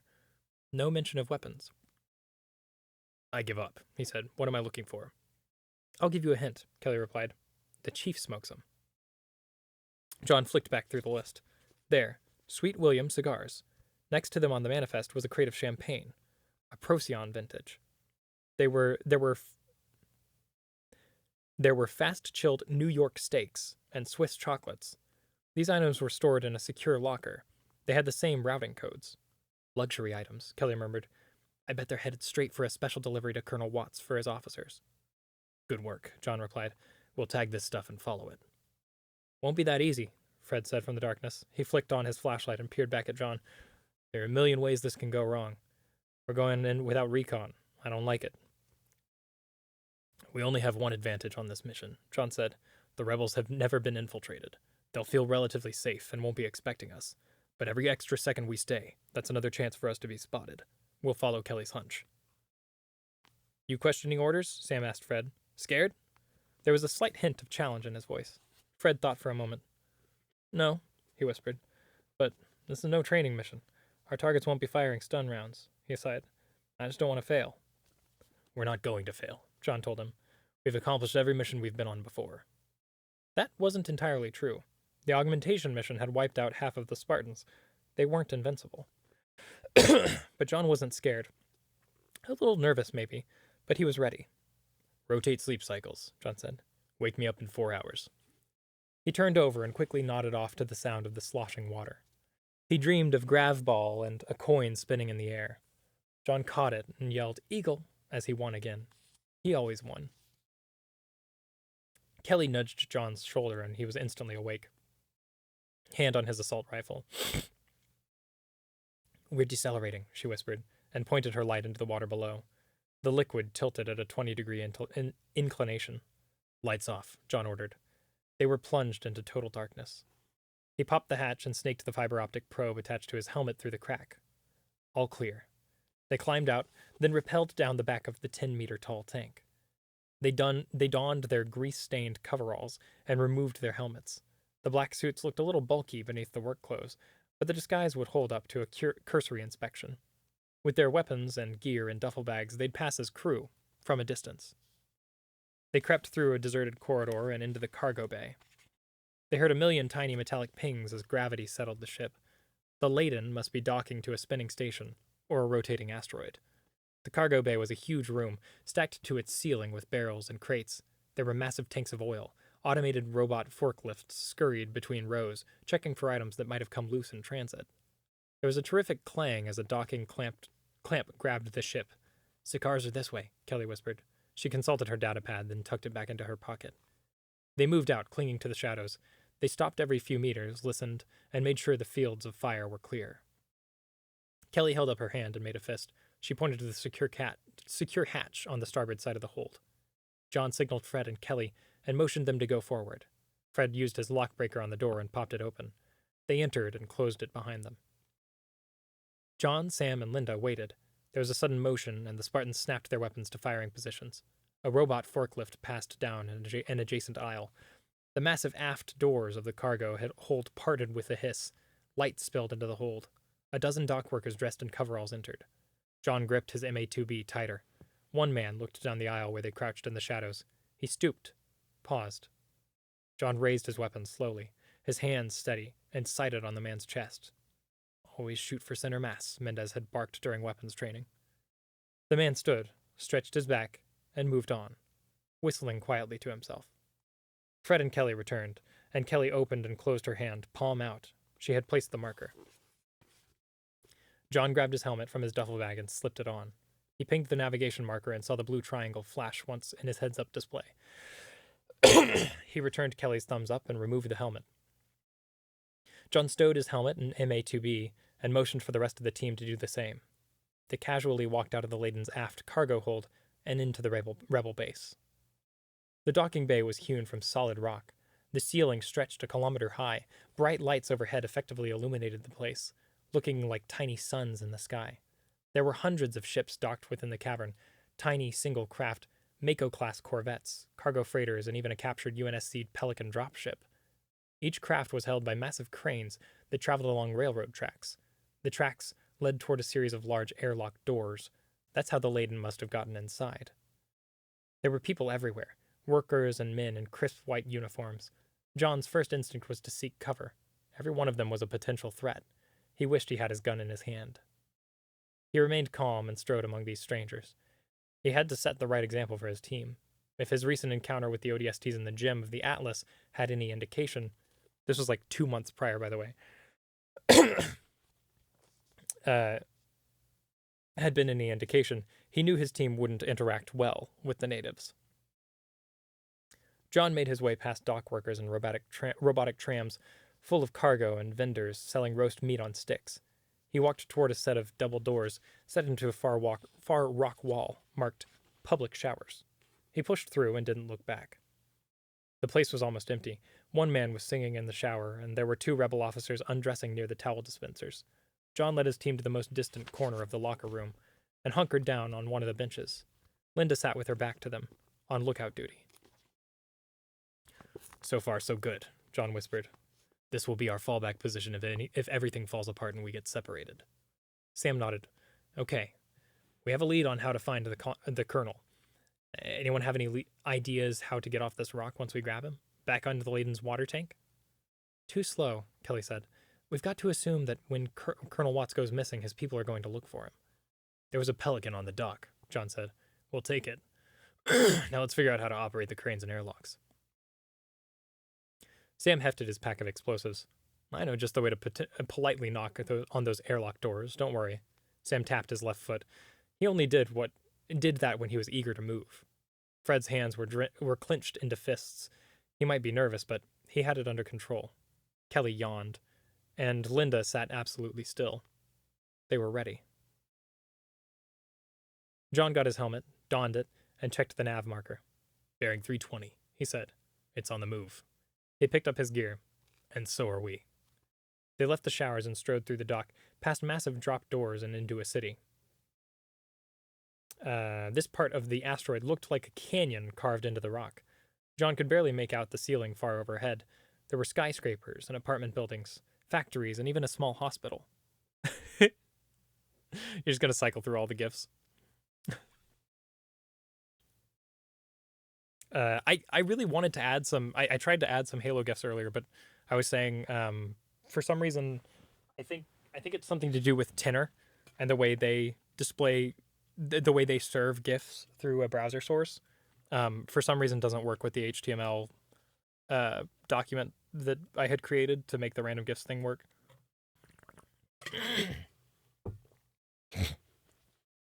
So I'll have to figure out a workaround for that. If not, I'll just have to manually download and then re-upload a bunch of GIFs to Discord to make them work properly. Anyways.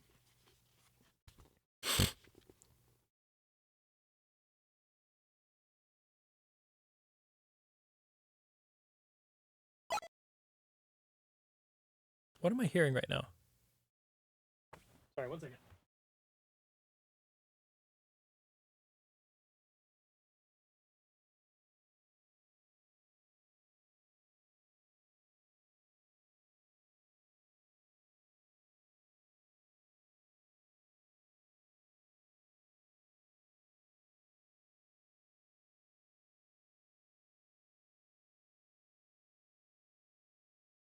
Oh my god. My neighbors are on their back porch right now. It's very cute. I'm glad. My neighbors are on their back porch right now. And they're watching a video on one of their phones so loudly that I thought the TV downstairs was blaring. Why?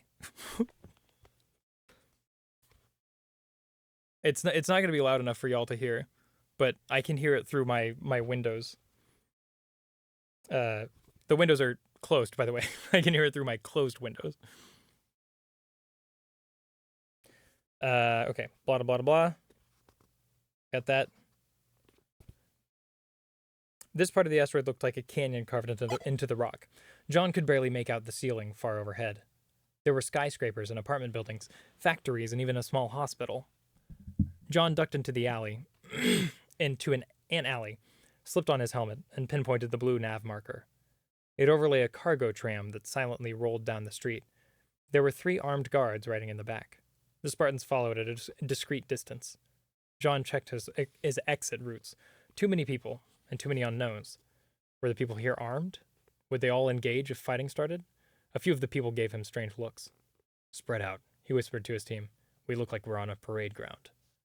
Kelly stepped up her pace and pulled ahead. Sam fell behind. Fred and Linda drifted to the right and left. The cargo tram turned and made its way slowly through a crowded street. Bah! I love Char's screams. It's very good.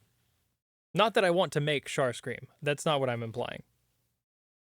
I'm saying I like the GIFs. Or the emotes. I'm shedding now. God damn, everything is distracting me. We will finish this. I'm always screaming. I'm always screaming on the inside. Spread out, blah, blah, blah, blah.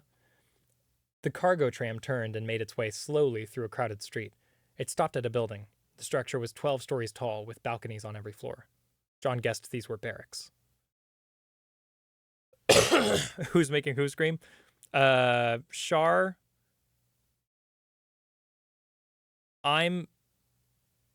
Capitalism is making me scream. The 3 men in the tram got out and carried the crate inside. Kelly glanced at John. He nodded, giving her the go-ahead. She approached the 2 guards, smiling. John knew her smile wasn't friendly. She was smiling because she was finally getting a chance to put her training to the test. Kelly waved to the guard and pulled open the door. He asked her to stop and show her identification. Thank you for the redeem. Ice cream. Yeah, existence. Yeah, Shara is screaming because existence. That's very good. Kelly waved to the guard and pulled open the door. He asked her to stop and show her identification. She stepped inside, grabbed his rifle, twisted, and dragged him inside with her. The other guard stepped back and leveled his rifle. John sprang at him from behind, grabbed his neck and snapped it, then dragged his limp body inside. The entry room had cinder block walls and a steel door with a swipe card lock. A security camera dangled limply over Kelly's head. The guard she had dragged in lay at her feet. She was already running a cracking program on the lock, using her datapad. John retrieved his MA2B and covered her. Fred and Linda entered and slipped out of their coveralls, then donned their helmets. Nav marker is moving, Linda reported. Mark 270. Elevation 10 meters, 20, 35 and holding. I'd say that's the top floor. Sam entered, pulled the door shut behind him, and then jammed the lock. All clear out here. The inner doors clicked. Doors open, Kelly said. John, Kelly, and Sam slipped out of their coveralls as Fred and Linda covered them. John activated the motion and thermal displays in his helmet. The target sight glowed as he raised his MA2B. Go, John said. Kelly pushed open the door. Linda stepped in and to the right. John entered and took the left. 2 guards were seated behind the lobby's reception desk. Another man, without a uniform, stood in front of the desk, waiting to be helped. 2 more uniformed men stood by the elevator. Linda shot the 3 near the desk. John eliminated the targets by the elevator. 5 rounds, 5 bodies hit the floor. Fred entered and policed the bodies, dragging them behind the counter. Yeah, that's a good word to use for that. Kelly moved to the stairwell, opened the door, and gave the all-clear signal. The elevator pinged and its doors opened. They all wheeled, rifles leveled, but the car was empty. John exhaled, then motioned them to take the stairs. Kelly took point. Sam brought up the rear. They silently went up 9 double flights of stairs. Kelly halted on an upper landing. She pointed to the interior of the building, then pointed up. John detected faint blurs of heat on the 12th floor.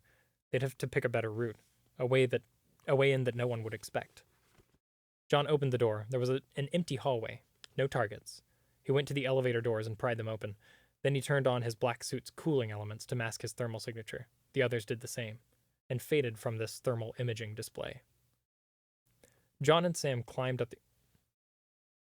That's so loud. They're like listening to dance music on their phone now. I'm sorry. I'm frustrated. John and Sam climbed up the elevator cable. John glanced down, a 30-meter plunge into darkness. He might survive that fall. His bones wouldn't break, but there would be internal damage, and it would certainly compromise their mission. He tightened his grip on the cable and didn't look down again. When they had climbed up the last 3 floors, they braced themselves in the corners. Hey, thank you for following, Dingle Kringle 42. That's a great username. Dingle Kringle. I appreciate you. Streamer, I hope the best for you. One day you will achieve what you've always wanted. Thank you.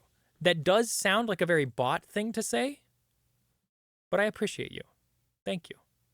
I too believe that one day I will achieve what I wanted. Dingle Kringle is a choice name. It's really good. I mean, I'd be listening to tunes while carrying out an assassination of an insurgency. Damn it, Char, that's not who I'm talking about. Yo, Dingle. Yeah, everybody say hi to Dingle. Also, 42 as the number at the end of that username is great. Like the answer to the ultimate question of life, the universe, and everything. That's pretty good. A bot can only dream of a name like Dingle Kringle. You're so right. Yeah, I should be less. I should be more trusting, honestly. That's the truth of the matter. Why are you not letting me select things? Also, I really like that seal, the little angel seal. That's adorable. Or angel manatee? Yes, it's me, the bot, Dingle Kringle. Oh no, don't be sad. No. I'm just saying it's a bot sounding name. Hey, look. You are appreciated, Dingle. Nah, Dingle was just born in 1942.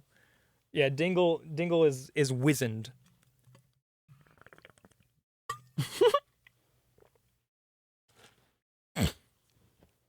It does. See, that's actually proof that they're not a bot, because a bot would never say, yes, it's me, the bot. I want to do immoral things to wildly inappropriate music. Yeah. That's like, I'm trying to think of a director who does that. There's definitely a director who does that a lot. Who is that? Tarantino does that, although I feel like it's a little bit of a pastiche of himself at this point whenever he does it. Like putting on a tune that you wouldn't think is fight music. But there are other directors that are maybe a little more emblematic of that I'm just not thinking of right now. But I'm a fan of that trope. It doesn't really get old for me.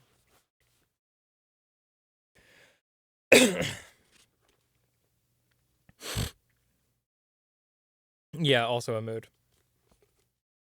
Okay. When they had climbed up the last 3 floors, they braced themselves in the corners by the closed elevator door. Kelly and Fred snaked up the cable after them. They braced in the far corners to overlap their fields of fire. Linda came up last. She climbed as far as she could, hooked her foot on a cross brace, and hung upside down.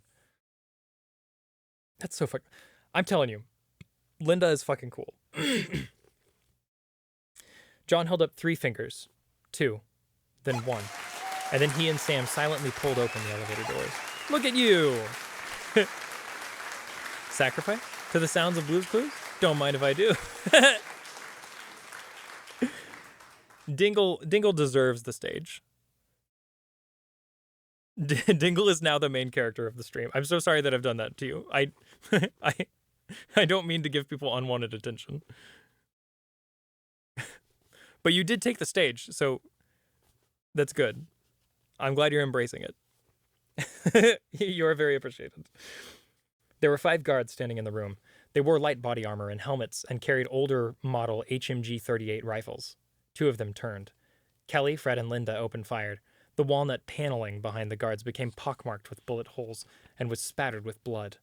The team slid inside the room, moving quickly and quietly. Sam policed the guards' weapons. See, he used policed again. Why do you keep doing that? Why do you keep using the same words? I don't understand. Dingle love, Dingle is life. Yeah. The team slid inside the room, moving quickly and quietly. There were 2 doors. One led to a balcony. The other featured a peephole. Kelly checked the balcony, then whispered over to the channels in their helmets. This overlooks the alley between the buildings. No activity. John checked the nav marker. The blue triangles flashed a position directly behind the other door. Sam and Fred flanked the door. John couldn't get any reading on motion or thermal. The walls were shielded. There were too many unknowns and not enough time. The situation wasn't ideal. They knew there were at least 3 men inside, the ones who had carried the crate upstairs, and there might be more guards. And to complicate the situation, their target had to be taken alive. John kicked the door in. He took in the entire situation at a glance. Me when I get the stage. Nice. Typing is hard, Sai. I feel you there. Completely. He was standing on the threshold of a sumptuous apartment. Sumptuous. That's a good word for an apartment. A large round bed dominated the corner, decorated with shimmering silk sheets. Windows on all sides had sheer white curtains. John's helmet automatically compensated for the glare. Red carpet covered the floor. The crate with the cigars and champagne sat in the center of the room. It was black and armored, sealed tight against the vacuum of space. There were 3 men standing behind the armored crate, and 1 man crouched behind them, Colonel Robert Watts. Their package. John didn't have a clear shot. If he missed, he could hit the colonel. The 3 men, however, didn't have that problem. They fired. John dove to his left. He caught 3 rounds in his side, knocking the breath from his body. 1 bullet penetrated his black suit. He felt it ping off his ribs, and pain slashed through him like a red-hot razor. He ignored the wound and rolled to his feet. Had a clear line of fire. He squeezed the trigger once. A 3-round burst caught the center guard in the forehead. Joe! Joe! I can't do that sound right now. He ignored the wound and rolled to his feet. Blah, blah, blah, blah. Sam and Fred wheeled around the doorframe. Sam high, Fred low. Their silenced weapons coughed, and the remaining pair of guards went down. Watts remained behind the crate. He brandished his pistol.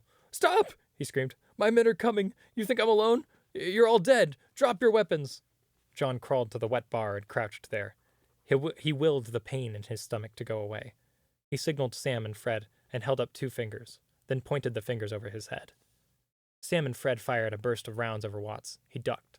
John vaulted over the bar and leaped onto his quarry. He grabbed the pistol and wrenched it out of his hand, breaking the man's index finger and thumb. John snaked his arm around Watts' neck and choked the struggling man into near unconsciousness. Kelly and Linda entered. Kelly took out a syringe and injected Watts, enough polypseudomorphine to keep him sedated for the better part of a day. Fred fell back to cover the elevator. Sam entered and crouched by the windows, watching the street below for any signs of trouble. My men are coming, and so am I. I'm always saying this. Kelly went to John and peeled back his black suit. Her gloves were slick with his blood. "The bullet is still inside," she said, and bit her lower lip. "There's a lot of internal bleeding. Hang on." She dug a tiny bottle from her belt and inserted the nozzle into the bullet hole. "This might sting a little." The self-sealing biofoam filled John's abdominal cavity. It also stung like 100 ants crawling through his innards. She pulled the bottle out and taped up the hole. "You're good for a few hours," she said, and then gave him a hand up. John felt shaky, but he'd make it. The foam would keep him from bleeding to death and stave off the shock. For a while, at least. I feel like we're back in the sus writing undertones again. What, you're not into blood play? John Incoming vehicles, Sam announced. 6 men entering the building. 2 taking up position outside, but just the front. It's always sus if you read too far into it. This is true. Speaking of which, I need to finish that lick emote for, I think that was the one Kendra redeemed. Right? Soft? That was yours? That is next on my list after I finish Dank Hill's profile pic, by the way. Lick, lick, lick. You can lick me anytime. Anyways, get our package inside that crate and seal it up, John ordered. He left the room, got his duffel, and went to the balcony. He secured a rope and tossed it down 12 stories into the alley.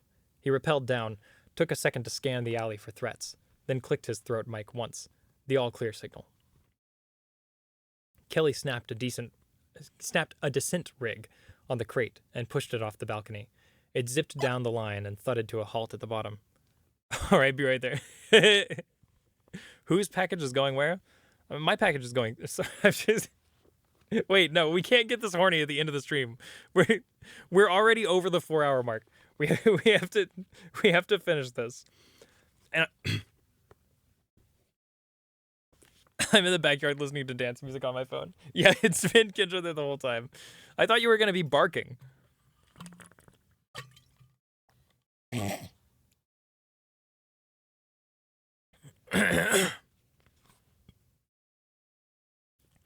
Ridiculous. The shot collar made me stop. Oh, okay. Well, that's effective. That's good. Good to know. Okay, so they put the man inside of the crate and threw it over the balcony. A moment later, the rest of the team glided down the rope. They quickly donned their coveralls. Sam and Fred carried the crate as they entered the adjacent building. They exited on the street a half block down and walked as quickly as they could back to the docks. Dozens of uniformed men ran to the dock toward the city. No one challenged them. They re-entered the now deserted public showers. Everyone check your seals, John said. Sam, you go ring the doorbell. Meet us on the dropship. Sam nodded and sprinted out of the building.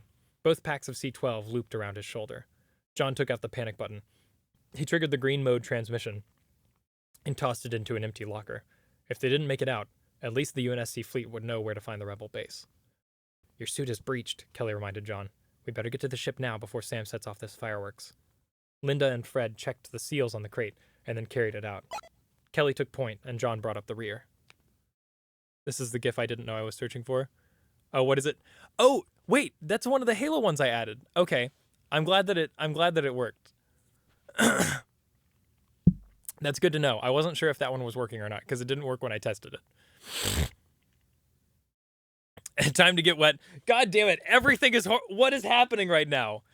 It was like a wave of horny suddenly hit the stream. It was right after Dingle arrived. Dingle arrived? Wasn't it? Dingle Kringle, did you bring this horniness with you? I actually don't know how old you are. Don't answer that question. This stream does have a profanity warning on it, so everyone here should be adults.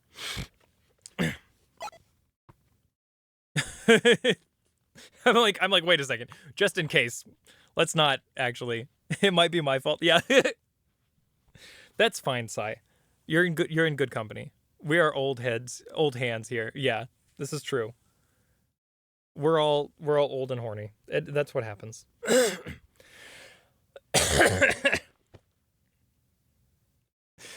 Oh God, let's get these Spartans out of here, huh?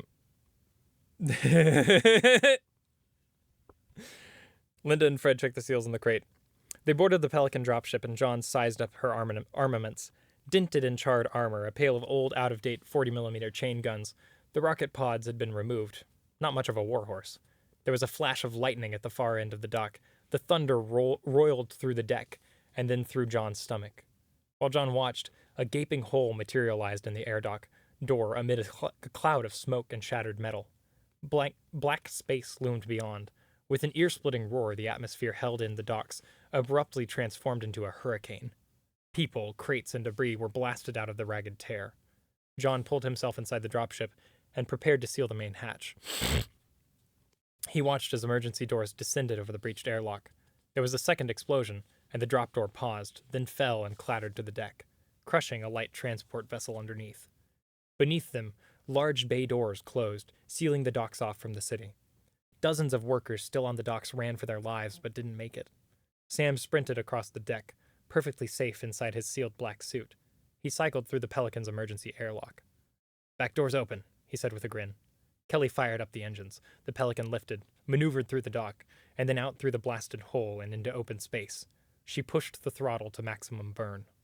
Behind them, the insurgent base looked like any other rock in the asteroid belt, but this rock was venting atmosphere and starting to rotate erratically. I like that touch because it would start rotating. After 5 minutes at full power, Kelly eased the engines back. We'll hit the extraction point in 2 hours, she said. Check on our prisoner, John said. Sam popped open the crate. The seal's held. Watts is still alive and has a steady pulse, he said. Good, John grunted. He winced as the throbbing pain in his side increased. Something bothering you? Kelly asked. How's that biofoam holding up? It's fine, he said without even looking at the hole in his side. I'll make it. He knew he should feel elated, but instead he just felt tired. Something didn't sit right about the operation. He wondered about all the dead dock workers and civilians back there. None of them were designated targets, and yet, weren't they all rebels on that asteroid? On the other hand, it was like Chief said. He had followed his orders, completed his mission, and gotten his people out alive. What more did he want? John stuffed his doubts deep into the back of his mind. Nothing's wrong, he said, and squeezed Kelly's shoulder. John smiled. What could be wrong? We won. Oof! I think that's where we're going to end it for the night. Actually, we're ending on chapter 11, which starts on page 117. Coincidence? Yes. And yes, I dog ear my books. I destroy these things. Who needs a fucking bookmark? You got a pig sound. Incredible. Ah, iconic. My voice is going to be all cracky. Okay, I'm extremely comfy, in case you all can't tell. I hope you are all very comfy too. I'll pull you up here so I can talk to you one-on-one. This, look, chat, it's like we're up late at night and we're texting. Hey Google, turn off the lights. There we go. It's like I'm up late at night. I'm like, hey chat, how's it going? Ooh woo.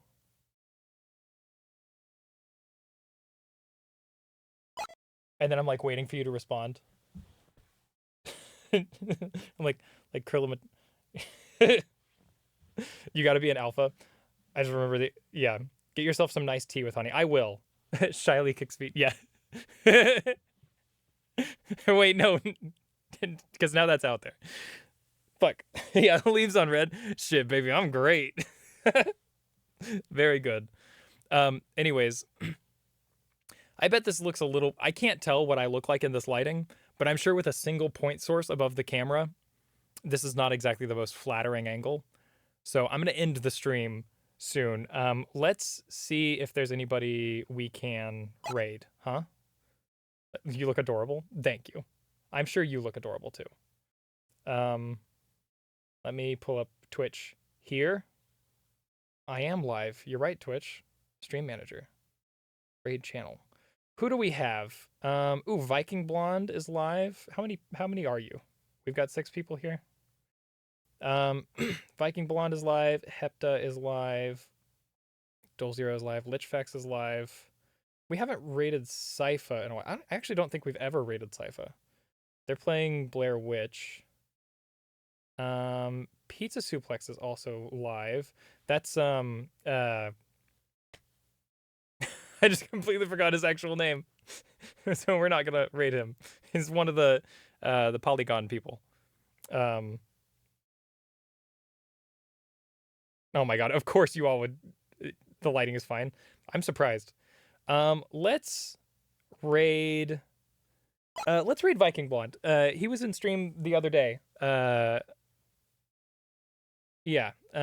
He's playing Friday Night of Thieves. There's new loot apparently in Sea of Thieves. So we're gonna raid him. Thank you all for being here. I don't know. The raid timer is 1.5 minutes when I do it on mobile. That's so weird. Chat, if you're still with me, Marco. But anyways, that's gonna be it for this one. According to the raid timer, we still have 1 minute left. I guess that'll just go through automatically. That's a pretty significant delay. I don't know. Anyways, we have one more stream left for the week. On Sunday, we're gonna be finishing Half-Life 2. Ooh woo. So that's the plan. That's for somebody. You're welcome. And if we don't play Half-Life 2 Sunday, we'll be playing. Love you too. Put them feetsies away. Hey, they're in socks, okay? You can't. I'm not giving you the goods. They're in socks. They are high socks, but not like high socks. They're not like knee socks. We're not going into full Catboy territory. I mean, maybe that could be a channel, a community reward that you unlock. Anyways, with 8 seconds left, I will see you all Sunday for Half-Life 2. Until then, I love you. Bye. Hopefully this raid works. Raid complete. Whoosh.